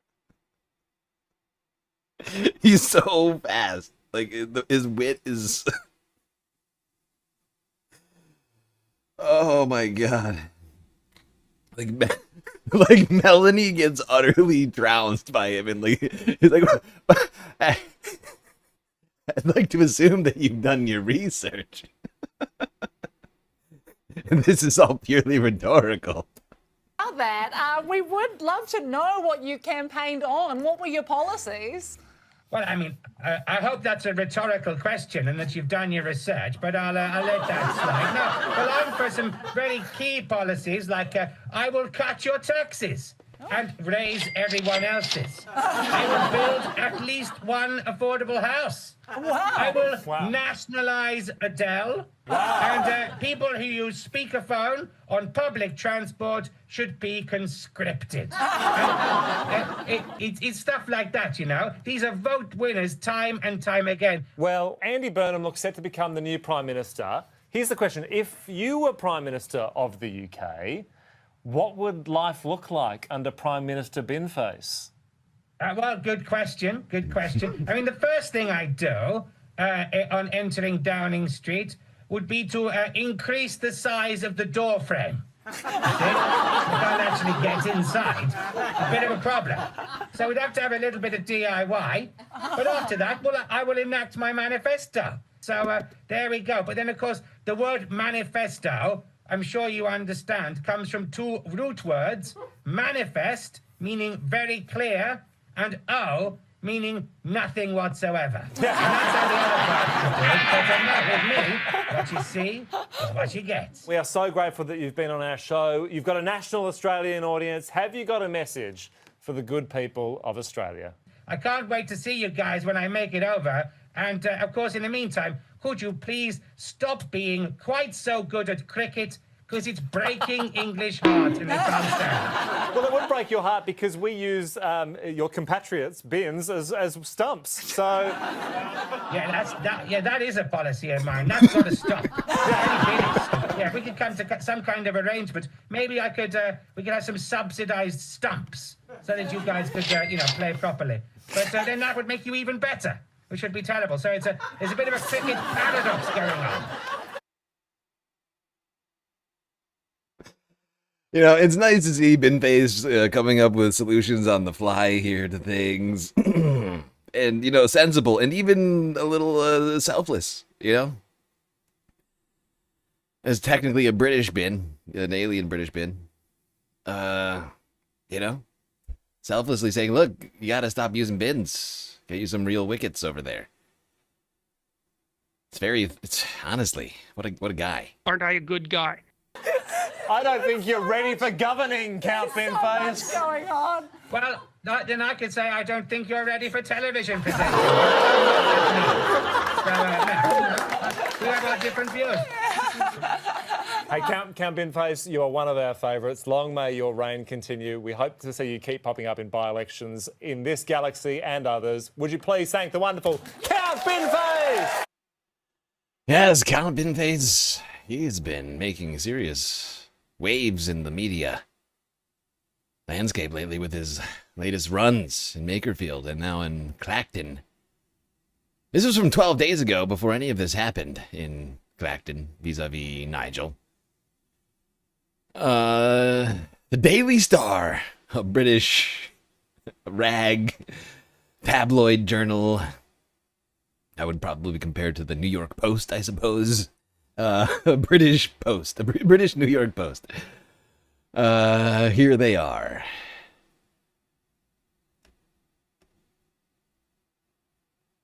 It's making the rounds. I am here with Count Binface of the Count Binface Party, who is standing in the Makerfield by-election this week. Hello, Count Binface. Hello, Meg, and hello, Daily Star readers, and indeed viewers in the multimedia age. It's a pleasure to be here. It's a pleasure to meet you. Why Makerfield? Why have you decided to stand for election there? What's your connection to the place? Well, the reason I'm standing in Makerfield is that's where the election's happening. Right. So, you know, if I stood in a different area, it wouldn't be much fun right now. And also, everyone is trailing this by-election as being the most important in British history and could well determine the identity of the next Prime Minister. So I say, count me in. I'm having a bit of that. I'm supposed to be the exotic novelty candidate, and I'm sitting here, and genuinely, if the British public were asked who would they rather have as their Prime Minister, Keir Starmer or Count Binface, it's going to be a unanimous victory for Binface. Run that poll, I say. So, you are from the planet Sigma 9, are you not? How does that compare to Makerfield?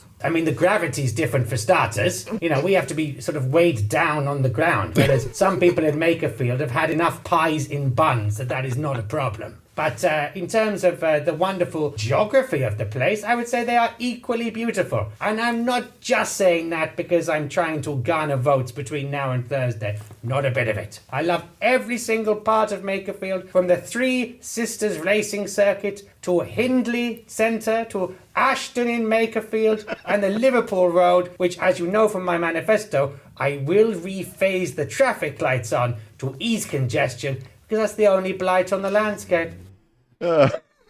What's hilarious to me is that it was quite clear that Binface actually did the research on the local politics and memorized it. Like, I mean, oh God, an intergalactic politician extraordinaire. I don't think anybody could argue with that. They can't. Turning back to your manifesto, Yes. you've said that you will cut my taxes and raise everyone else's. How much tax can I expect to pay? Yeah, well, let me just clarify that. I will cut your taxes and raise everyone else's. Make that absolutely clear. They're not just yours, Meg. It's for everybody. This is a blanket thing. I will cut your taxes and raise everybody else's. Okay, so how much will I pay? A reasonable amount, but just less than everyone else. Okay, and how much will everyone else pay? A little bit more than you. Okay. What do you make of the recent moves to ban under 16s from social media? Good question. I mean, I would go further. Now, some people might say that under 16s should be banned from smartphones. It's not just the software, because they're not stupid. Whatever you ban them from, another app will pop up like a whack-a-mole and take the place of Snapchat, and you get your VPNs, blah, blah, blah. The thing to do is to actually remove from them the hardware, the phones. But I would go further than that, and instead of some people saying you should ban smartphones from the under 16s, I would ban them, Meg, from the under 61s. Now that is bold, isn't it? It is. I don't believe you or anyone in this building who is under 61 uses your social media in a healthy way. Oh, wow. Wow. Phones banned for under 61s in the UK.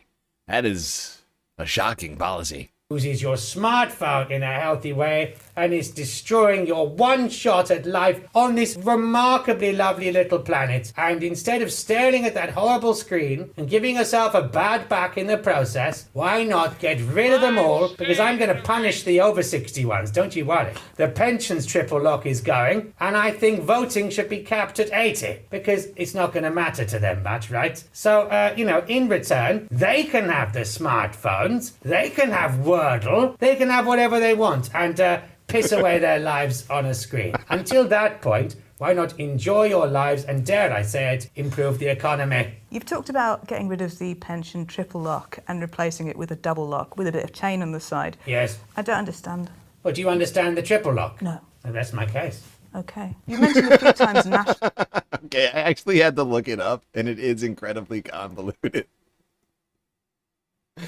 It's a way for the government to attempt to do cost of living adjustments for seniors.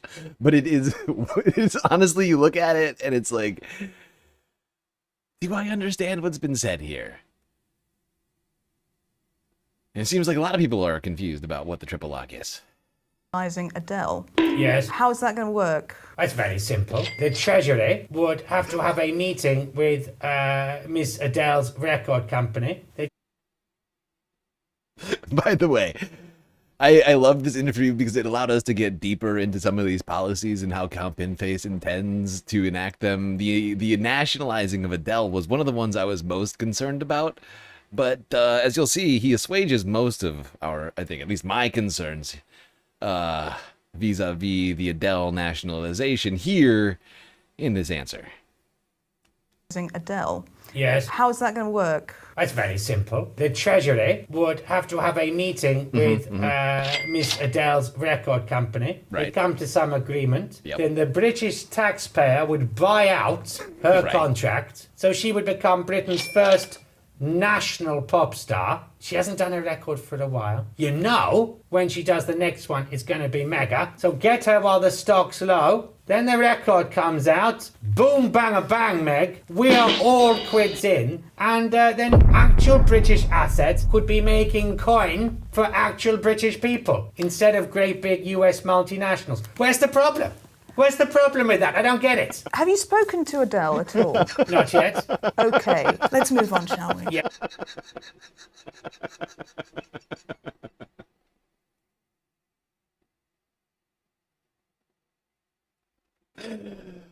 Oh, God. That one still is killing me right now. Have you spoken to Adele yet? No. Let's move on. It just that interaction, those three very short sentences. Oh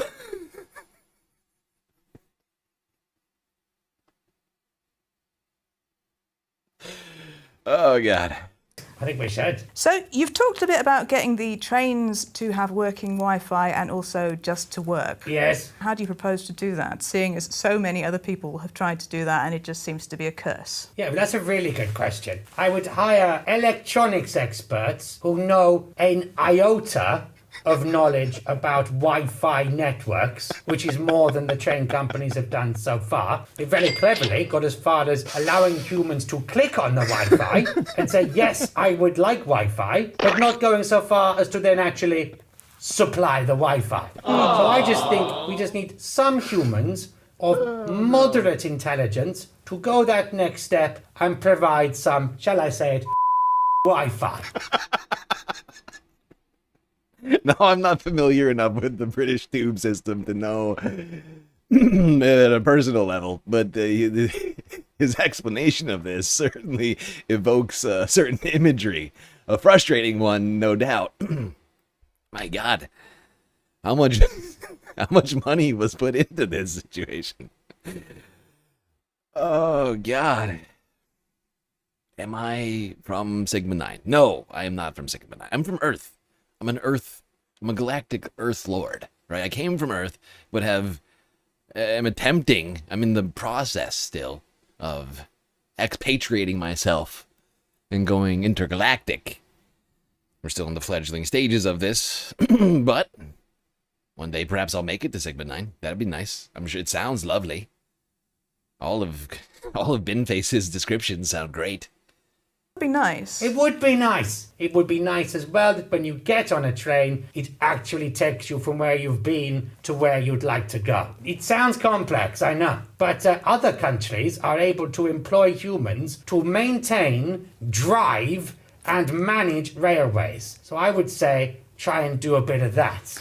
I feel like it just doesn't seem realistic. I don't think that's too much to ask. You might disagree. Let's let the voters decide. Now, there was something that you wanted me to ask you about, and I don't know whether I have yet. No, you haven't. I haven't. What would you like me to ask you about, Count Binface? It's in my manifesto, Meg. Simply put, why is it Count Binface? I'm asking my own questions here. I will ask it again if you like. No, I don't mind asking it myself. Why, Count Binface, in your manifesto, you pledge to move the hand dryer in the Crown and Treaty pub, Uxbridge, to a more sensible position? Where would you like to put it?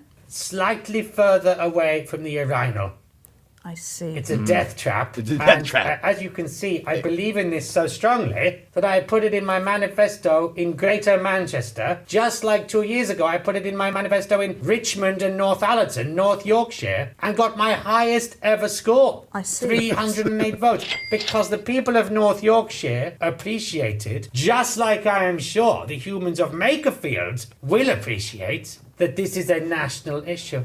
I am trying to Yeah, and honestly, though, it is true. And we've talked about this before, but just to point it out again, this is a death trap, as pointed out by Binface. Why you would put this here, in this location, I will never understand. Just based upon its geometry. Columbiarican_9505 just cheered 100 bits. So GSL has ancestral connection to Sigma 9. How big is the Sigma 9 community on Earth located? In London? Are you paying attention right now, Columbia? I just said I was not. I said I was not related to Sigma 9. I said I would like, it sounds like a lovely vacation spot. That one day, if I am capable of intergalactic travel. Right now, we're stuck in the Milky Way galaxy. And in the solar system, mostly. But like, thank you for the bits. But look at this. This is a minefield. Can you imagine a crowded pub late at night? Oh God.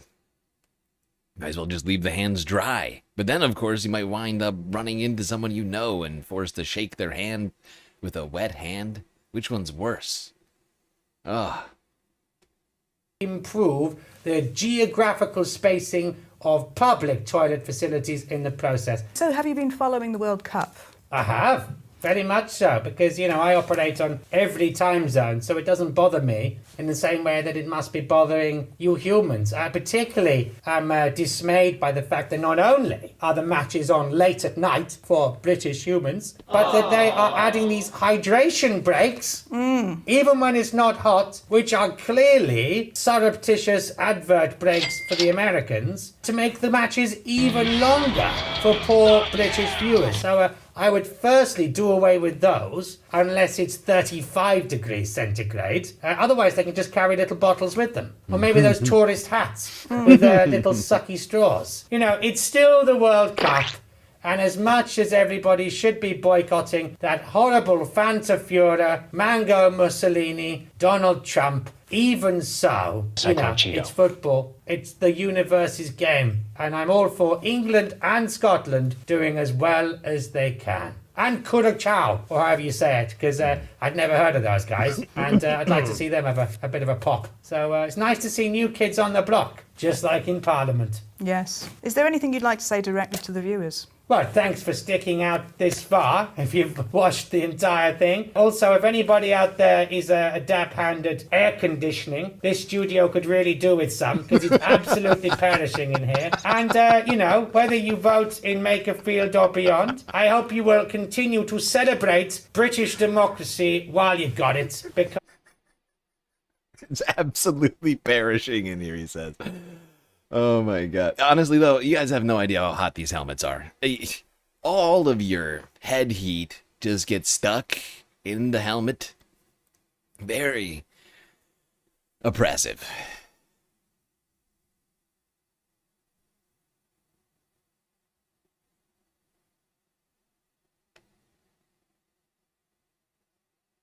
Oh, you've been phased out yet? Well, I hope not, because we still got a few more clips.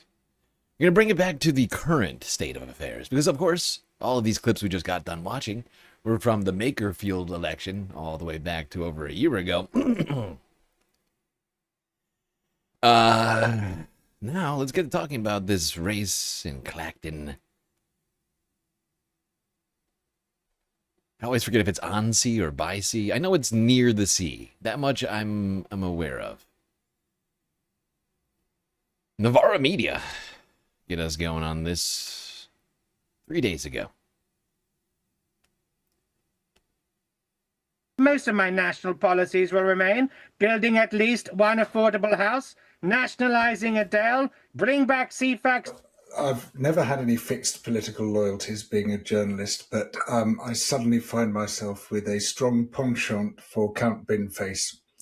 Go Binface. Binface versus Binjuice in no contest. We've got to see that win. I mean, wouldn't it be beautiful? It would be sheer poetry. What we see is this world-class grifter who has claimed all along to be the voice of the common man, the man and woman, the ordinary people in the street. I'm with you. I'm a good guy to have a pint with. And, you know, we knew this guy was just making money hand over fist by all sorts of weird means, including his bizarre and often outrageous cameo videos. But now we know that he's been receiving all these undisclosed payments, including £5 million from a billionaire, crypto billionaire based in Thailand, as well as all sorts of donations and in kind from a convicted fraudster, George Cottrell. And the fact that he failed to declare these, the fact that he's taking them at all, in my view, is pretty scandalous. But his failure to declare them shows that this is a man who has a lot to hide, that he's even less trustworthy than most of us assumed, and that he shouldn't be anywhere near our politics. Yes. And of course, those aren't the only reasons to think that Nigel Farage has no business being involved in UK politics or just broadly.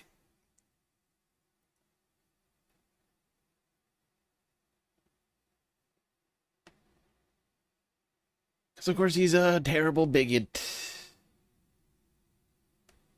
as well. Can't forget that.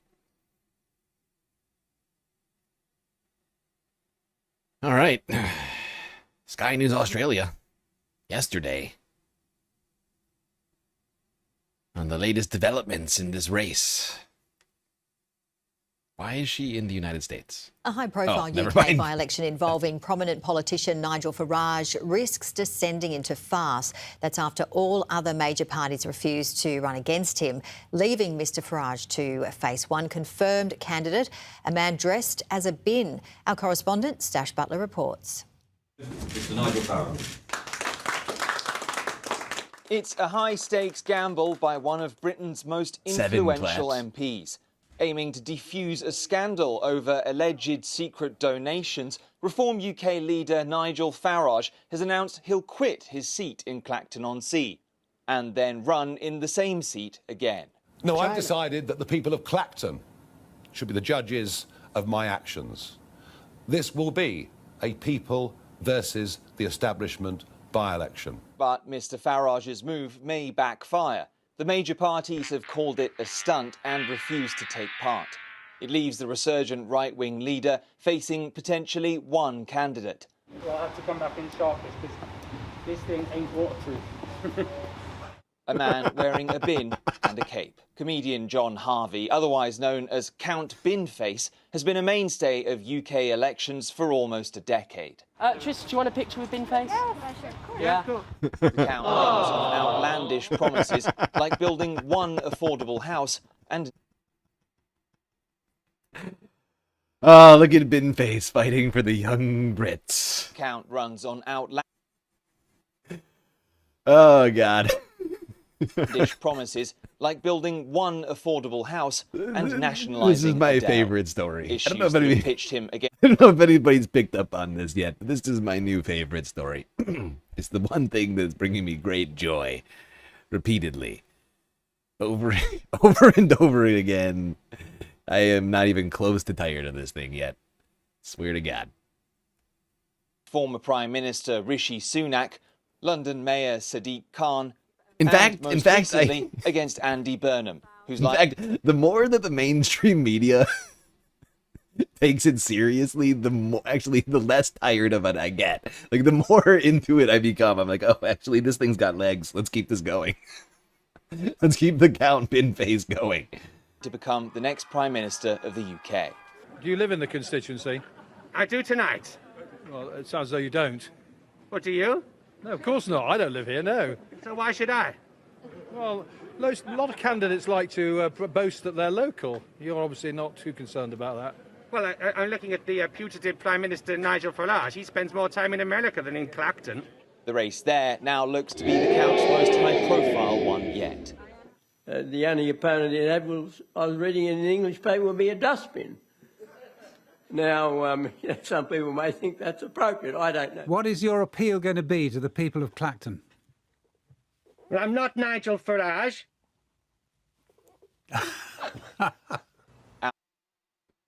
Yes, indeed. The great pitch heard around the UK. I'm not Nigel Farage.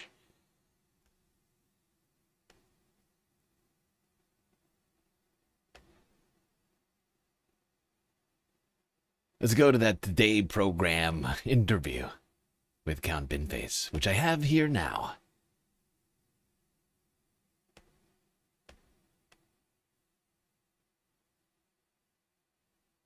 Now, the interview of the morning. Count Binface has confirmed that he is going to run in the by-election in Clacton if it takes place. This is the by-election that the major parties are saying, as we've heard from them all this morning, they are not going to run in. So who better to talk to about this? Joining us live, Count Binface himself. Good morning to you. Good morning, Justin. Good morning, Today listeners, Planet Earth. It is a pleasure to be here. I should say you are, I can see a video link of you. You appear to be in outer space and wearing your bin. Well, what else would you expect, mate? You know, I was on my way back home to Sigma 9, bit of R&R, and then old Nigel throws his toys out of the pram, has a hissy fit, calls an unnecessary by-election. I got wind of that. I've turned around the starship pronto. How about that? Lovely. What is your appeal going to be to the people of Clacton? Well, I'm not Nigel Farage. It's a full manifesto. Yes, so to some degree it is, though, from that you are going to be sparse when it comes to policy. I mean, Nigel Farage represents a whole lot of stuff. Being not him, one would think it's quite a change when you think about it. Promises. How dare you? I've got a full and costed manifesto, Justin. It's just that, you know, I like to tailor it to each constituency. I mean, some of my national policies will remain. I pledge to build at least one affordable house. I will nationalise Adele. I heard your bit about the water, and I'll make water bosses have to take a dip in British rivers to see how they like it. I'll price cap 99 flakes at 99 pence. I think the Clacton folk will like that one. And so it goes on. But if you'd done some research, you'd know that. Can you win? Probably not. But then, you know, my job is to celebrate and defend the wonders of British democracy. And look at this, eh? The fact that you're interviewing me on the Today programme, because all the other parties aren't standing, says more about them than it does about me. Are they running scared from old Binny, or do they think that Nigel's running a cunning stunt? And I pronounce that carefully at 8:55 in the morning. Do you now, moving swiftly on, call on Kemi Badenoch, Sir Ed Davey, and other major party leaders to back your fight for Clacton?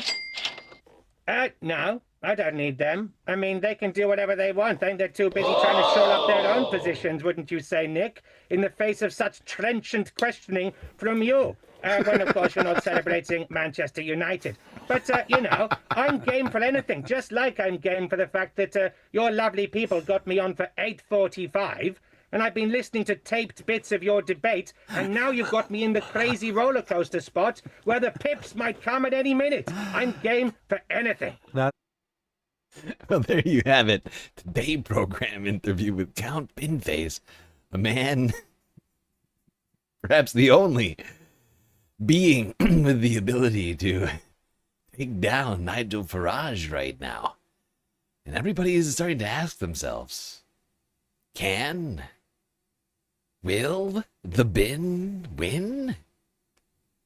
Jonathan Pye, 19 hours ago.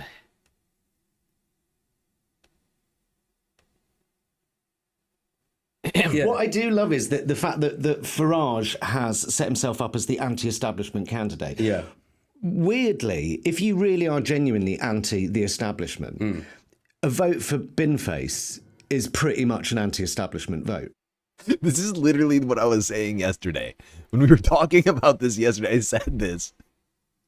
I was saying it somewhat ironically, but it's hilarious to hear Jonathan Pye over here literally repeating the thing I said last night.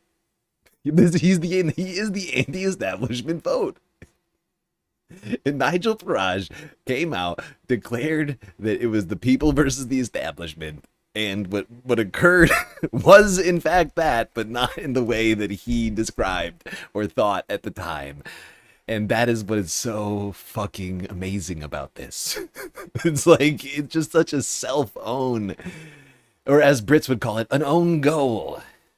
It's this comedian who completely takes the piss, does not give it any weight or seriousness whatsoever, and in doing so exposes how ridiculous the establishment or those political kind of norms are. He is an anti-establishment vote, and if I was in Clacton, I would sort of not just vote for it for a joke. Like I say, it's like that bit in Brewster's Millions where he runs a campaign. It's like, I vote for none of the above. It's an interesting part. It's like the fact that we can spoil our paper. It's an interesting exercise in democracy, spoiling your paper. Turn up, but then don't vote. I don't know. I think it's slightly more interesting than the comedic conceit itself. Yeah, does that make sense? It does. But I do think it's deeper than that. I think 1 week of this, hilarious. 6 weeks of this, he won't have as much to say. So he might need another joke policy. Maybe that. Maybe Weatherspoon should have to sell actual spoons. This is what he's going to need. Yeah, he's going to need new stuff to say. I've looked at his manifesto for Macclesfield, and he did put out something that it will be evolving. But there are a couple of weird points about, like you say, the 99 flake. He wants to make the 99 flake 99p. Yeah. Actually, if you look at that policy, if that were to be implemented, what he's doing is bringing down inflation.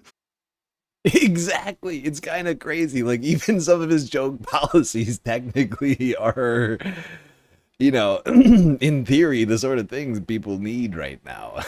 Even if they're joke policies. Like, if you follow the line of reasoning through other things, he could actually be a good candidate, right? Like, that's what's fucking crazy about it. Now, people are claiming that he might have to no longer don his helmet and or space armor. I think, as has been proven, been a lot of leeway granted on the rules of Parliament. And I think you should, it's a bit Binnist for them to try and force him to relinquish that were he to win.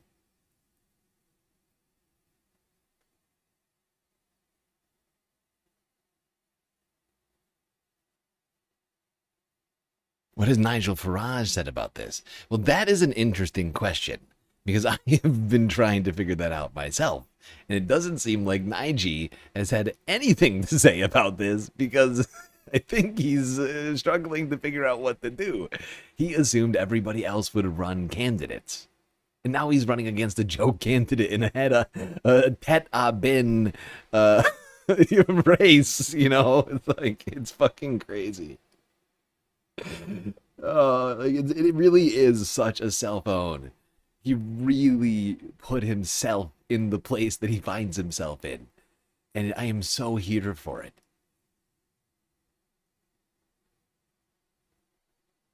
Brexit through the gift shop. Well played. Well played.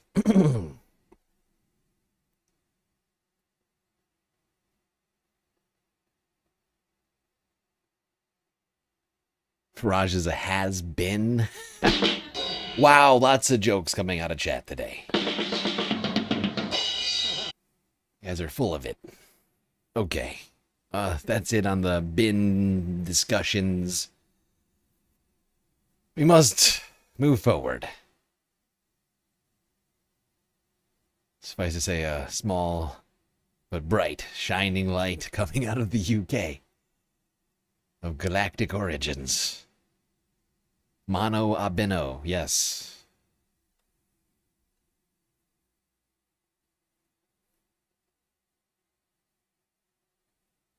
Farage needs dumping. See, look at you guys.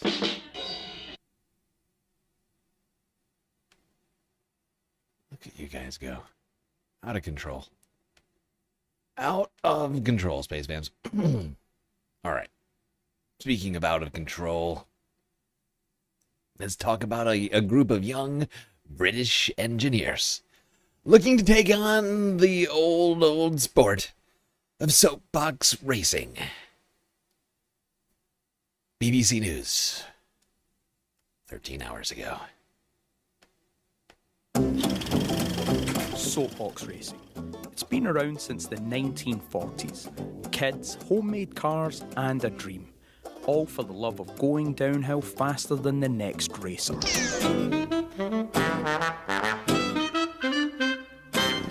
Fast forward to now. And this is the Red Bull Soapbox Race London. Over 50 teams, 420 metres of downhill chaos, jumps, obstacles, and builds that would blow the 1940s kids' minds. But here's the thing, those old wooden crates, they're long gone. What's replaced them is something else entirely. The builds of today are in a completely different league. We're talking about powerful suspension, computer-aided designs, and some seriously smart steering systems.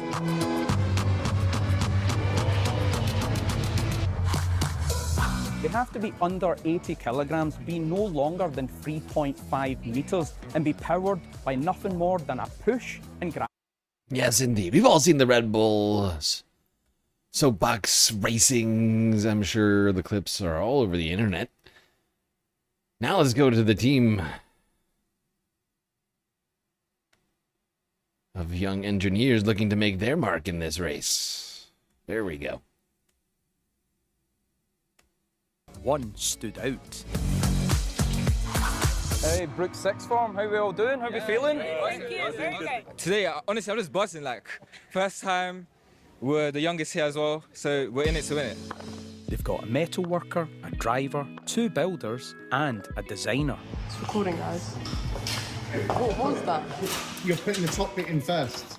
It's taken them months to get to this stage in an after-school club. Cutting, grinding, welding, and riveting in a workshop. We decided to base the car off a Ferrari F1 1950. I designed a whole entire 3D model of the whole thing. What can you tell me about this braking system? Okay, so it's salvaged from a bike handle, right? We connected a long cable to the back of the axle. There's a brake disc in the back. Then we got the steering system. What we decided to do, we just had 2 steel rods connecting to the wheel pivots, so we could just very easily turn it from here. The suspension we put on the front, because the front's going to be the first thing that hits the ground once we get off the ramps in the race. We don't want it to break down midway. So yeah, suspension should help out a lot with that. So yeah, hopefully we win. Okay. Well, let's see how they do. I'm gonna skip ahead a little bit more to the moment where these young people got to test out their handiwork. You're the youngest competitors as, you know, future engineers. Ultimately, we're here to win it. We're going to teach the old folks how it's really done, you know, because we're the next generation. We're here to, like, outclass everyone. Confident words, but first, they've got to put a show on.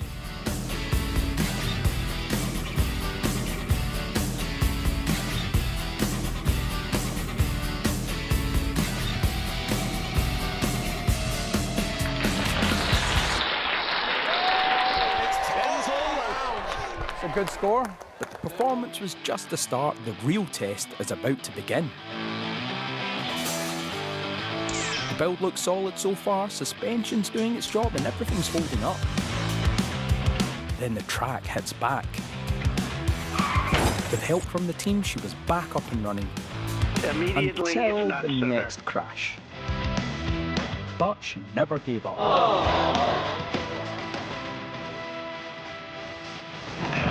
Never give up.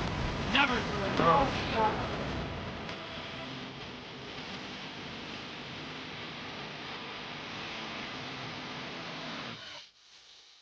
After the race, we found the team to get their take on how it went. Getting 10 points across the board was one thing, but for Nisha to actually get to the finish line is actually another thing. And getting to that final push to the final point, even though she crashed, getting to that last bit and never giving up is just unbelievable, honestly. So any tweaks for next time? There you go. Bunch of young Brits here.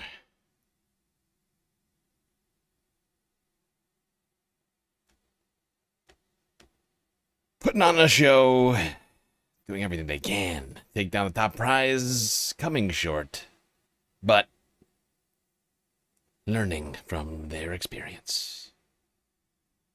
From political races to literal ones.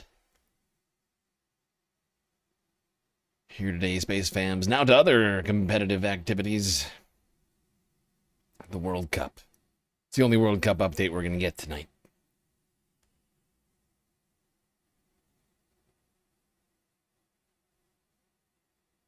England to face Argentina in a tense semifinal. France 24.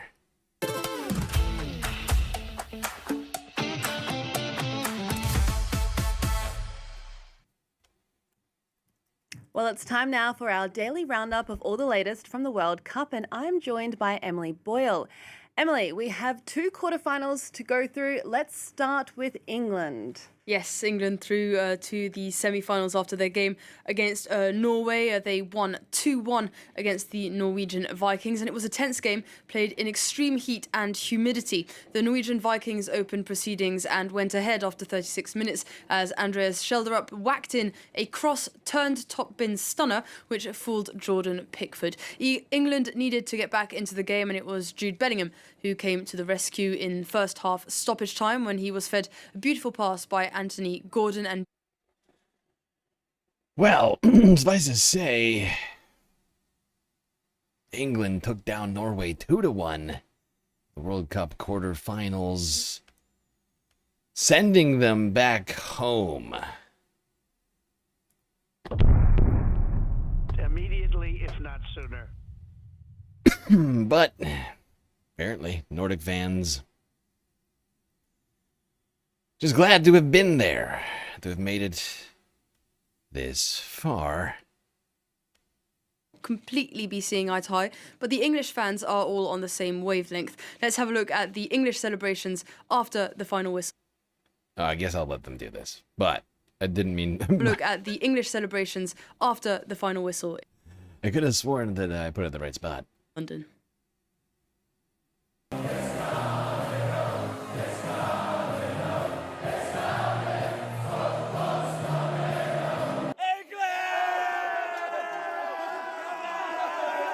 We were awful, but so lucky. It was coming home. Jude could be the sexiest man on planet Earth. Jude is the future. Jude's the future. He's the future, man. Every single person on this planet is gay. Yeah. Yes, British fans were incredibly excited at this win, now facing off against Argentina on Wednesday, supposedly. But let's just check in with those Norwegian fans. Lost despite their brilliant performance at this World Cup. Fans also gathered in Oslo for one last row as they looked back on their historic World Cup performance.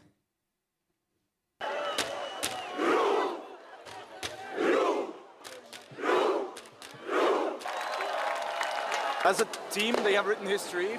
Either way, if they lost or if they would have won. So that's a great thing as a nation. I didn't expect that we would come as far as we've come, so it was very exciting. This summer has been filled with so much football, and it really has united the nation. So grateful for the games that we have won, and even though we lost, we played a great match.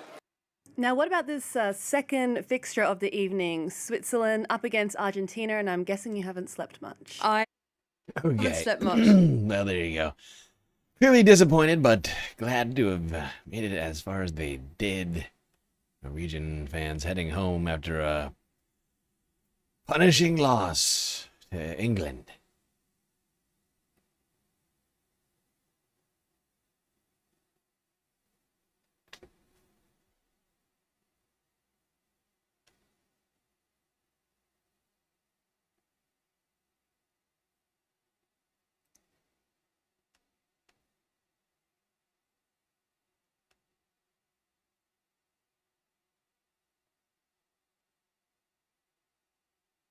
Okay, let's see.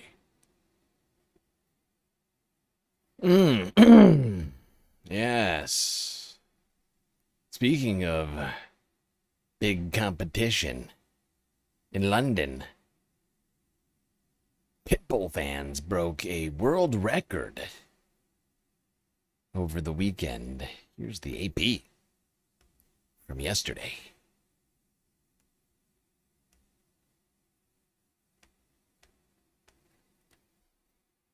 Congratulations, you are officially amazing! We did it, Bowdy!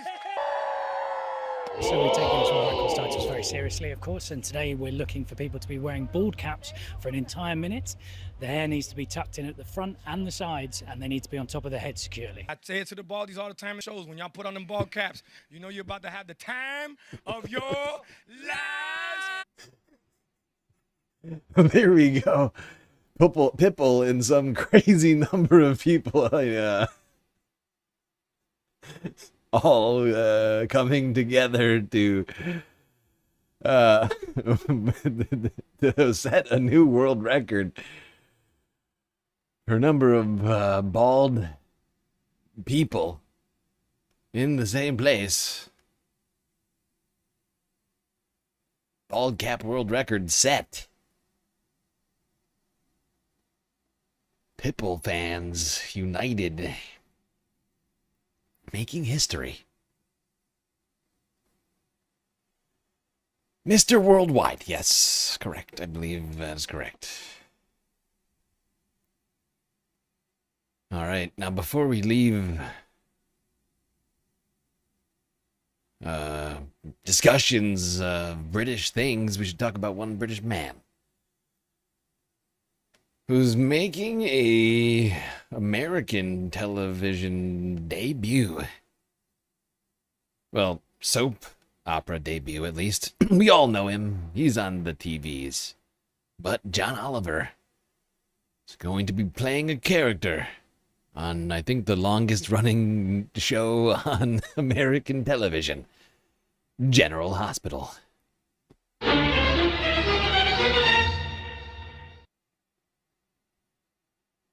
A look inside the making. Someone is demanding to see you. Demanding? How exciting. It's gonna be great. At the end of my life, say, hey, remember that time I was on General Hospital? It was pretty cool. Good morning, Agent Jackson. Here? I am indeed. It's packing all of it in one go. I get off a helicopter, shoot someone, and making clumsy passes at women. Are you hitting on me? If I were, is it working? I got to smack John Oliver. I want it to be slapped. I think my staff want to see me slapped. I think my staff want to slap me. We've been talking about the character Z for weeks, not knowing. None of us really knew for a long time. I'm not gonna lie. I watched this earlier today, and I was like, you know what? I might have to watch General Hospital for the first time since, I don't know, I saw like a tube TV in a living room. I nom de guerre. It's a big secret, but boy, what a shocker. And how cool. He showed up and nailed it. He really did. You're going to be charged with multiple crimes and will likely face the death penalty. Right to jail, right away. You can work for me. I'm gonna be that annoying guy tomorrow and see if I can get a selfie for my mom. I will say this, the speed at which this production moves is absolutely head-spinning. Shooting 100 pages a day is, to be honest, slightly shaming. As someone who also works in television, we do not work this efficiently, and please don't tell HBO that. Then you go, did you say That's right. That's right. He gave you the eyebrow. So good. They work a lot harder than we do. Don't tell HBO that. Oh, John. What a guy. Like I said, I think I might have to watch General Hospital now. I don't know how to even get access to General Hospital. Like, is it on TV? Is it on YouTube? That was their YouTube channel. But I don't know. I just got recommended that randomly this week and thought, this is Sunday Fun Day. This is right up our alley. Oh.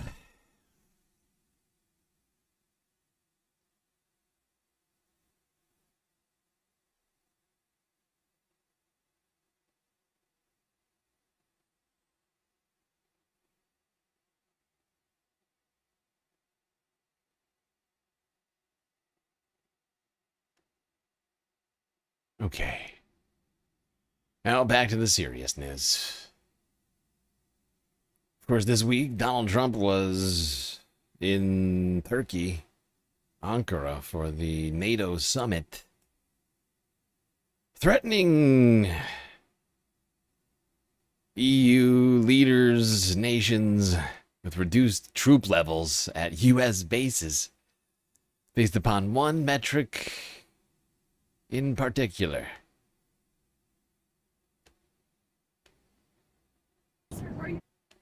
Pull more U.S. troops out of Europe? If so, how many and where specifically? I haven't made that final determination. A lot's going to depend on Greenland, and a lot. I think, you know, we can make a very good deal on Greenland, and if we don't, maybe I will. Greenland is, of course, not for sale. Yes, Greenland is, of course, not for sale. Correct. It's insane. But he's come back. It's like the second that he loses attention on one thing, he's like right back to thinking about Greenland. He's got some weird, freakish obsession with like territory grabbing. The guy is a lunatic. He's the Orange Alexander the Great. Cyclone Cheeto.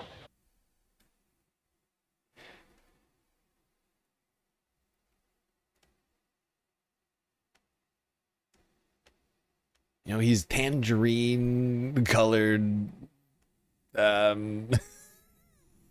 just thought I lost the name in my head just now. Oh my god. Whatever, you get what I'm saying. He's sick. He's a sick man who needs help. And we need help. We need to do something about it, honestly. Like, this is out of hand. This is out of control. Like, this guy, he's just... Every single day, he just seems to be saying crazier and crazier things. And I think that might be the dumbest metric possible to use when it comes to EU troops at U.S. bases. Like, U.S. troops in bases. It's just... Why? Like, why? What is... he is fixated on Greenland and is driving me crazy. Was it Elon? I think it was. I blame Elon, honestly. Well, first of all, some of the things that I say will be incorrect. It feels a little bit, and not just a little, like a lot of bit his fault. Like, I think he's the one that was in his ear about this, and that is stuck. He just continued to think that that's the greatest idea possible.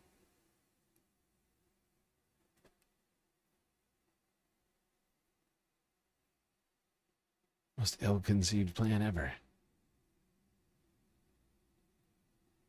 Yeah. Now, before we leave the EU, let's go here to the BBC News. Talk about something happening sort of right in the middle of Europe. On the Danube? Where is this again? Hold on.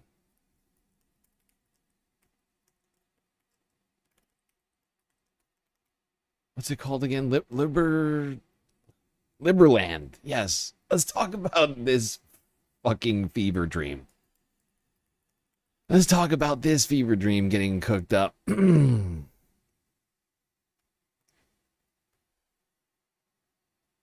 by a bunch of right-wingers, libertarians, crypto and tech billionaires. On the, I think on the border of, I think it's Croatia and Serbia. What a great place to put a country that doesn't have any laws. There's no way that this goes wrong.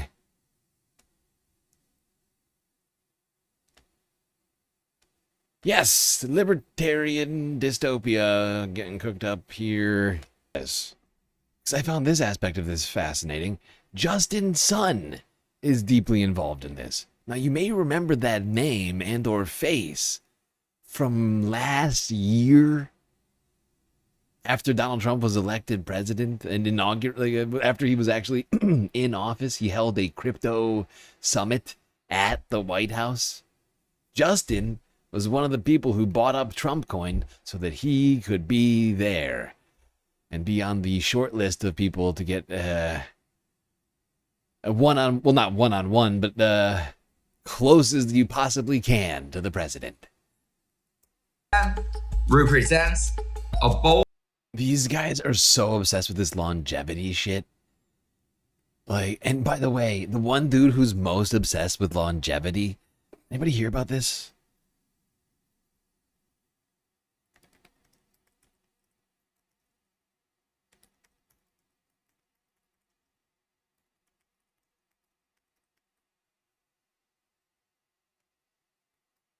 Let me just pull this up. It's from the USA Today last week. Biohacker Brian Johnson disclosed incurable illness. This was the guy who was going to live forever. And now he's got an incurable... God damn you. God damn you with the ads. And now he's got an incurable stomach situation. An autoimmune disease. And I don't mean to, gloat about anybody's health conditions, but it's just this sort of mindset that's just sort of like not based in reality, that we can somehow extend our life like indefinitely. Oh, we're longevity. We just need more longevity clinics. Like, it's just very Maha brained, right? Like, it's RFK brainworm thinking. Wow, really competitive about the micronations. That guy did not respond well to having another micronation mentioned. I think it sounds like maybe similar situations to micro penis havers. It's not clear, but it feels like a similar situation. Sort of like envy, right? Like, oh, don't talk about the other one. That'll just make like this one seem even shittier.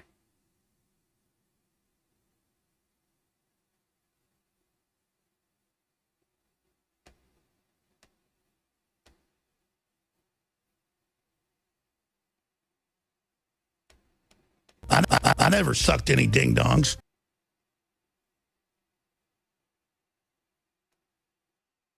Yeah, and while I was watching this, I thought to myself, does that mean that this BBC journalist could also get caught up in all this, get like arrested? Probably. I think basically, they're potentially could run into some issues with Croatia or Serbia, I guess. Yeah, but they still they went to like a disputed region and then said, actually, this is Liberland. It's deranged. These guys are fucking crazy. It's like almost like a it's almost like a quasi-military action, honestly. Important dork running around here in real life with this fucking hat on. Like, oh, I'm the captain. Look at me, I'm very serious wearing my hat. Ah. Aww. These guys are nuts.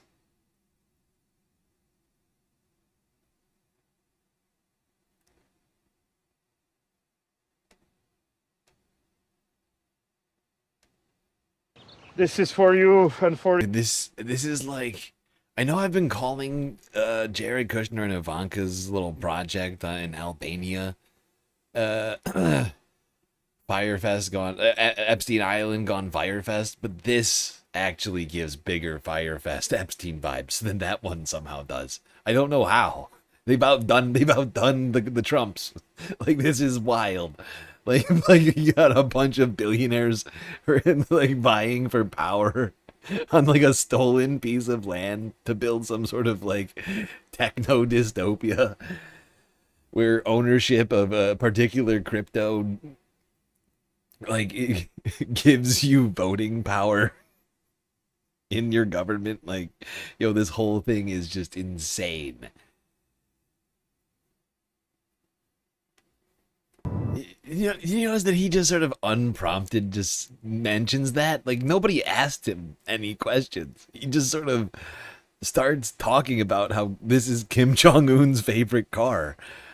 It's a really weird thought to just kind of have. You know what I mean? Like, outside of the context of like a specific question geared towards that, why is he talking about it? Like, it's just such a weird choice. It definitely gives, like, weird authoritarian vibes. This is the best car because Kim Jong-un loves it. That's why I spend 100,000 euro on it. That's weird. That doesn't feel free. We're gonna say who comes and doesn't? That's wow. This is the very definition of totalitarianism. Wow, wow, wow. Bunch of freedom-hating losers over here. I thought this was Liberland. Sounds like... I'm trying to think of a good one for this. Help! Help! I'm being repressed! Sounds like repression land. More like it. Thankfully, this is never going to work because libertarianism is a complete fantasy. But the fact that this is what these guys are shooting for out here is real disturbing. You know? And it's no shock that they run into a bunch of problems along the way. It's just, it's a fever dream. It's a nightmare for anybody who's not, you know, a white millionaire. And I assume the white millionaires are probably going to be subservient to the white billionaires. That doesn't sound free. Yeah. Of course, like I said, this sort of system can never work. It's just a completely selfish system that just doesn't function. Like, you can't not have taxes and also have a government. You just have no government then. People, they're trying to trick themselves into thinking that they do, but they don't. This is apparently something they released in 2023, a Liberland postage stamp. I don't know why you would need that. But there it is. You can clearly see the Bitcoin emblazoned on the middle of it. Like, this is what I'm saying, though. Like, all these crypto weirdos are, like, deeply obsessed with this plan. And who's the guy most notably involved in crypto as of late? Donald Trump. I did everything right and they indicted me. All of his kids and all of the the Lutnick boys. Like these and like there are ties that exist between some of these people.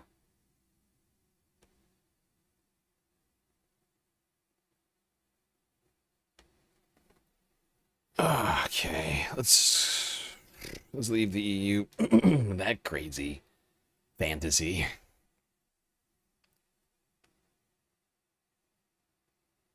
Once again, no one's ever actually going to live there. Or maybe they will, but it's not going to go well.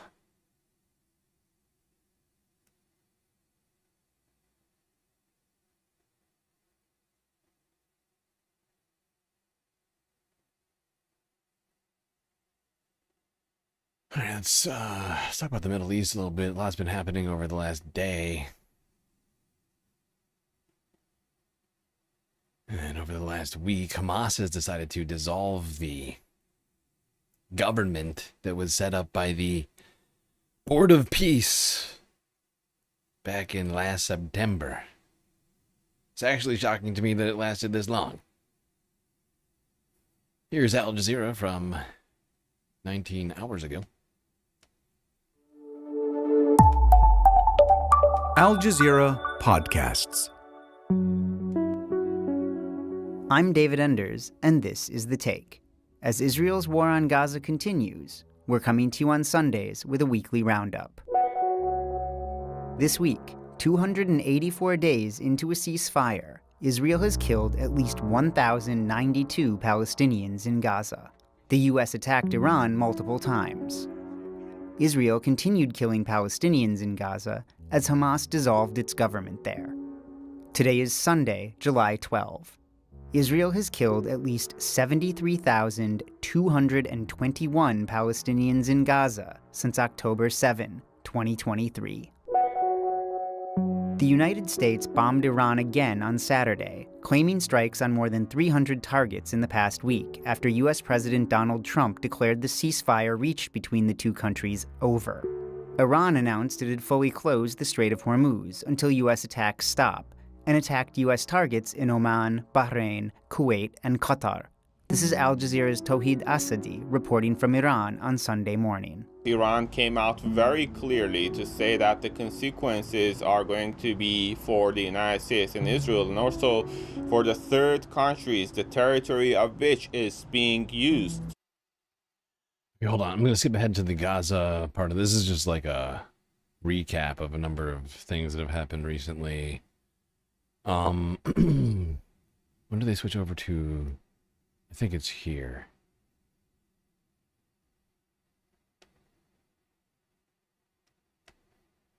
There has been escalation this week as a result of what the United States says was Iran shooting on commercial vessels in the Strait of Hormuz. Good outcome for Iran. In Gaza, Israeli attacks have continued as summer temperatures top 30 degrees and Palestinians there once more struggle with shortages of water. Al Jazeera's Ibrahim Al-Khalili filed this report from Gaza City. For the hundreds of thousands of people spending a third summer in displacement camps here, the heat is making already dire conditions even worse. Finding clean water to stay hydrated is no longer a guarantee. People have to wait in line for it. One man told us that when he found water while digging a well near his tent, it felt like a divine intervention. I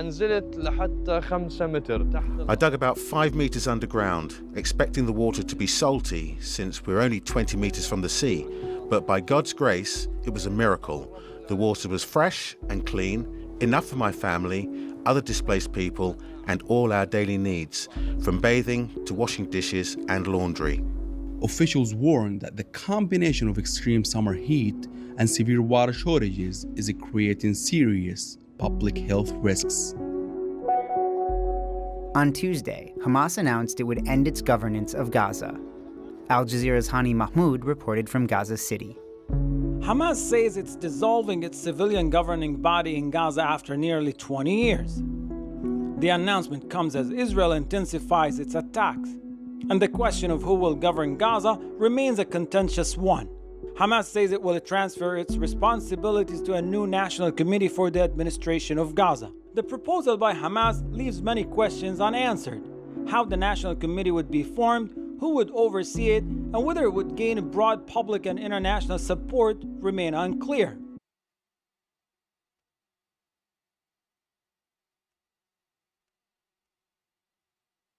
Maybe I've misunderstood this story all week. It was my understanding that... Is it a different international committee or is it the fucking peace board?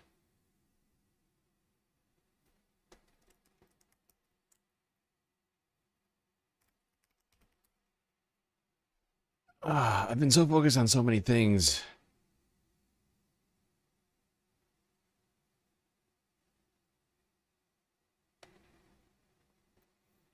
I actually was wrong. Okay, that's actually wild. That's actually fucking wild. Like, I just misinterpreted. I mean, like, I listened to everything at like 2x. And we barely, I don't think we even really talked about this earlier this week. Like, I think we had a clip, maybe. But it was like really fast and didn't have like any real details in it. This is the most detailed I've heard about it. And I was listening to this like way too fast apparently earlier today. Didn't understand what's going on. But yeah, it's crazy because Israel has not stuck to a single element of the peace plan.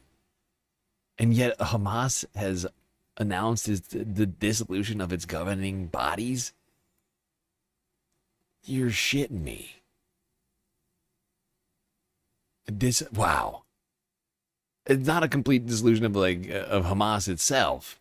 And it sounds like the military body will still continue to exist, but they are literally going along with the entire plan. They're doing everything. And Israel's continuing to murder people in Palestine. It's insane. It is utterly insane. I thought this was a crazy enough story as it was. This is wild. Okay.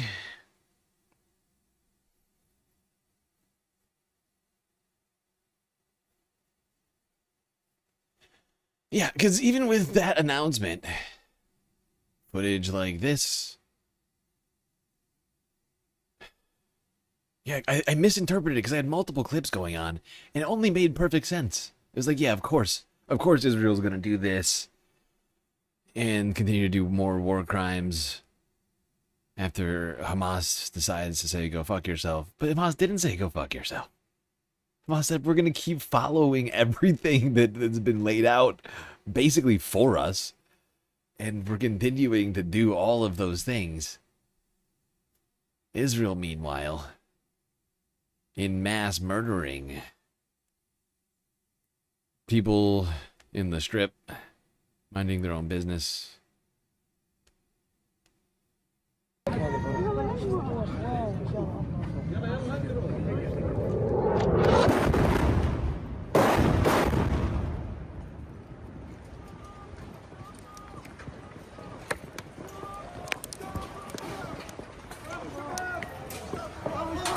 Illegal.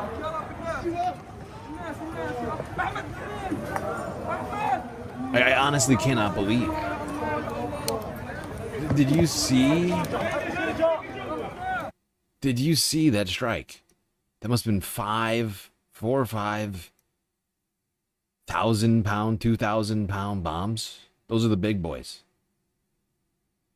All in succession in a clearly civilian area, which is, yeah, is it just rubble? But that's all that's left. So, oh.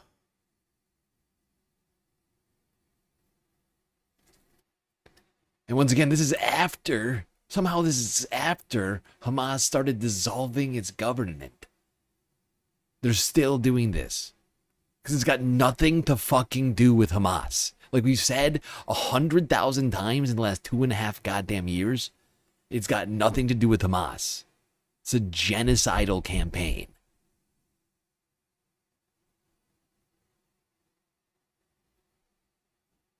The fact that this isn't all over your screens right now is fucking crazy to me. Like, I can't believe, like, I saw this and like, this is part of why, you see now why I misunderstood what happened? Like, that last clip was like 6 different topics. And I was listening to it like 2x or whatever it was before the stream, trying to get myself ready. And then I saw that. Can you imagine? Like, I mean, I think it makes perfect sense that I was confused by what's happening here. Because that was just a blatant fucking war crime that we just watched. Looked like the bombing of Dresden or something. Look at this image.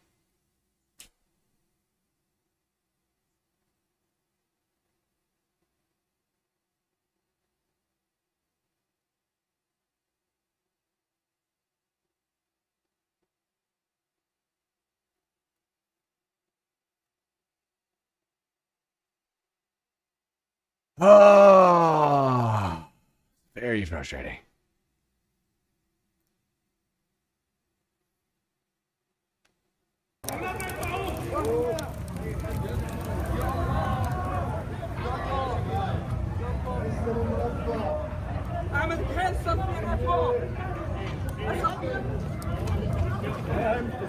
في منطقة حي الصبرا وتحديد في حارة الريف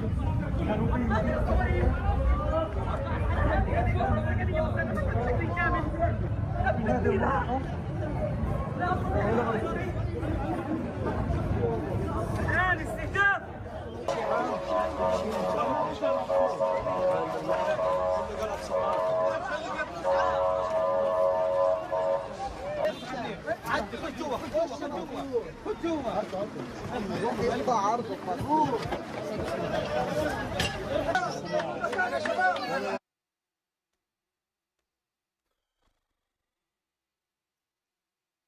That one was rough.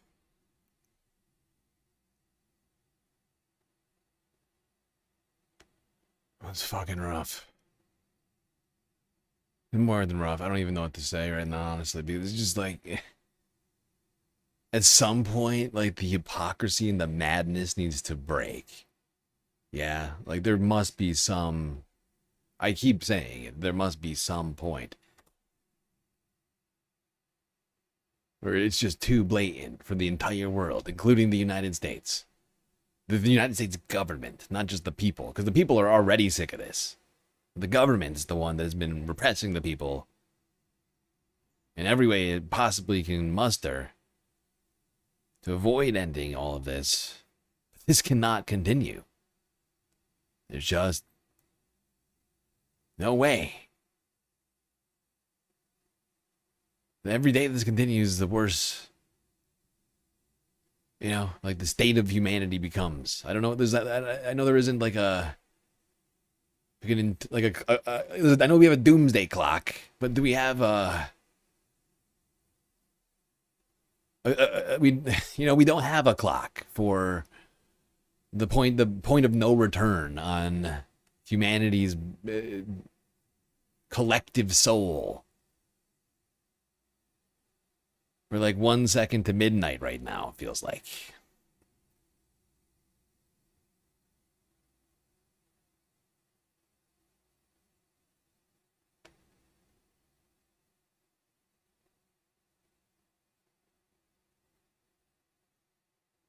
All right, let's move on from Gaza and talk about Iran and what's happened in the last couple of days has been certainly disturbing.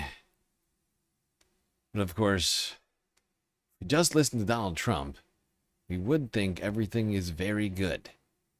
Perhaps great. Perhaps better than ever before.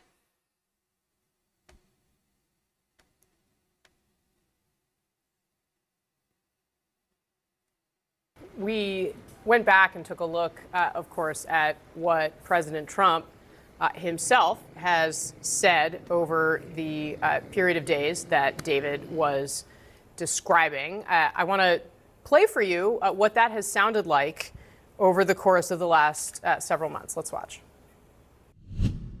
They want to make a deal. When they want to make a deal so badly. They want to make a deal so badly. I do see a deal in Iran. It's looking very good that we're going to make a deal. This process should go very quickly. We're going to end that war very quickly. We're in the final throes of what will be a very, very good deal. And they want to make the deal a lot more than I do. We have our deal done with Iran, and it should be successful. We're making an amazing deal with Iran.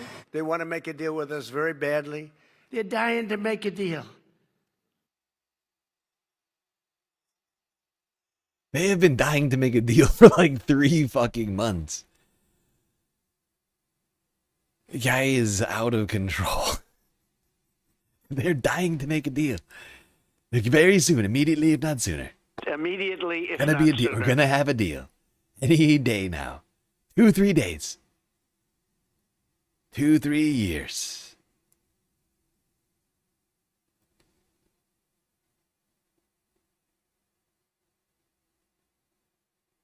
Very soon, immediately, everybody's saying it, if not sooner.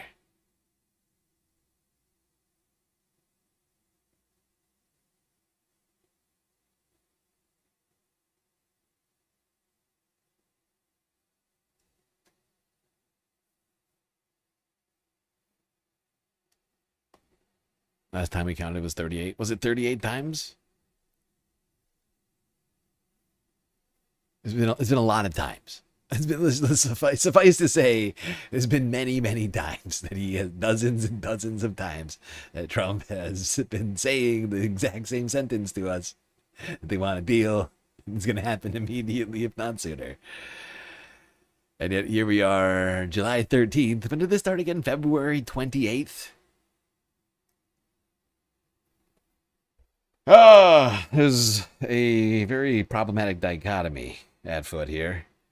Real sort of inequity between the words being said and the IRL shit that we're all living through. And it's starting to make me go a little cuckoo bananas. I feel like I'm taking crazy pills. Okay, I'm fine. No big deal. Now, a little over a day ago, Oman and Iran were meeting, discussing the potential to smooth out transit in the Strait of Hormuz. Here's Al Jazeera on that optimistic development. Have held talks in Muscat. Iran's top negotiator, Abbas Araghchi, says they discussed the security situation in the Strait of Hormuz. Also on the agenda were what are being called appropriate mechanisms for ships to safely pass through the strait in accordance with the Memorandum of Understanding signed almost a month ago. The Omani foreign minister has repeated his support for diplomatic efforts to prevent further escalation. Rasul Sadr has the latest from the Iranian capital, Tehran. After days of escalation between Iran and the United States, the mediators are intensifying their diplomatic efforts. A Qatari delegation on Friday visited Tehran, trying to convince both parties to return to the negotiating table. On Saturday, Iranian Foreign Minister Abbas Araghchi traveled to Muscat, the capital of Oman, to meet his Omani counterpart, and the meetings have lasted 4 hours. Wow. So they have focused particularly on the Strait of Hormuz and how to establish an appropriate mechanism to manage the maritime traffic through this critical choke point. Yes, hours and hours of discussion between Omani and Iranian diplomats. Deep into the night, trying to figure out how to come to an agreement of some sort. And tentative announcements came out, and while they were making the announcements, the IRGC declared that the Strait of Hormuz was closed as a result of a U.S. warship trying to break the blockade. All right, not literally. I don't know. I can't speak the timing with that much certainty, but that's basically how it went down. Here's Al Jazeera English once again. Also from yesterday.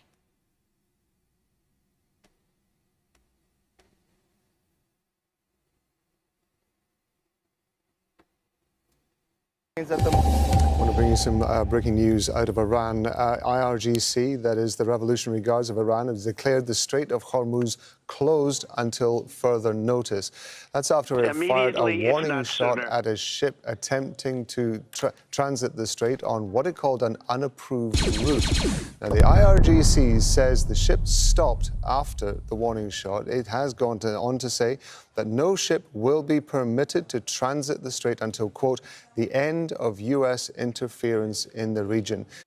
Yes, and I mean, so to my understanding, it was actually a U.S. ship, and it wasn't a shot. I think it was actually a drone. At least that's my understanding at this point. And not only that, but Iran also launching strikes across the Gulf. Around the same time, Israel offering its support. Let me find this fucking stupid tweet.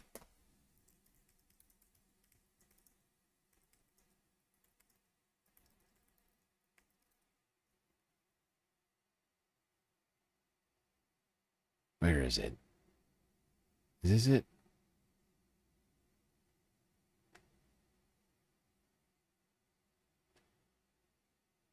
No, this isn't it. God damn it.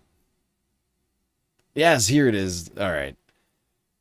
Now, this is from the New York Post. So take this with a grain of salt.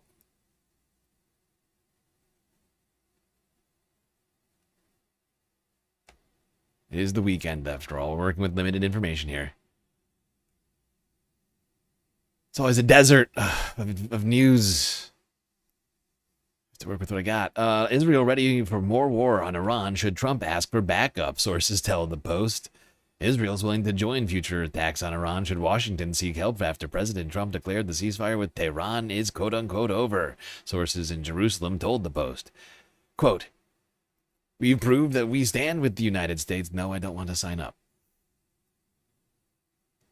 One source said, quote, "I'm not sure it'll be interest of them, of the U.S. that Israel will join on this, but, we realize that we need to stretch our muscles." Really? Yeah.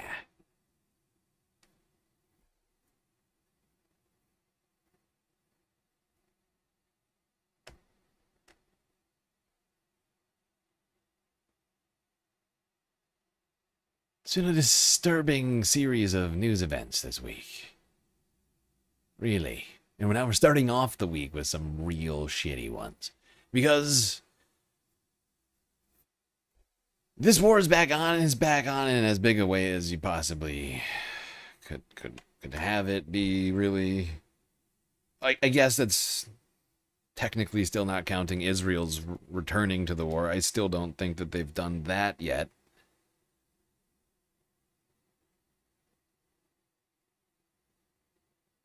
But Iran doing a number of different strikes across the region in the last 24 hours.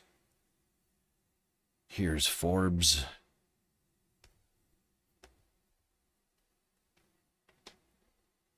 Now, this is apparently footage of a Qatari air defense systems intercepting multiple targets over the country. You can see the clouds of smoke. Now,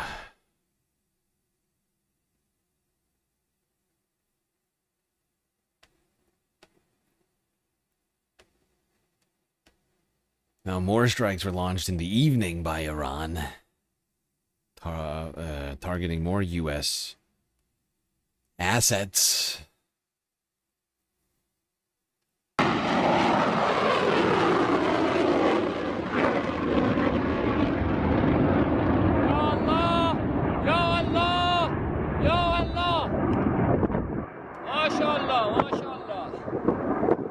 MashaAllah.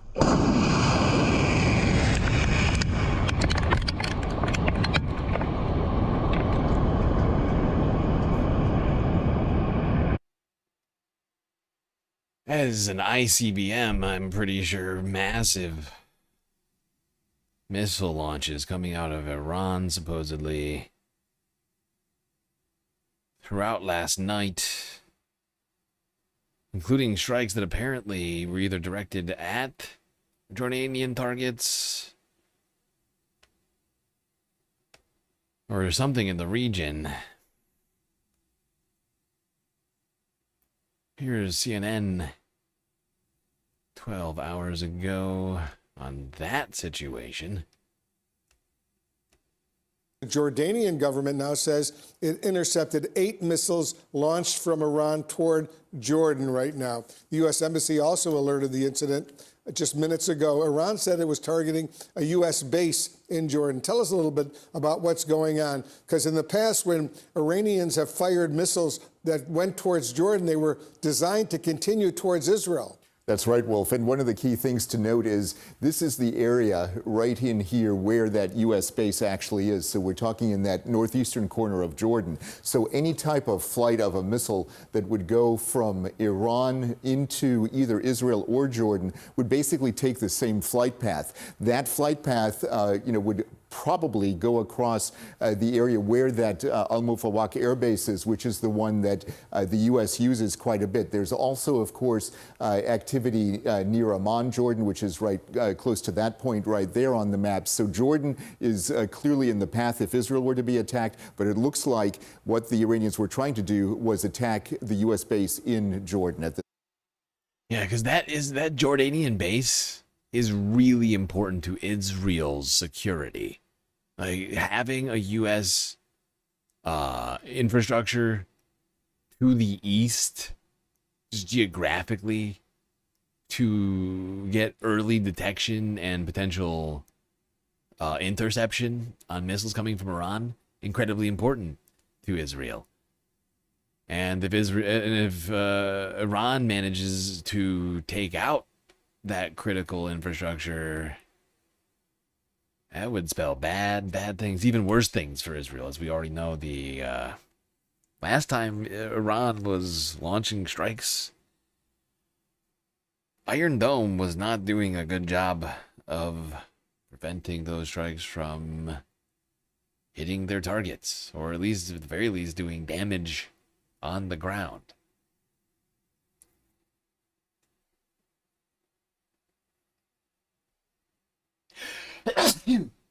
Jesus. Good God. Whew. Okay. I'm all right. That was a forceful sneeze. What was I doing? My brain just broke. That sneeze just broke my brain. Yes. Let's move it along to this. So strikes supposedly targeted at U.S. assets in Jordan. That was from 12 hours ago. I don't know exactly the timing on those strikes, but you would assume it was in the last 24 hours or so. As a result of these upticks in strikes and whatnot on the United States. And of course, actually, we skipped a few things that have happened because we did the weekend thing report yesterday. But just to remind everybody, the United States did multiple strikes in the south of Iran in the last 48 hours over the weekend in multiple southern cities, not just in the ports or at, military sites. And in the last, 12 hours or so, more U.S. strikes were seen in southern Iran. Here's Al Jazeera English from 6 hours ago. Attacks on southern Iran for yet another day as the standoff over the Strait of Hormuz intensifies. Iranian state media reporting explosions have been heard in at least 4 areas. The port city of Bandar Abbas, as well as Sirik and Jask, have been hit. Qashem Island off the coast of Iran has also been a target.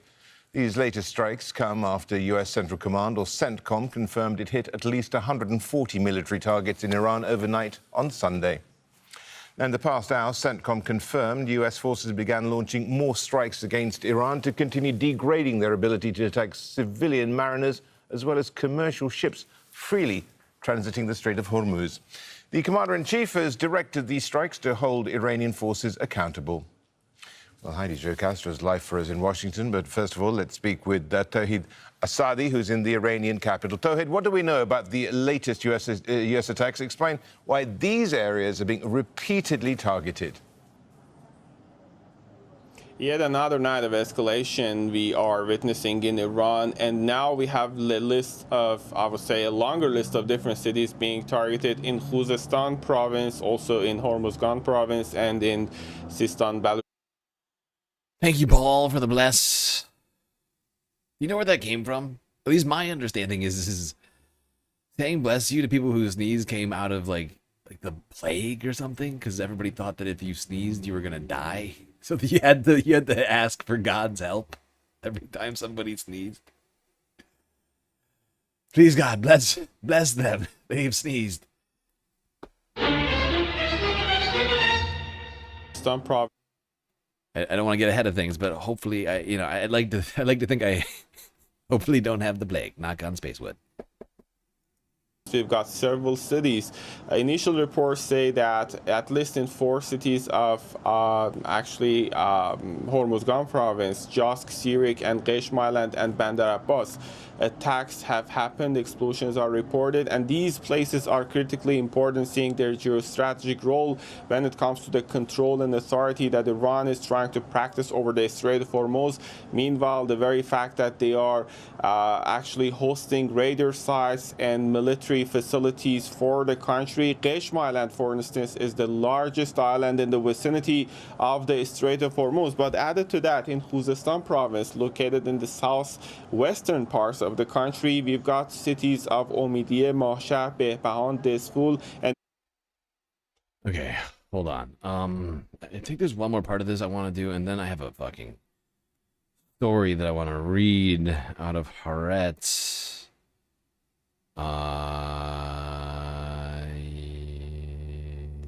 Now, correspondent Heidi Jo Castro is there. Heidi, what's CENTCOM been saying about these attacks?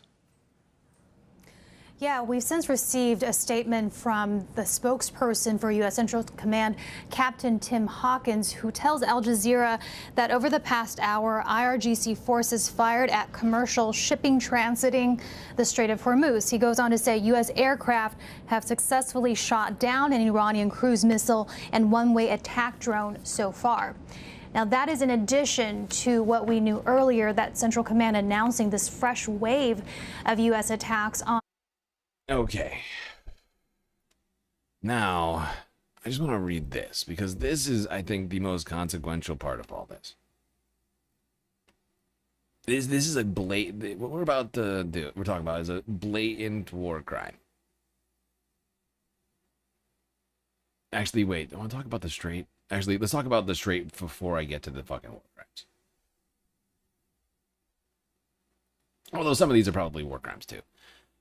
Parsing that out right now, perhaps not important considering what we're about to talk about. Attacked on those territories if these attacks continue. Thank you, Tawhid Asadi, there live for us in Tehran. Let's get it back to D.C. and what Heidi's there. President Trump has been saying the Strait is still open. Is it? No. Well, that's the big question here. If you ask those who are trading oil at the moment that have caused the price of Brent crude to tick up to $79 a barrel since the opening, apparently they probably don't think it is, because ultimately, just no matter what the president's rhetoric is, what it boils down to is how many barrels of oil are getting out of the Strait of Hormuz. And the latest figures from Kepler, which are from last Thursday, just as these attacks were escalating, was 22 ships a day, which is paling in comparison to the 130 that would have crossed daily prior to the start of the war. Yeah, and most of them are probably having to pay Iran right now to get out. And or in. Which is also straining the economy to some degree. Now, to this. Because as the thumbnail and title suggests, the United States attacked a civilian water pumping station. Maybe the most civilian thing you could imagine, aside from like a hospital or a school or something like that. A water pumping station in southwestern Iran, according to state media earlier this evening. This was literally right before I went live. And there was no sorry, hold on. I gotta. This thing is glitching out. Here we go.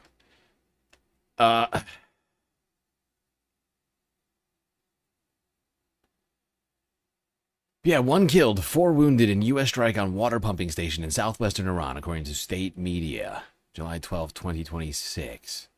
7 hours ago. Haaretz. Oh my god. Iranian media also reported a power outage in Avaz.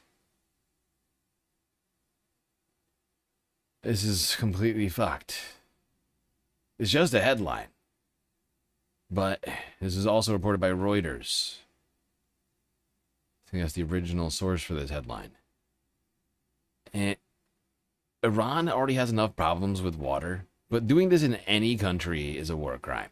In any conflict. This is already a water insecure nation, one that was having such water insecurity last year. I argued that that was part of the impetus that started the protests, the mass protests that we're seeing. Because people were so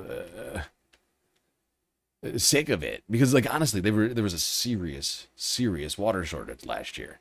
In, like, September, October, November, I think it lasted until at least.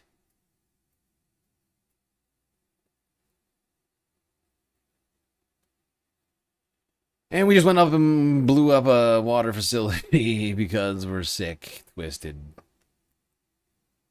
maniacs. We have a demented, unintelligent person running the United States of America. Jennifer's right. Again. Shock of shocks. Demented, unintelligent. Honestly, it's almost hard to call him a person at this point. That's the only part of that statement that I'm starting to disagree with. It's like a lizard. It's like a lizard man with no humanity inside. Wait, this is in the wrong order. Hold the phone. Alright, well that's it on the Middle East for tonight, but we do still have some other things to talk about. First, in South Asia. To the problems, the dark side of speedy delivery services in India. France 24, 3 days ago. Quick commerce.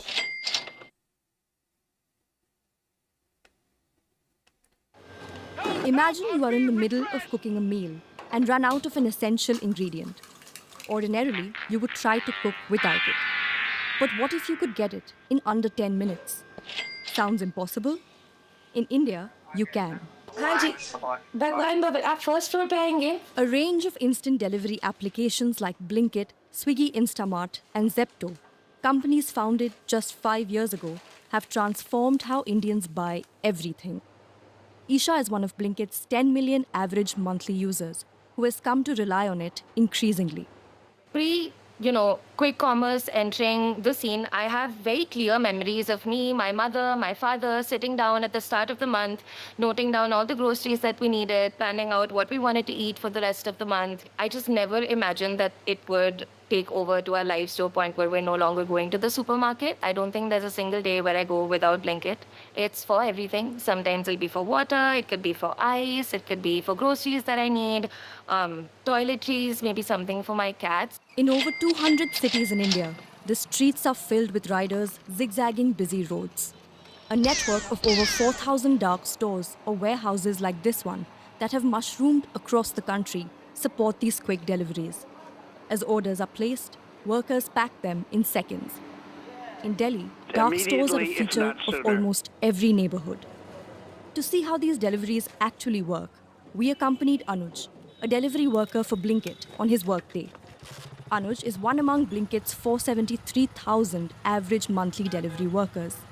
He delivered several orders in under 10 minutes.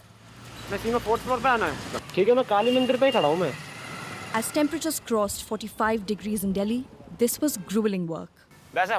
We try our best to deliver within 10 minutes, because if we deliver quickly, we'll get the next order quickly, and then our payout becomes better. There is a risk riding on the road, but what can we do? My family tells me to leave this job. It's just that I haven't found anything else yet, otherwise I would have quit already. The companies say that their 10-minute model is safe, as riders only have to complete deliveries within a 2-kilometer radius of the dark stores. But Anuj says they are incentivized to cover longer distances. This is the payment per order. I got 30 cents for 1.8 kilometers. I got 38 cents for 2.7 kilometers. The convenience of 10-minute delivery has a darker reality for workers. Oh my god, they're getting paid nothing for this stuff. It's crazy. 30 cents to go 3 kilometers, to do a 3-kilometer delivery. By the way, one of the reasons why I thought this was a story we should probably watch is I feel like this kind of stuff is going to start popping up in other places. You know, the United States has been trying to do all sorts of crazy shit with delivery. I wouldn't be shocked if somebody starts trying to pull this kind of shit. Oh, we can make it safe. Oh, don't worry. Like Anuj, defined as gig workers, they face unprecedented precarity as the sector remains unregulated and governed by opaque algorithms. Unionist Nirmal Gorana regularly meets with workers to help navigate hurdles and raise awareness about their rights. This is an organization called Gig and Platform Service Worker Union. It's the voice of workers. In India, there are about 44 labor laws under which, by being defined as workers, people can receive benefits. This includes minimum wages, gratuity, pension, equal pay, and other rights. But for gig workers, all these laws have been excluded on the basis that they are defined as partners.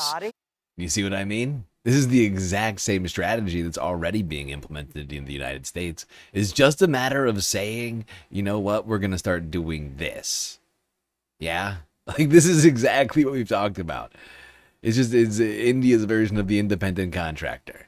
Yeah? Like, I don't think there's almost any discernible difference between these things. Right? Like, there's regular employees who deserve, like all sorts of different things that come along with them. But hey, if you're a partner in the business, it's disturbing.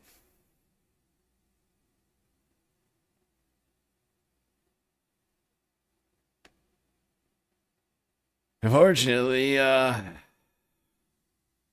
young Indian men like that guy that was getting followed by France 24 are in desperate need of jobs. Serious youth unemployment problem right now in India, which is why the Cockroach Janta Party has been up doing as well as it has in sort of this movement it's been starting to get equality, more equality in the country, economic opportunity and things of that nature. Because shit's not going well there either, and there's this honestly serious class disparities that we rarely talk about. But like, the fact is it's a joke to treat India as a democracy. The caste system, I mean, it might as well just be apartheid. I mean, it's not quite the same thing, but you have people of different classes with different rights, like inherently, who will never be granted anything more as a result of their birth.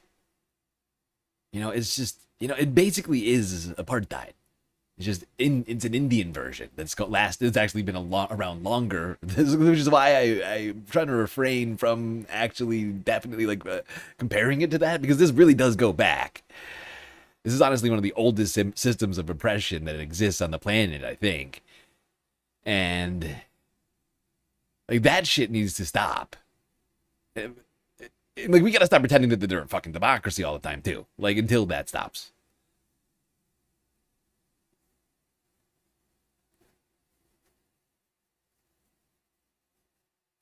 GSL treating Americas as the... Okay. Yeah. Yeah. There's that too.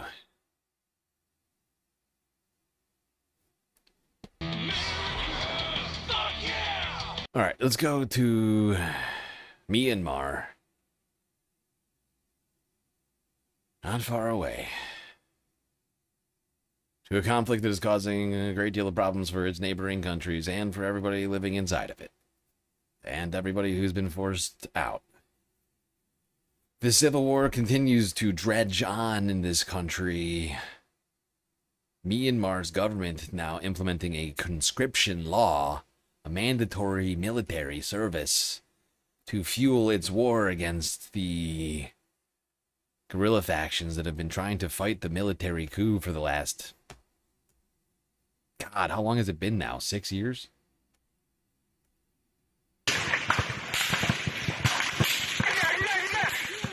Anti-government fighters ambush a military column in Magwe region, western Myanmar.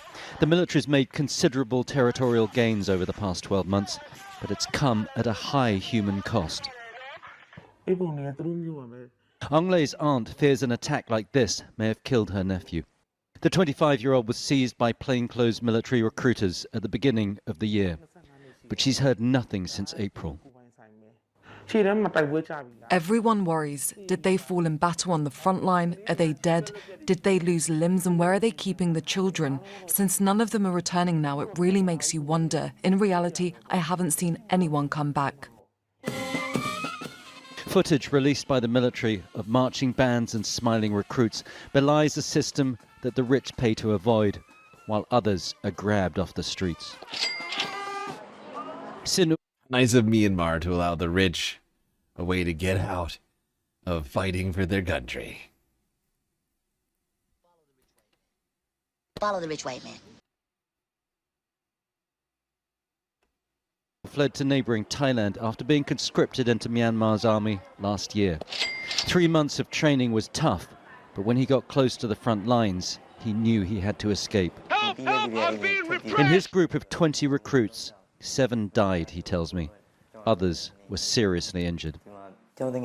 Some of my friends came back wounded. I saw people with their stomachs torn open, others who had lost parts of their legs, and some who had suffered eye injuries.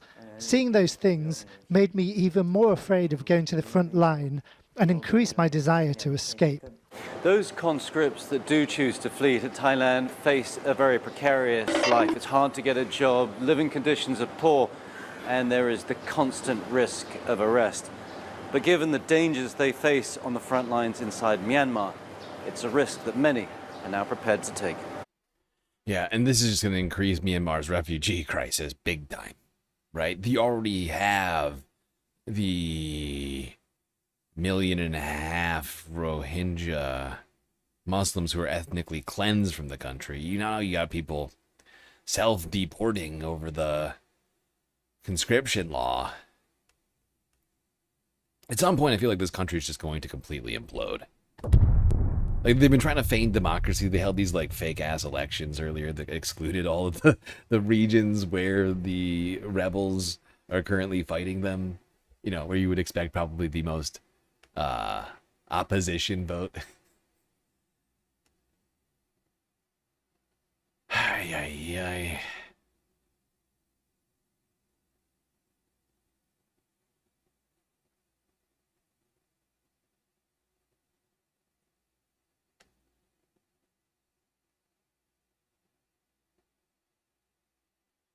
All right, I'm not going to go too far.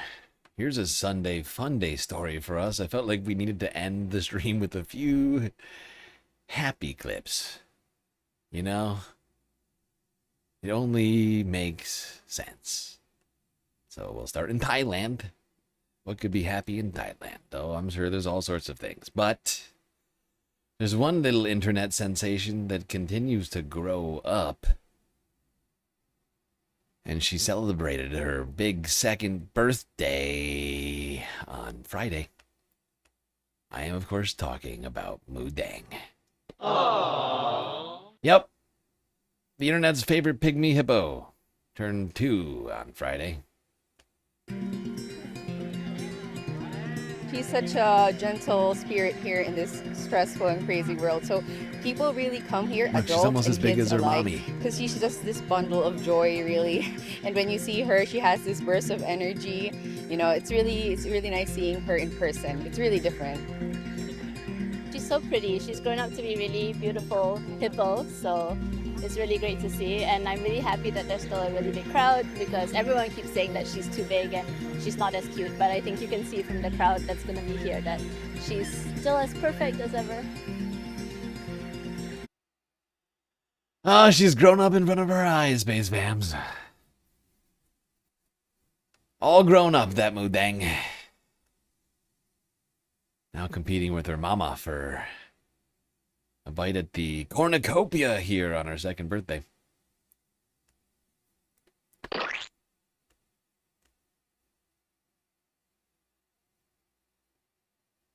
Wobegon is the most dangerous animal on Earth.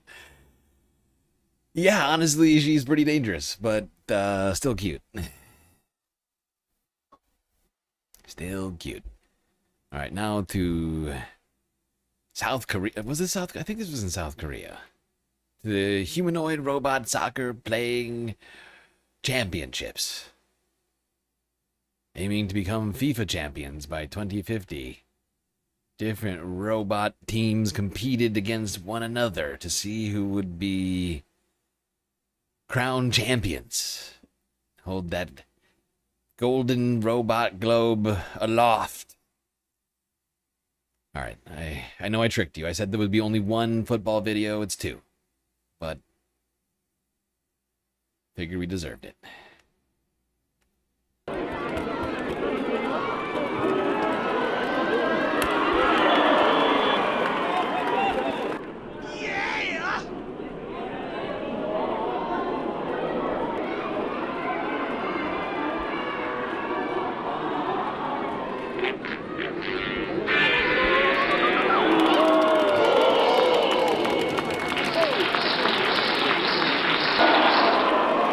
Well, we got Team Purple here coming over the sidelines, and Robot 3 going to be doing the kickoff. Oh, kicks it to the wrong player.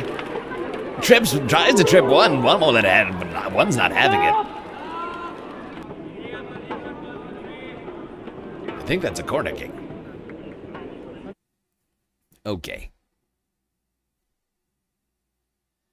Yeah, there you have it. Little robot soccer. That actually happened last weekend. Red card? Yeah, I think that was a red card. But what's that? Johnny Infantino, he's gonna allow it. Donald Trump slipping a $100 bill into his pocket. Illegal. Not underwhelming at all. No, it was bad.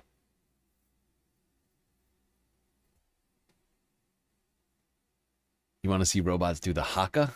That's, I think, a little ways away. Actually, you could probably get it done. You see the Chinese robots doing the kung fu? I think they can get it done. Might not be as intimidating.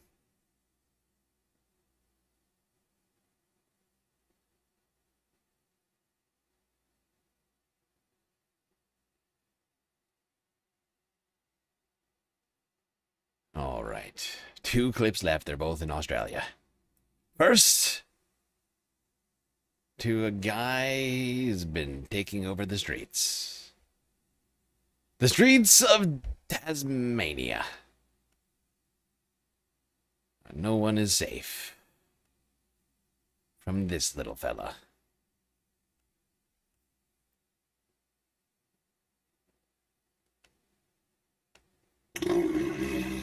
After nearly 6 months at sea, Tasmania's most adored, rambunctious, and sleepy mammal is back. Aww. What are you doing, buddy?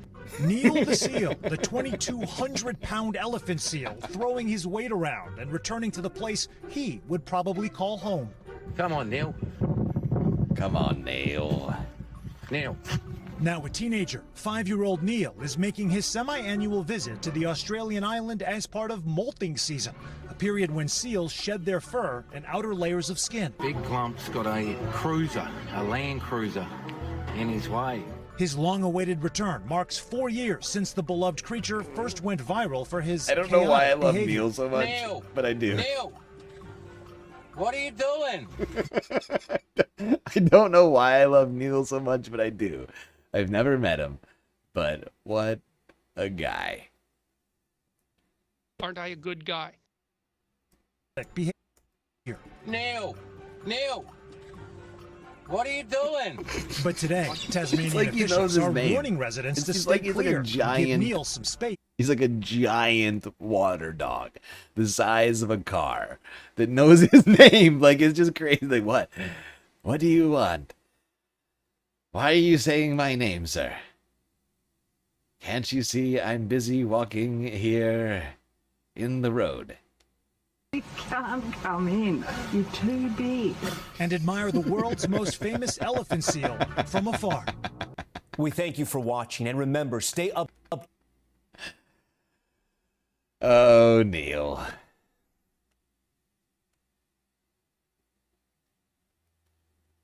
What a scamp.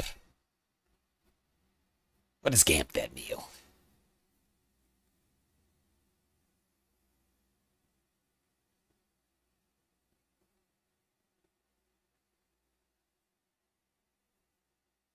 Is Neil your spirit animal? That's fair.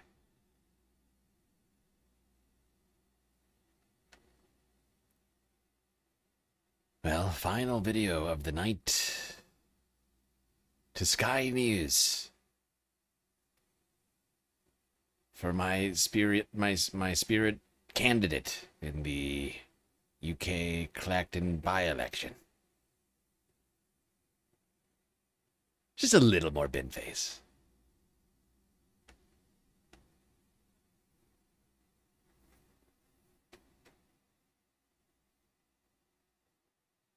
We're going to hear now from a less conventional candidate, someone you might have seen in the background in some of those very much watched moments of declarations in Makerfield.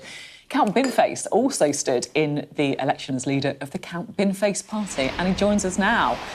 How did you do? It was a bit of a disappointing night for Binface. Well, firstly, it's an absolute pleasure to be on your spanking new show, Sophie. Thank you so much. I am on board my starship, the Alboreto, right now. It's a holodeck, sort of decked out to look like one of Britain's premier budget chains, but it's not that, I promise. We're up in orbit.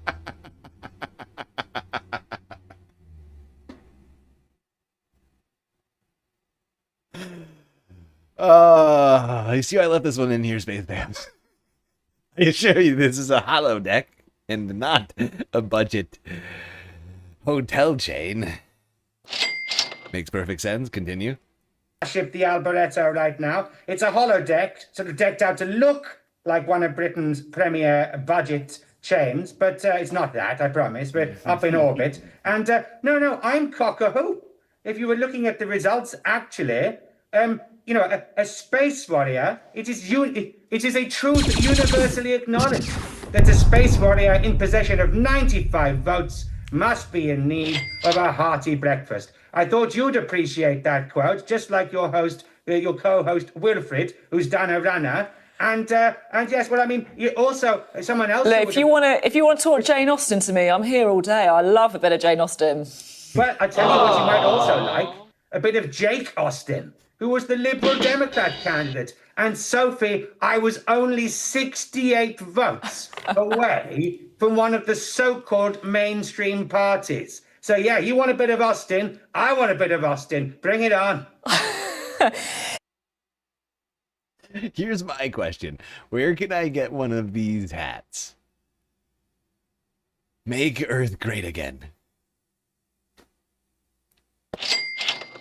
Yeah, you want a bit of Austen, I want a bit of Austen. Bring it on.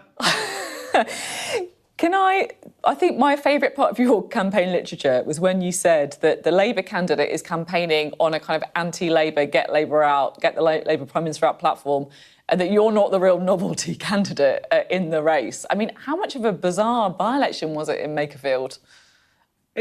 Well, you've taken the words right out of my my bin there, Sophie. Of course it's mad. Yeah, I turned up on your planet expecting to be the novelty candidate, and each time I take part, this is my magnificent 7th election, and I finished a magnificent 7th.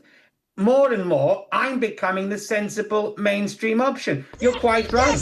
Has any Labour or Conservative candidate ever previously stood on a platform or vote for me, the party leader's terrible? It's a curious one. And on top of that, you may have noticed that point 10 in my manifesto, I made it that one deliberately, is that elected mayors should serve the entirety of their office before they're eligible for Parliament. Because, of course, Andy's been very cheeky. But we had a jolly good chat, potential Prime Minister to actual space warrior last night. He was very, very giving, and we had a nice time. I think there's scope for some diplomacy there. OK, it's great to speak to you. I have to say, I'm particularly loving the fact that you were broadcasting to us in full bin outfit from a hotel room. Who knew that bins, booked hotel rooms just like the rest of us? Absolutely great. Thank you very much. Binface speaking there. Holodeck. Bit of light relief because I'll do this. They cut his mic off, but holodeck. Clearly not a hotel room. He made that perfectly clear. Not sure why this Sky News host is so confused. It's almost like Sky News is living in some sort of alternate reality or something. It's crazy. I don't want reality. The fact is, they usually are living in some sort of alternate reality anyway. What's the difference? And there you go, Space Fams.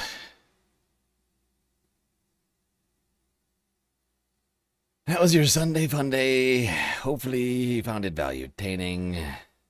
Are you not entertained? What a week. And hopefully that was enough valuetainment to get you through this week until our next Sunday fun day. Oh, God. What will this week bring? God, let's hope that this week doesn't outdo last week in terms of bad news. Fingers crossed, Space Fams. Knock on wood. Space variety preferred, but whatever you got handy.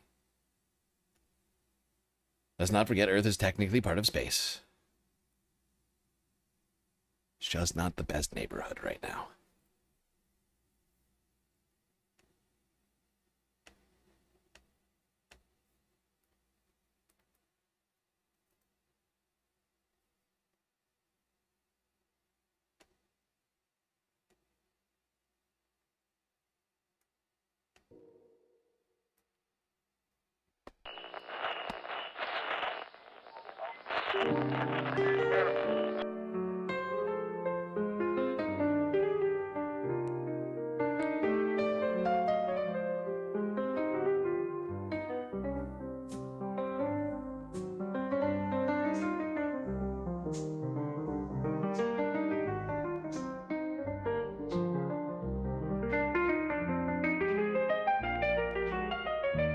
Well, we made it through another stream.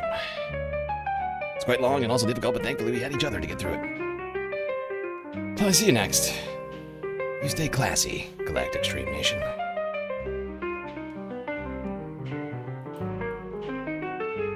Can't forget this. These are your Galactic patrons. Gabby, Goth Dogs, Aaron W, Schmegley, PB, Mitty, Afrobonics, Narwhal by Nature, Interplanet Janet, Godcat, Robot Cat, Disco Wolf, Callie Braiding, Sammy, Geo Dragon, The Anti-Corporatist, Obsessive Audio, Moenoa, Nadia, Jokey, Skelt, Selena, Omegastar, Sasha G, Pitchforge Dragon, Vincent Morales, Donald James X, Evan from Portland, Lovely Pariah, Mish, Becky, Decipher, Icebreaker, Columbia Rica, New York, Will in Detroit, Sisyphean Task, BC, Free Palestine, Hermit Horologist, HBX, Manda, Lori Lunchmeat, Carl, Gaslightocracy, Paige Larson, Frisla, Benny Hanna 99, Dark Sparkle, CJ from the 6, The Reference Frame, Glitchmaster, Social Butterfly, The Anarchist, Perfect Cell, Winnie and Robin, Young Chris, Akios, Emily S, Hecate, Trevor, Sweet Chewy Forever, Rogue Gerb, and Tracy Eva. That's right, all these people here have helped produce the show with your eyes and ears just got done enjoying. You can too for just a few US dollars a month. Earth dollars. So affordable. It's crazy that you're not doing it already.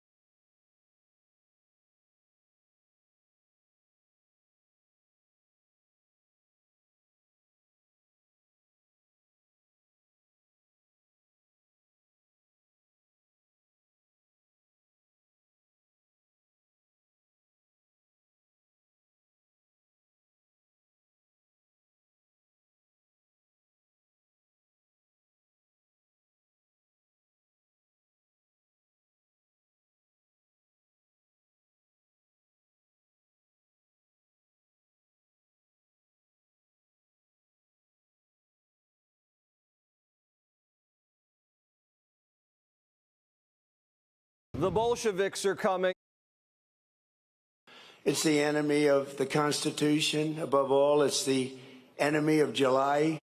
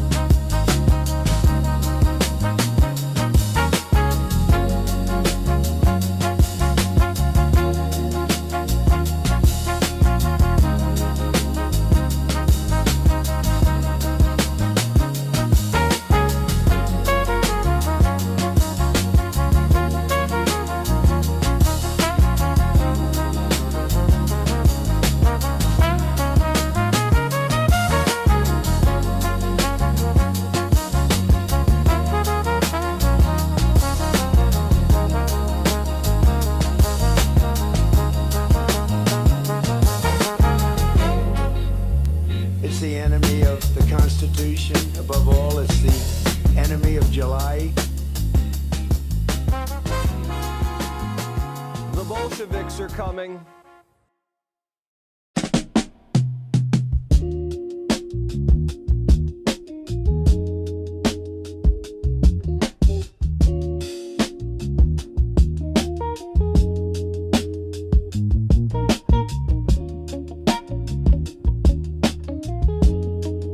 I want the Michigan fist.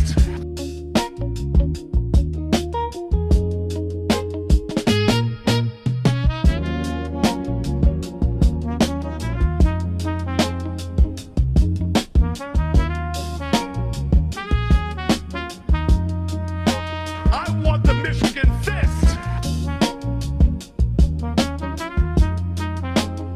So I just want to address something. I was wrong.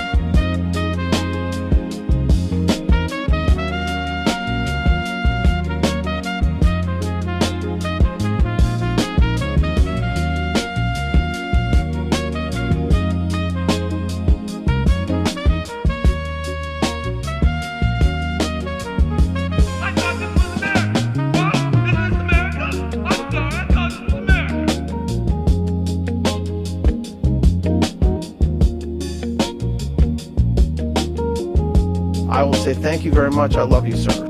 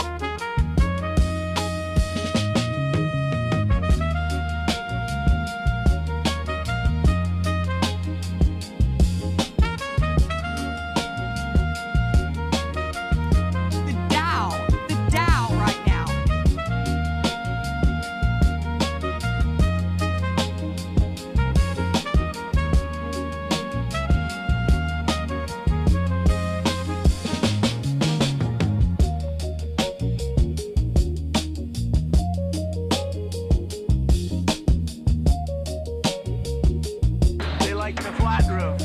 Greece likes they call it the triangles.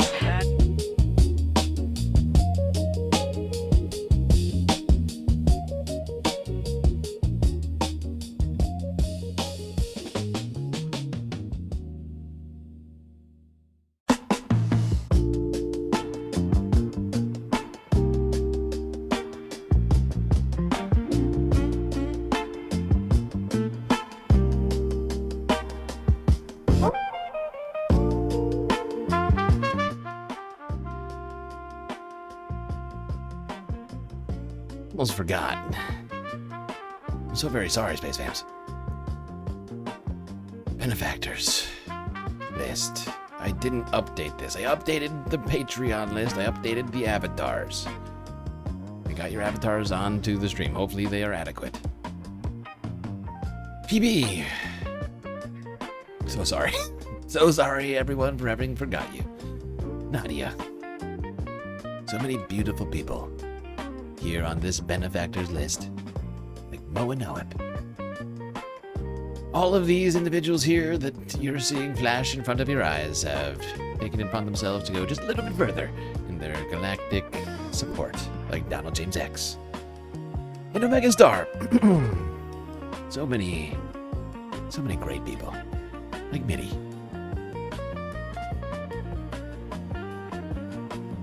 Disco Wolf. Where art thou, Disco Wolf? Oh, we miss you. Narwhal by nature. One of our aquatic jetters. Callie, Hopefully you're keeping it calibrated over there. Skelts. Icebreaker.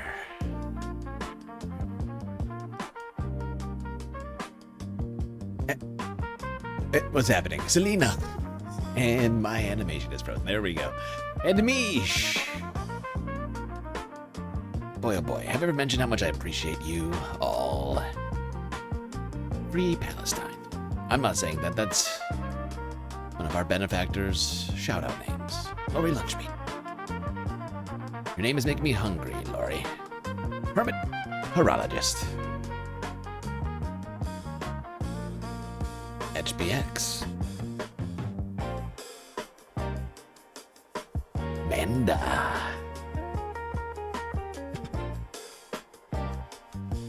Frizzla.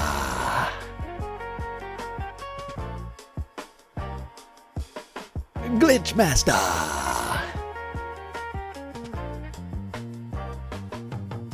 CJ from the 6.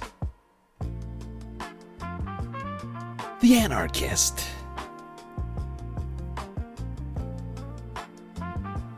That's right, these are your galactic benefactors. So good, so great. Imagine if you were able to make it like the Star Wars opening. I could make it like this. What do you mean if I could? I could. What do you mean if? I don't know what the... What do you mean if? I could certainly do that. It would also take a bunch of time. Even more time than that one, I think. Actually, it depends. Actually, no, it'd probably cost me more money. I don't know if I can get it done on the software I have right now. But in theory, it's very, very